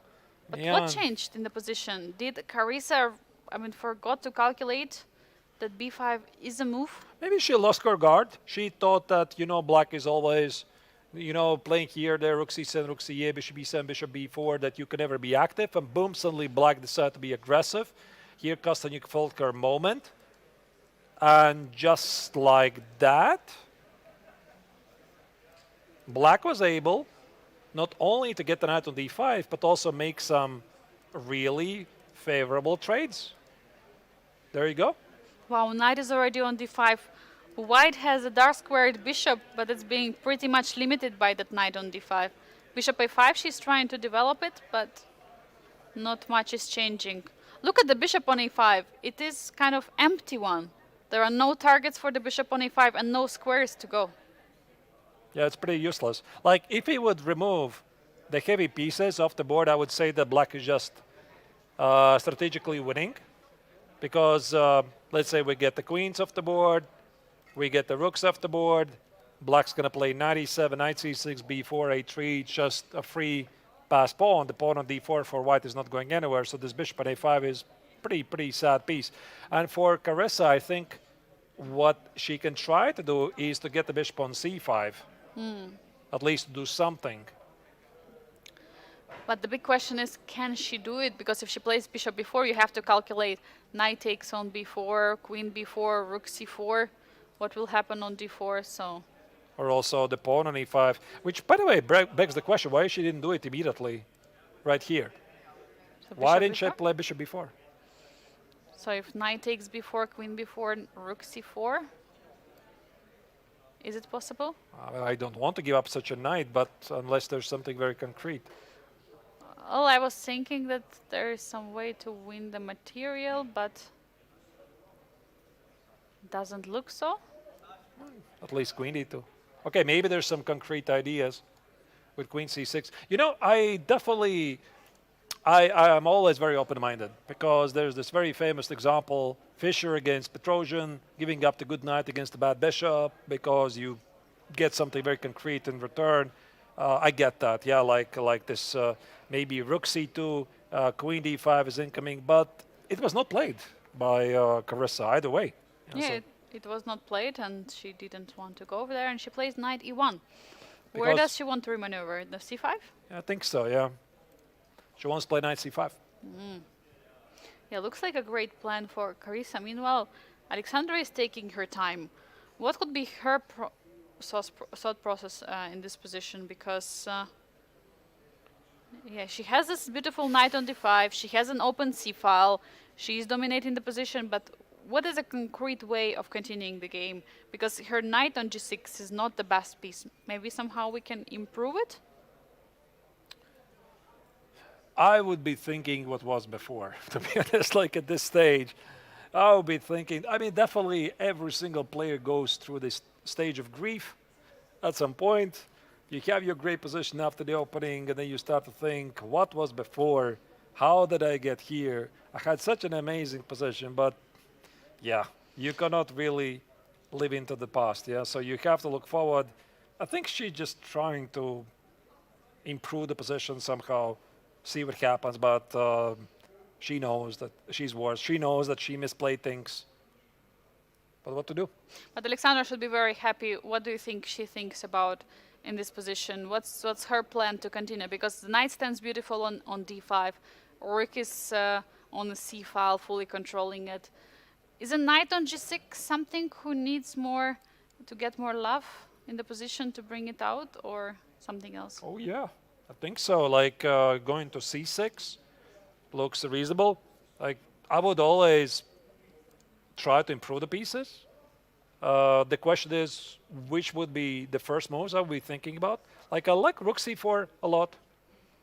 Rook c4, try to activate the pieces. Then I would be thinking, wait, if I play rook c4, can white maybe try to trade off some pawns? Here, takes, queen b3. Okay, I have an outside pass pawn, but now white has kind of made a progress. You can even play b4. The pawn is not going to be taken. Okay, Not now yet. now rook is hanging, yes. Not yet, but maybe, yeah, at some point, yeah. Some b4, some queen c6, b4. Maybe knight e7, knight f5.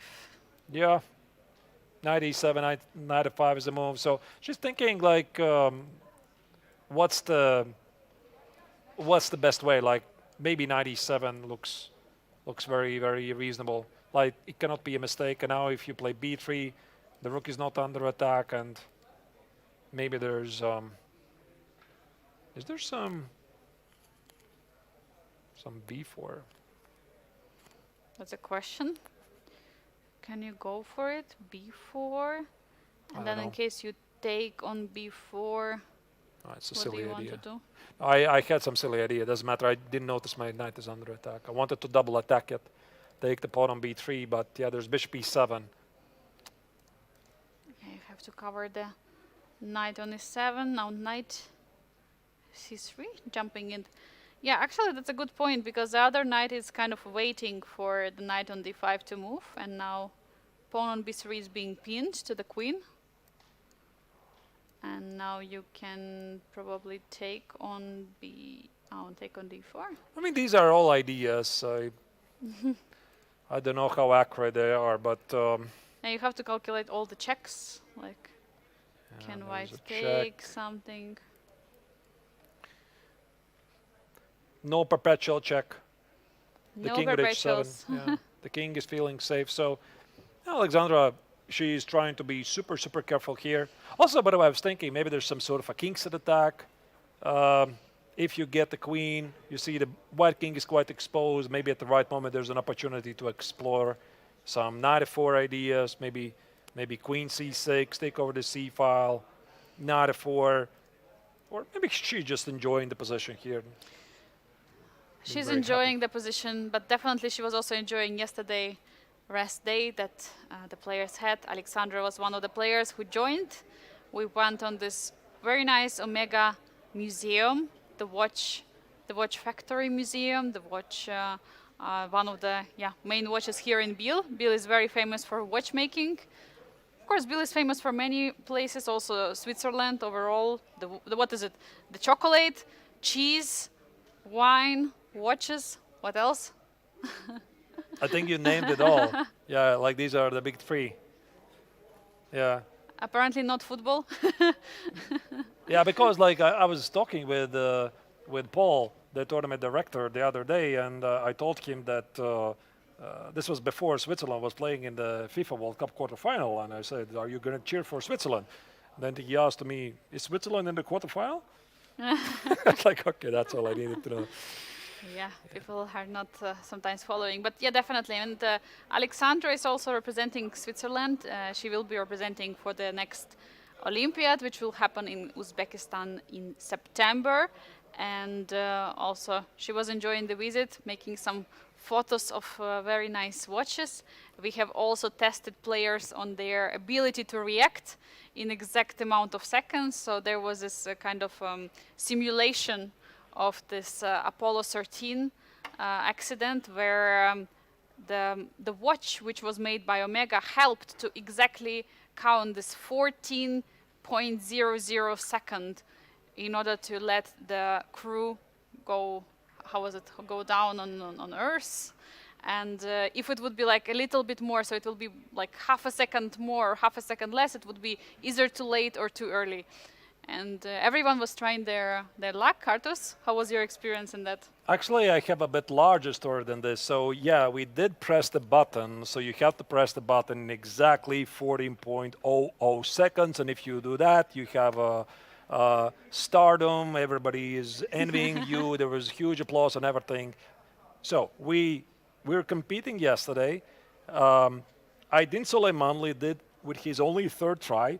And he would remind me this feat for like at least 3 times for the day, how he did this with only 3 times. I think I also did it, I definitely did it once, but it took me like 20 or 30 tries. But what makes it really funny about this visit is that we already went to this museum 4 years ago. And 4 years ago, the guests, the invited players were the Miraggio Gukesh and Vincent Keimer. So Gukesh at Another the time. backup Dusatorov also. He was there, yeah, at the museum. I don't remember him. Yeah, he was definitely in the tournament, but I don't remember him at the museum. Maybe he was. I have a video of them with Vincent running, so for sure he was in the museum. Right. So anyway, so we discovered this button 4 years ago. Everybody left, like the museum, watching the watches and everything. We didn't really care about the watches. All we cared was the button. And ultimately, it was 4 of us. So it was me, it was Salem Saleh, it was Vincent Keimer, and the Miraggio Gukesh. We were pressing this button like crazy. Did Vichy stay also? Because Vichy was for sure in the museum. I'm not sure if he left. He left. He didn't push buttons. He was not interested in the button. But like we stayed there for a very, very long time. And I think we recorded some videos. And ultimately, I think it was only Salem Saleh who made it. So Salem, if you're watching this, you know your record has been beaten. There's at least 2 grandmasters who got exactly 14 seconds. It's me and Aydin Soleimanli. Yeah, and there were so many times like that you had 13.99 or 14.01 and like, why cannot you get the exact 14? And that's why it showcases how important the time is. So sometimes we don't really, we don't really follow how important time is. Of course, also in chess, time is sometimes everything, as we've been seeing. Like Vaishali had to play the move so quickly in the time scramble. But yeah, and also what we had there was this kind of sprint running competition showcasing how Omega Watch is being used in the Olympic Games, and that it shows like the stop shot of the players, how they're running, and also exact time of each of the players. We were running, so we had Alexandra Kosniuk. She was the first one who immediately wanted to run. She was running a few times with Marco Materia, by the way. They were competing, so... And there's video available on Instagram, yeah? Biel Yes. Chess Festival's Instagram channel. So you can follow all of it. And then, ultimately, it was Pavel Trugubov, who also, I think he won the freestyle sorry, the chess 960 tournament, open one. In the first day, he won the open tournament here, and he's a husband of Alexandra, who's also staying here with her. So they were competing, and it was Alexandra who beat Pavel in running. But yeah, by the way, both of them are very, very active, and they also play tennis. Also her daughter, Alexandra's daughter, is playing tennis. I think she's professional in it. She's playing some tournaments. So whole sportsman family, and also who do we have running? It was, I believe, our head of media, Jonathan, was running against Chess-Based India media. So we had Germany versus India. Competing. You're missing out the best part, I'm Yeah. afraid, Angelica. Yeah, the best part was at the very end. It was me against you. Yes, we ran. We ran. Let's not mention the result. Or we walked. We walked or we No. ran. I ran and Arthur's walked. No, but it was fun overall. And this is, by the way, also one of the things why players really like to come to Biel. So yeah, we had this chance to talk with the players. Like I also chatted a bit with Matthias. Like, how comes you have never played in Biel Chess Festival before? He's like, I don't know, never got around it. But now he's finally here, and it's a tradition really for the invited players that every single time we go do something fun. So this time, this was the Omega Museum, and next time, who knows what's going to be. Yeah, we had everything possible. We had the boat trip to an island. We used to have also our favorite, the Quest escape rooms last year with the Aladdin, Faraway, and so on. And yeah, this year it's again the Visit, which was also very nice. But yeah, the games are still ongoing. Arthurs, is there something new that we see Carissa against Alexandra? I see like a couple of moves have been played. Yeah, I mean, the thing is, why we start to talk about museums and everything is that the place is, the pace is much slower right now, because this is very often what happens. There's this build-up, big drama happening in a time scramble, pieces flying, emotions and everything, and then it just cools down. The players get extra 30 minutes. Not a lot is happening. In the game between Carissa Yip against Alexandra Kostanyuk, I think what Carissa is trying to do, she's attempting to set up some kind of fortress, like, because you see the knight on e1 is making sure the c2 square is not available for the rook to come in, but I suspect that b4, a3 at some point is going to make a difference. Yeah, and I think it's one of the favorite things about the Biel Chess Festival, that we always get to the end games. We always get some interesting and crazy end games. And similar is happening in the game of Tong Shao against Vaishali Ramesh Babu. I believe like Chinese Grandmaster is also trying to build some kind of fortress. And we see also that the evaluation bar is not so clear about Vaishali's position. Apparently last move h6 was not the best that she should have played. Okay, so it looks pretty human to me because you stop g5, but maybe she should have allowed it. But if I would ask you a question, what do you think it's easier? Do you think it's easier to hold this position for white or win this position for black? No. It depends which side I am playing. If I play for white, then I would say that it's much more difficult to defend, and if I play with black, then much more difficult to win. It's like always like this, you know. If you have an extra pawn in the rook endgame, it's a draw. If you are down a pawn in the endgame, you are losing. So, but seriously speaking, I have a feeling that I mean, obviously, when you're trying to win this position, you have nothing to lose. But for white, pieces are located in such a perfect way. Yeah, the pawn is on h3, g4, f5. This pawn chain is there. Pawn is on a3, far away. I might even say that it's easier for white to hold this position because of the problem for black bringing this knight to the game, bringing this knight to take the pawn on a file.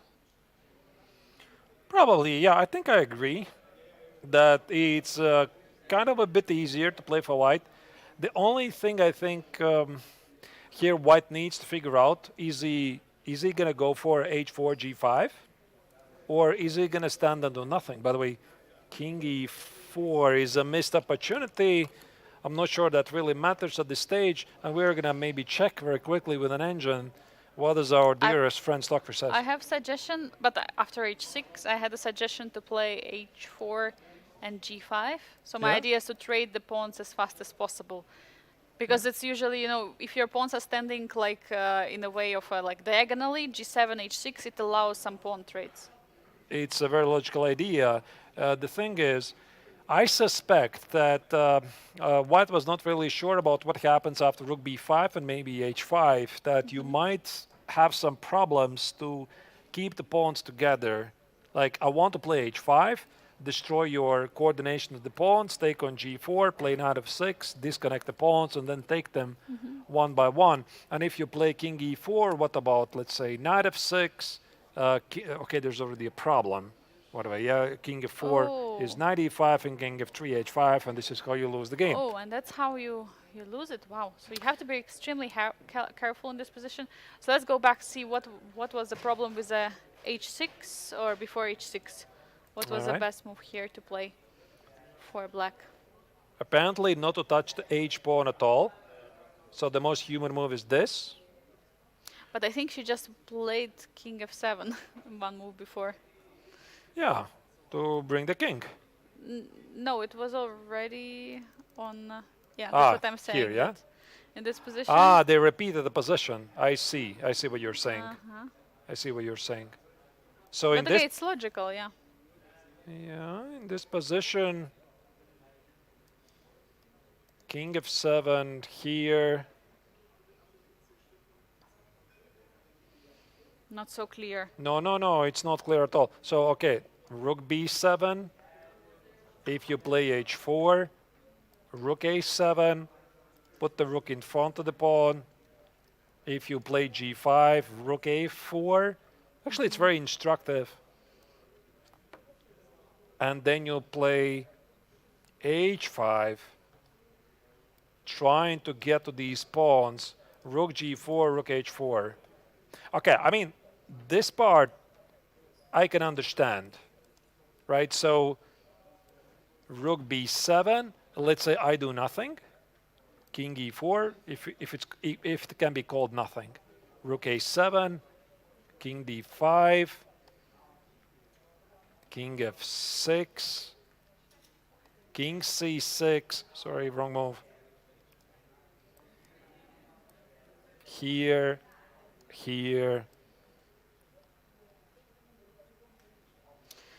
check. Well, not so clear at all. No, it's very unclear. This is very difficult to win. I mean, practically, I think a human is never going to win this against Stockfish. Yeah? I think so, yeah. What about ChatGPT? ChatGPT is going to lose every single position. Like I've seen ChatGPT play. It's not a very good player. It keeps imagining pieces on the board. My favorite story about ChatGPT is when Magnus decided to play against this AI. Yeah. And then he posted on Twitter that, I decided to play against ChatGPT. So I played a game. I won it.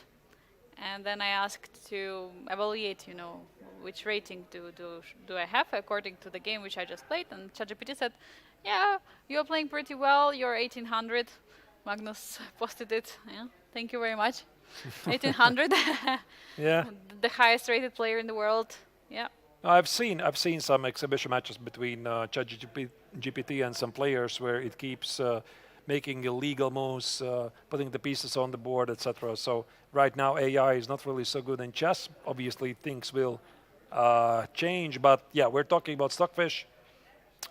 Stockfish, I think, is easily going to hold this with White. Yeah, and we have your move, by the way. So king e4. That's why it's a missed opportunity, because now king is standing on the e file.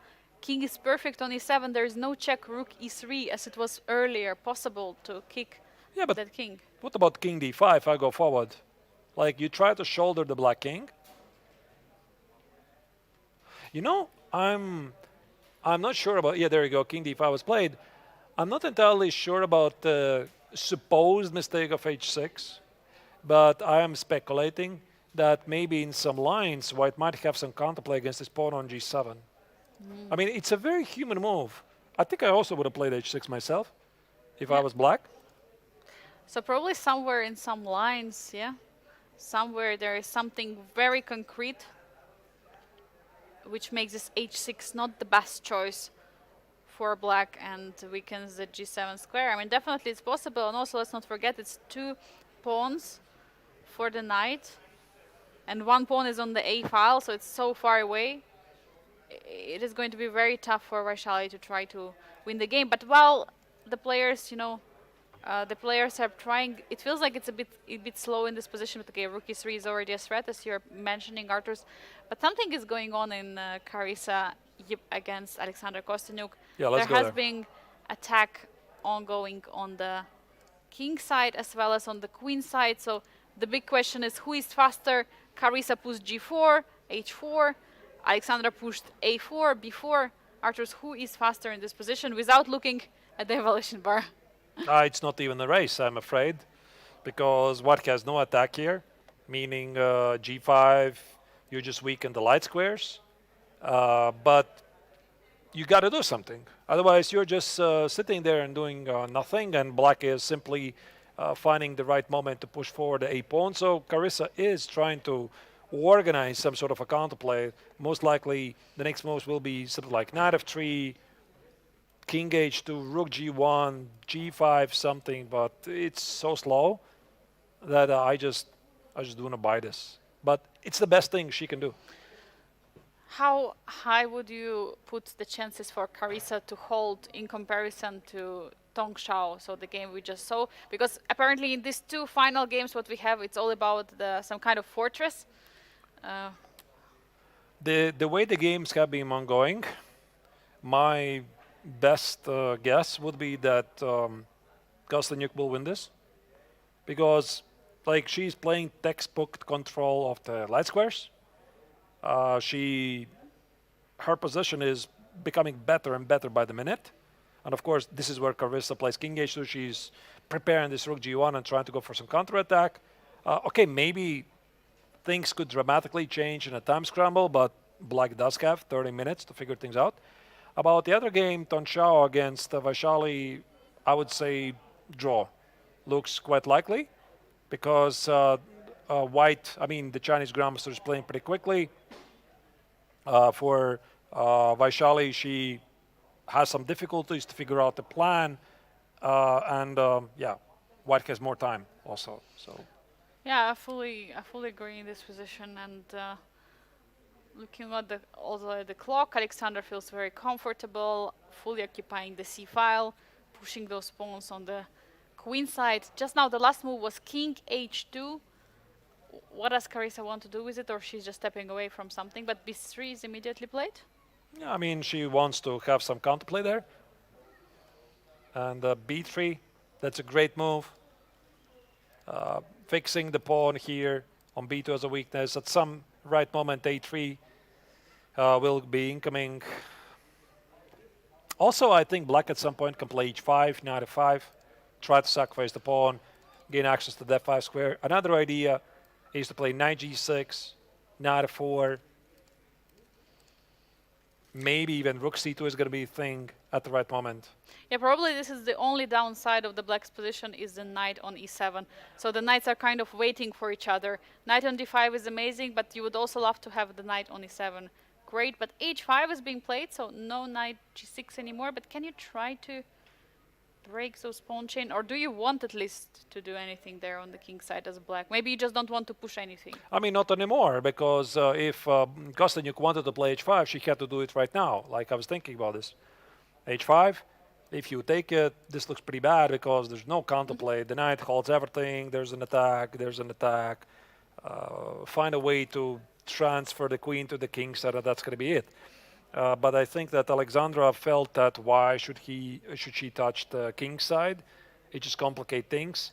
And this is why Carissa immediately shut the door. She just played h5. She's prepping for this g5 at the right moment. And some sort of a knight f3, rook g1, g5 is definitely in her cards. But you have to watch out for all the rook c2 ideas. So knight on e1 is stopping this rook c2 way coming in. You have to watch out for a3 potential break of pushing the b pawn forward. There are too many things that White should take care of But meanwhile, is there any kind of attack that white can still try to build on the queen side? It's a very good question. Like Kostyuk would love to get the queens off the board. I think so, because then things would be much easier. Maybe she can actually think about simplifying things with knight b4.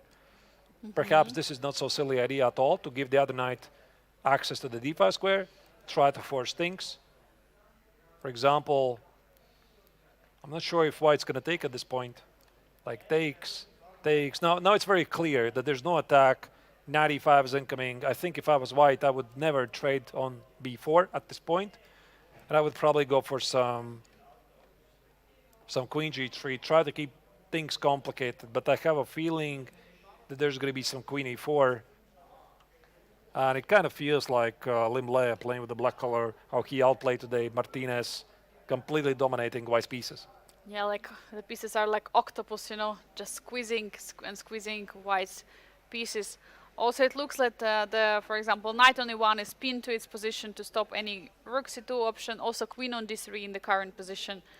It just has to stop all the kind of the queen e4 entrance. So all the pieces are pinned to their own squares, and well, it doesn't look so good for Carissa. Very unfortunate, by the way. Like if we recall what happened in the opening, I mean how good she was playing, how well she was prepared. Also, like when Liam was joining the broadcast, he just highlighted that okay, he's not her current coach. He is he's going to be only her coach during the Olympiads, so he didn't want to take any kind of credit. But they're very good friends, and as we've seen it. So here is the opening. Yeah, let's take a look at it and see what went wrong actually at which moment. Yeah, so this was the opening phase. This knight d2, knight b3 is, I mean, not the main continuation, but it's pretty interesting. a4, a5, bishop d2, h3. Okay, whatever. The idea of the h3 doesn't really hurt white's position. c3, c4. Like, this was a beautiful position by Carissa. I like queen e1 here, hitting the pawn on a5. Forcing black to play b6, provoking weakness on c6. Now improve the queen, improve the bishop, improve the bishop, improve the rook. And somewhere here, I think that things start to go wrong for her, because like every single piece stands pretty great, but what do you do? And this is also the one thing that, unfortunately, chess engines, they're kind of useless in this regard, because you can't tell. For example, if I would have to ask the engine, who do you prefer? It says white. I have space, I have weakness on c6, but who is easier to play? It's black, because black wants to play bishop f8, trade the light square bishops, put the knight on d5, have the simple plan, and then see what happens. And precisely because of this, here Carissa started to go wrong. Like, okay, she put the bishop on e1, she put the knight on d2, tried to improve the pieces, put the knight on c4. Maybe she had to force things with knight e3 here. Let me check with an engine briefly. No, engine says g4. g4, knight e7, knight d6, rook c7, and g5 potentially. Go for a kingside attack. Artus, we have been discussing that sometimes computer is just, computer is just giving for some concrete line this extra advantage, and in many openings, especially when there is a space advantage. But here, Carissa had to go concretely with this g4, g5, which I believe actually Liam Lea was mentioning this g4, g5, that she should have gone for it. And when the moment that she played queen c2, he said, I don't like it. She might even end up, losing this game because of this remaneuvering. Yeah, you could see she's undecided right here. You see? So knight c4, now what? Queen c2, queen d3, the bishop is back on e1, now it goes to d2, now it goes to f4. Kostyuk says, draw? Like, draw? No, let's continue. Repeat the position, boom, and boom, comes b5 at the wrong moment. Yeah, so you develop, I've been in this situation so many times, you develop this sort of, the sense of the safety that I'm the one who is pushing for the win. Like, there's no way that my opponent is going to do something. And Kostyuk is very experienced, and boom, she immediately sees the moment, went for b5, and White was not ready for it. And it was absolutely like cold shower for Carissa Yip in this position. And after trades, we can see that how Black is becoming better and better in this position. And if someone who can squeeze the win out of this position, it's Alexandra Kostyuk. She's a former women's world champion, and also she's pretty often participant of the women's candidates tournament. Last tournament she didn't qualify. But she's always playing at the very top. She keeps motivating herself. She is keeping playing on the very, very top. And when you give a chance to Alexander, she's not going to miss it. No, it doesn't look like it. Yeah, so she's really, really sharp. Knight b4. I think realistically, the best thing that Carissa can do is try to keep things somehow complicated. But how do you do it? Knight b4, the move we discussed, Angelica, by the way, it was played. It's a great move. Opening up the d5 square. Normally, I think you don't want to trade the great knight against the bishop, but here it's very concretely about crashing through. Black is about to create a pass pawn at some point. And also, by the way, the bishop on d2 is one of the attacking pieces, so you kind of don't mind training it. And also the other knight from e7 is going to step in and become the strong knight on d5. So for that reason, definitely it makes sense. Just trading the knight for the bishop, bringing the other knight to the d5, the central square, just absolutely dominating position. And yeah, it's a very tough moment for Carissa. You know, what do you think going through her head right now? Because I have a feeling she's looking back also, like trying to realize, oh, what did I do wrong? You know, I had just such an amazing position, opportunity to draw the game, but I was ambitious, I was trying, but something went wrong.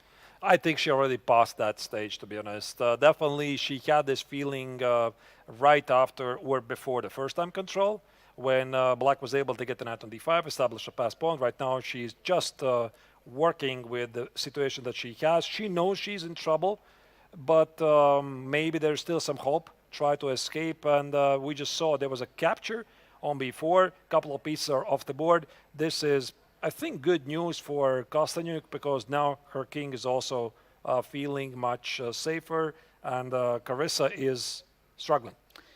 Arthurs, I suggest to go very shortly to the game of Tong Xiao against Vaishali, just to see for an update, because I think one or two moves have been played. It was king d5, the last move that we've seen the position, and it's not yet a progress at all, no because progress. yeah, I mean, Black cannot. That's the thing. Like, Black cannot even trade the rooks, and even if you do, is this winning? Like, let's say we imagine the rooks are off the board. What's the winning plan? Are you really gonna dominate the knight with two disconnected pass pawns? It's really difficult. Oh, it's so tough. I mean, how are you going to do it? And also, White's pawn are always ready to, you know, march forward, getting traded. I think it's going to be a draw, because also look at the clock situation, 4 minutes versus 19. And I think it's also a really great display of the decision-making by the Chinese grandmaster, because as soon as he blundered the piece, there was like a switch. You know, he completely switch on another gear, started to play faster, started to apply pressure, use the clock as a weapon. And also here, this endgame, he's playing with a very big speed, right? So for Vaishali, there's no time to think. She's already used most of the time. Okay, it's not really a time scramble, but they might repeat the moves here. I would not be surprised if Vaishali would just decide to repeat the moves, because she doesn't see the plan. And also, you need to be a bit careful on some lines, because what if you miss a moment? Let's say you play king c7, there's definitely rook e7. Maybe you miss at the wrong moment, rook e6, rook g6, and if you don't see the winning plan, then okay, you just make a draw. Let's not forget about the time situation. Vaishali might repeat just to get extra 1 minute on the clock, because for every move right now, Vaishali is getting half a minute.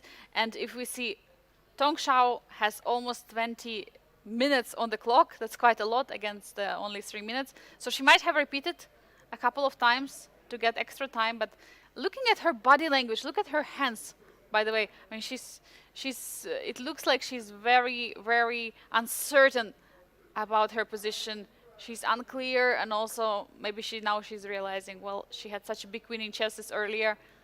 Now it's maybe. On the other hand, like, she doesn't have any risk really, does she? Any risk? Yeah, okay, she is going to continue rook b1. She's continuing. So Vaishali is deciding to continue. We still have 2 more games in Generations Challenge ongoing in the first round of the classical portion, Grandmaster Triathlon here at the Biel Chess Festival. Dear viewers, we're taking one more break before we're going to have the final moments of today's round. So stay tuned. We're going to come back in a few minutes.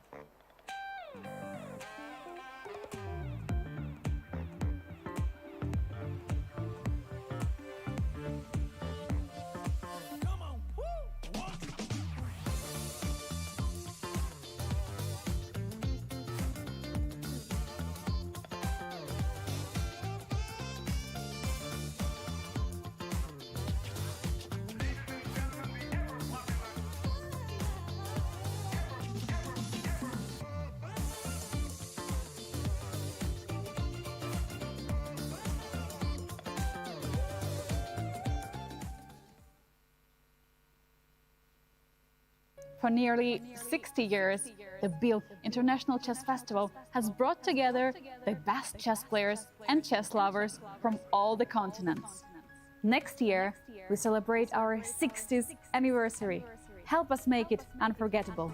With your contribution, you can help us make the 60th anniversary of the Biel Chess Festival truly special, to invite one of the dream guests to Biel and have some surprises.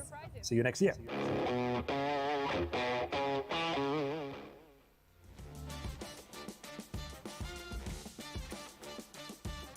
Dear viewers, I hope you enjoyed the video that we prepared. Indeed, this is the 59th International Biel Chess Festival. 59 years in a row. The tournament is happening despite of everything. There has been Corona pandemic, it was still happening. And next year it will be 60th anniversary. So if you would like to help and support us, make it special, you're welcome. And we would be really grateful because we want to continue coming here, the tournament, following the action, and also try to translate some chess moves for you. Yeah, really, really well said there. Yeah, and last year we already had some support. I think there was some pretty sizable support at the very last minute. So everyone who does it, really, really thank you for that. Appreciate it. And every single kind of support, no matter how large it is, allows us to become even better every next year. Yeah, and we're happy. You see, we are here. And we have an update on the game of Tong Shao against Vaishali Babu.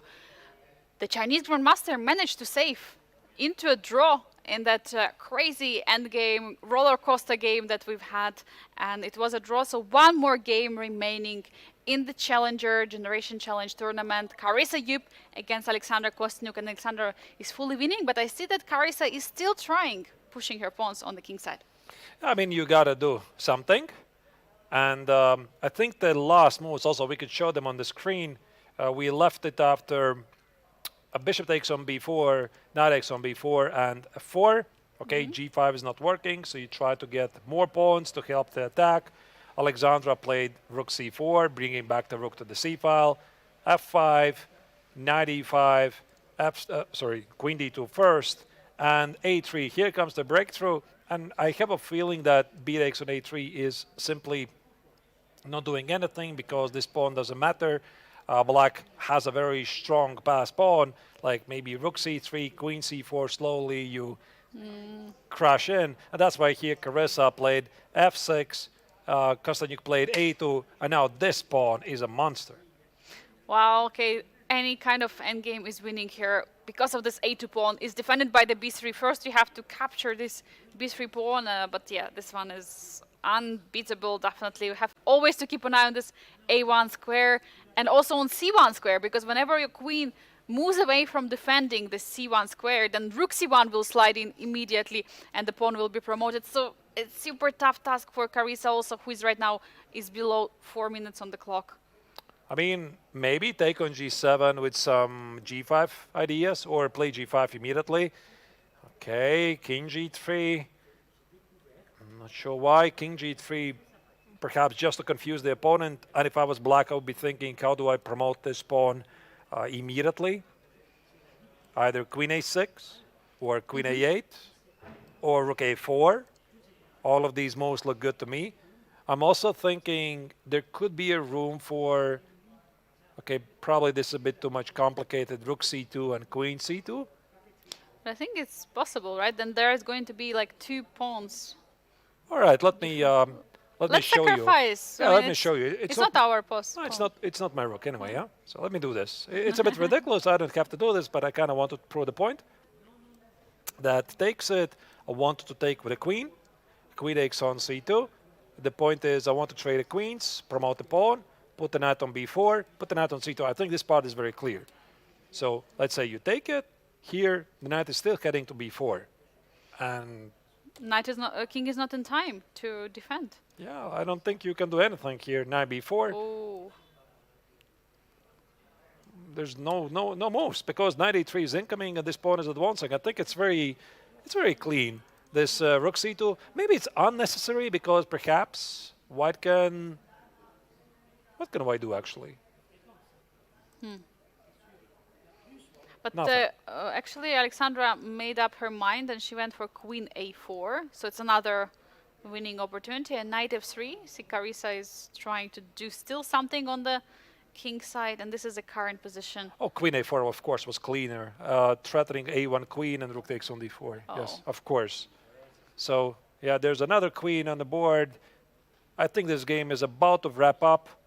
No more big twists are happening here. Queen takes on A1, black is up her next rook.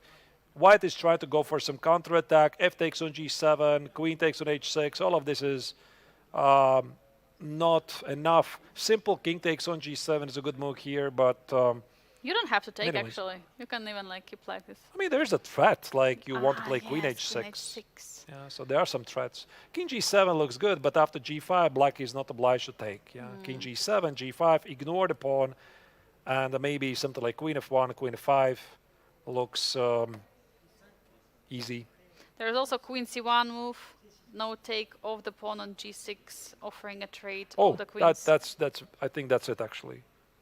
Yeah, Queen C1, nicely spotted there. There's many winning moves. You just stop Queen H6 from happening. I think Queen C1 is immediately going to force a resignation. What a tough game for Carissa Yip. She was completely, I mean, she was not winning, but she was so battered in the opening. She was trying so hard. And then at some moment she had, I mean, at two moments she had opportunity to go for a draw, continue repeating, but she was, of course, very ambitious. I think she her was just chances. outplayed. Yeah, so ultimately, she was just outplayed. She had a better position, but Kosteniuk understood the position better. She was smarter with the decision making.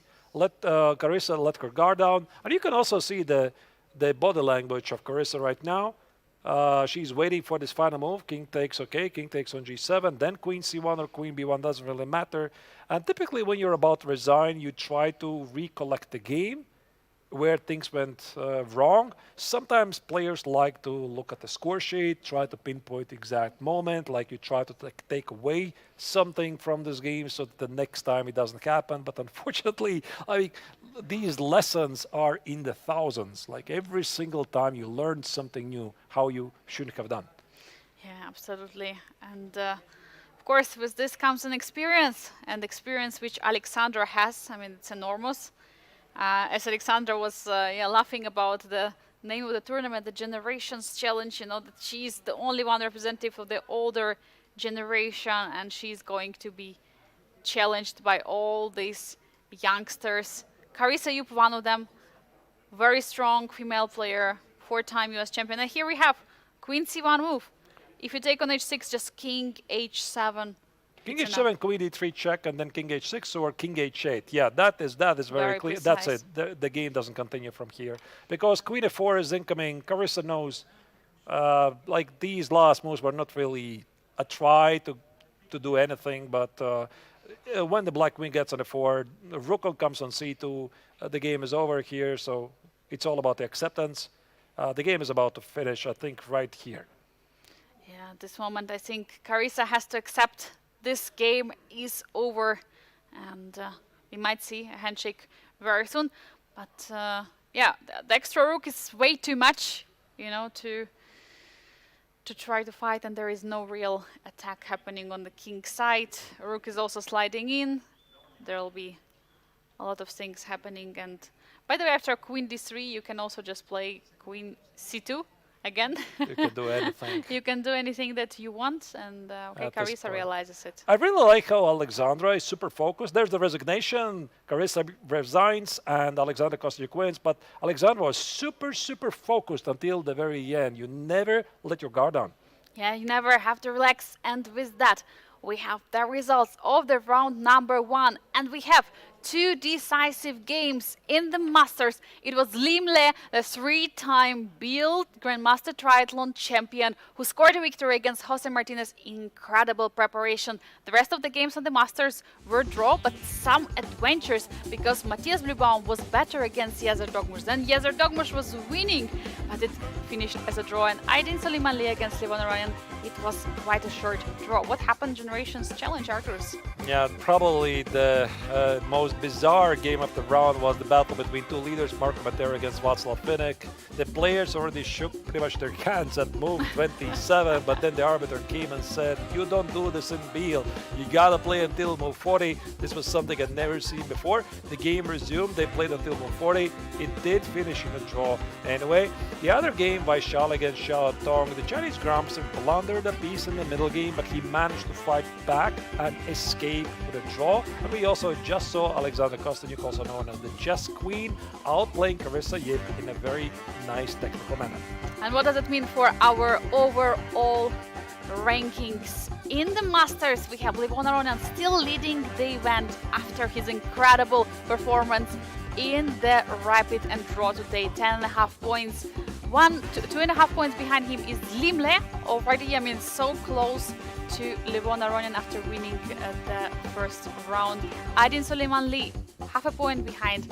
That's Matthias Blubaum, 2 points behind Aydin, still in the distance. And Yezer Dogmush with 4.5 points. And it's Jose Martinez, because he lost his game today, currently on the last spot.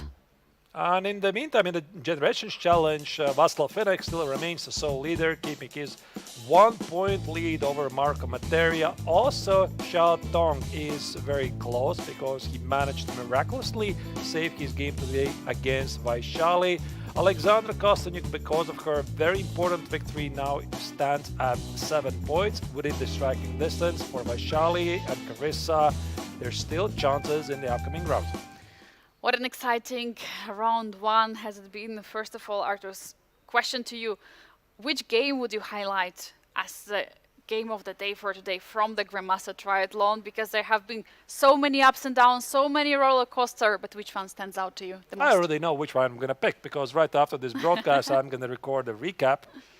And it's going to be how Lim Le won with the black color after his spectacular prep against Jose Martinez. Also, I felt that whichever game it was, Marco Materia against Václav Finek was pretty funny. So I gotta mention that, even though like the game was pretty balanced, I think, most of the time. And in terms of the twists, like yeah, maybe Vaishali's game against Tong was very, very instructive. But in the time scramble, ultimately she missed the victory. Probably it's also worthy being in the recap for the games of the day. And Arturs, we have prepared the pairings for tomorrow, round 2 of the classical portions of the Grandmaster Triathlon here at the Biel Chess Festival. This is what is going to happen tomorrow in the Masters. We have Lim Le facing with white pieces against Matthias Blubaum. Levon Aronian, current leader of the tournament, will face Yezer Dogmush. I think it will be the battle of the round for sure. Aydin Suleiman Lee plays against Jose Martinez. And then in challengers, we have Václav Finek taking on the winner of today's game, Alexander Kosteniuk, who, by the way, plays the second game with the black color in a row. It's going to be quite fun to follow. Vaishali, this time with the white color, is going to take on Carissa Yip. And then we have Marco Materia against Xiaotong, two of the players who share the second place, try to catch up with the leader, Finek. Arturs, it has been an exciting round. Number one, you know, the format makes it the most, exciting for the players because it's making them play till the very end, trying maybe to risk in some moments, and that's why we have such masterpieces like today. I'm looking forward to even more action. I think our dear viewers, you're also going to not regret what will happen tomorrow because round 2 will excite you even more. And tonight, by the way, there will be a FIFA World Cup, so to everyone. Oh yeah, it's France versus Spain. Yeah, absolutely. I know what many of the team members from the Biel Chess Festival organizing team, what they're going to be doing. They're going to be watching football. Allez les Bleus, I already know the slogan, I already learned it during the quarterfinal.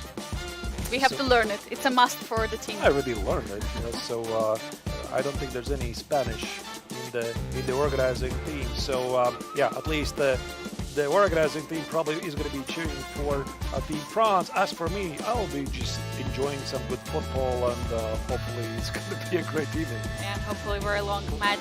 Well, thank you so much for joining dear viewers, for following the round 1 of the action. Tomorrow at the same place, at the same time, 2 p.m. Central European Summer Time.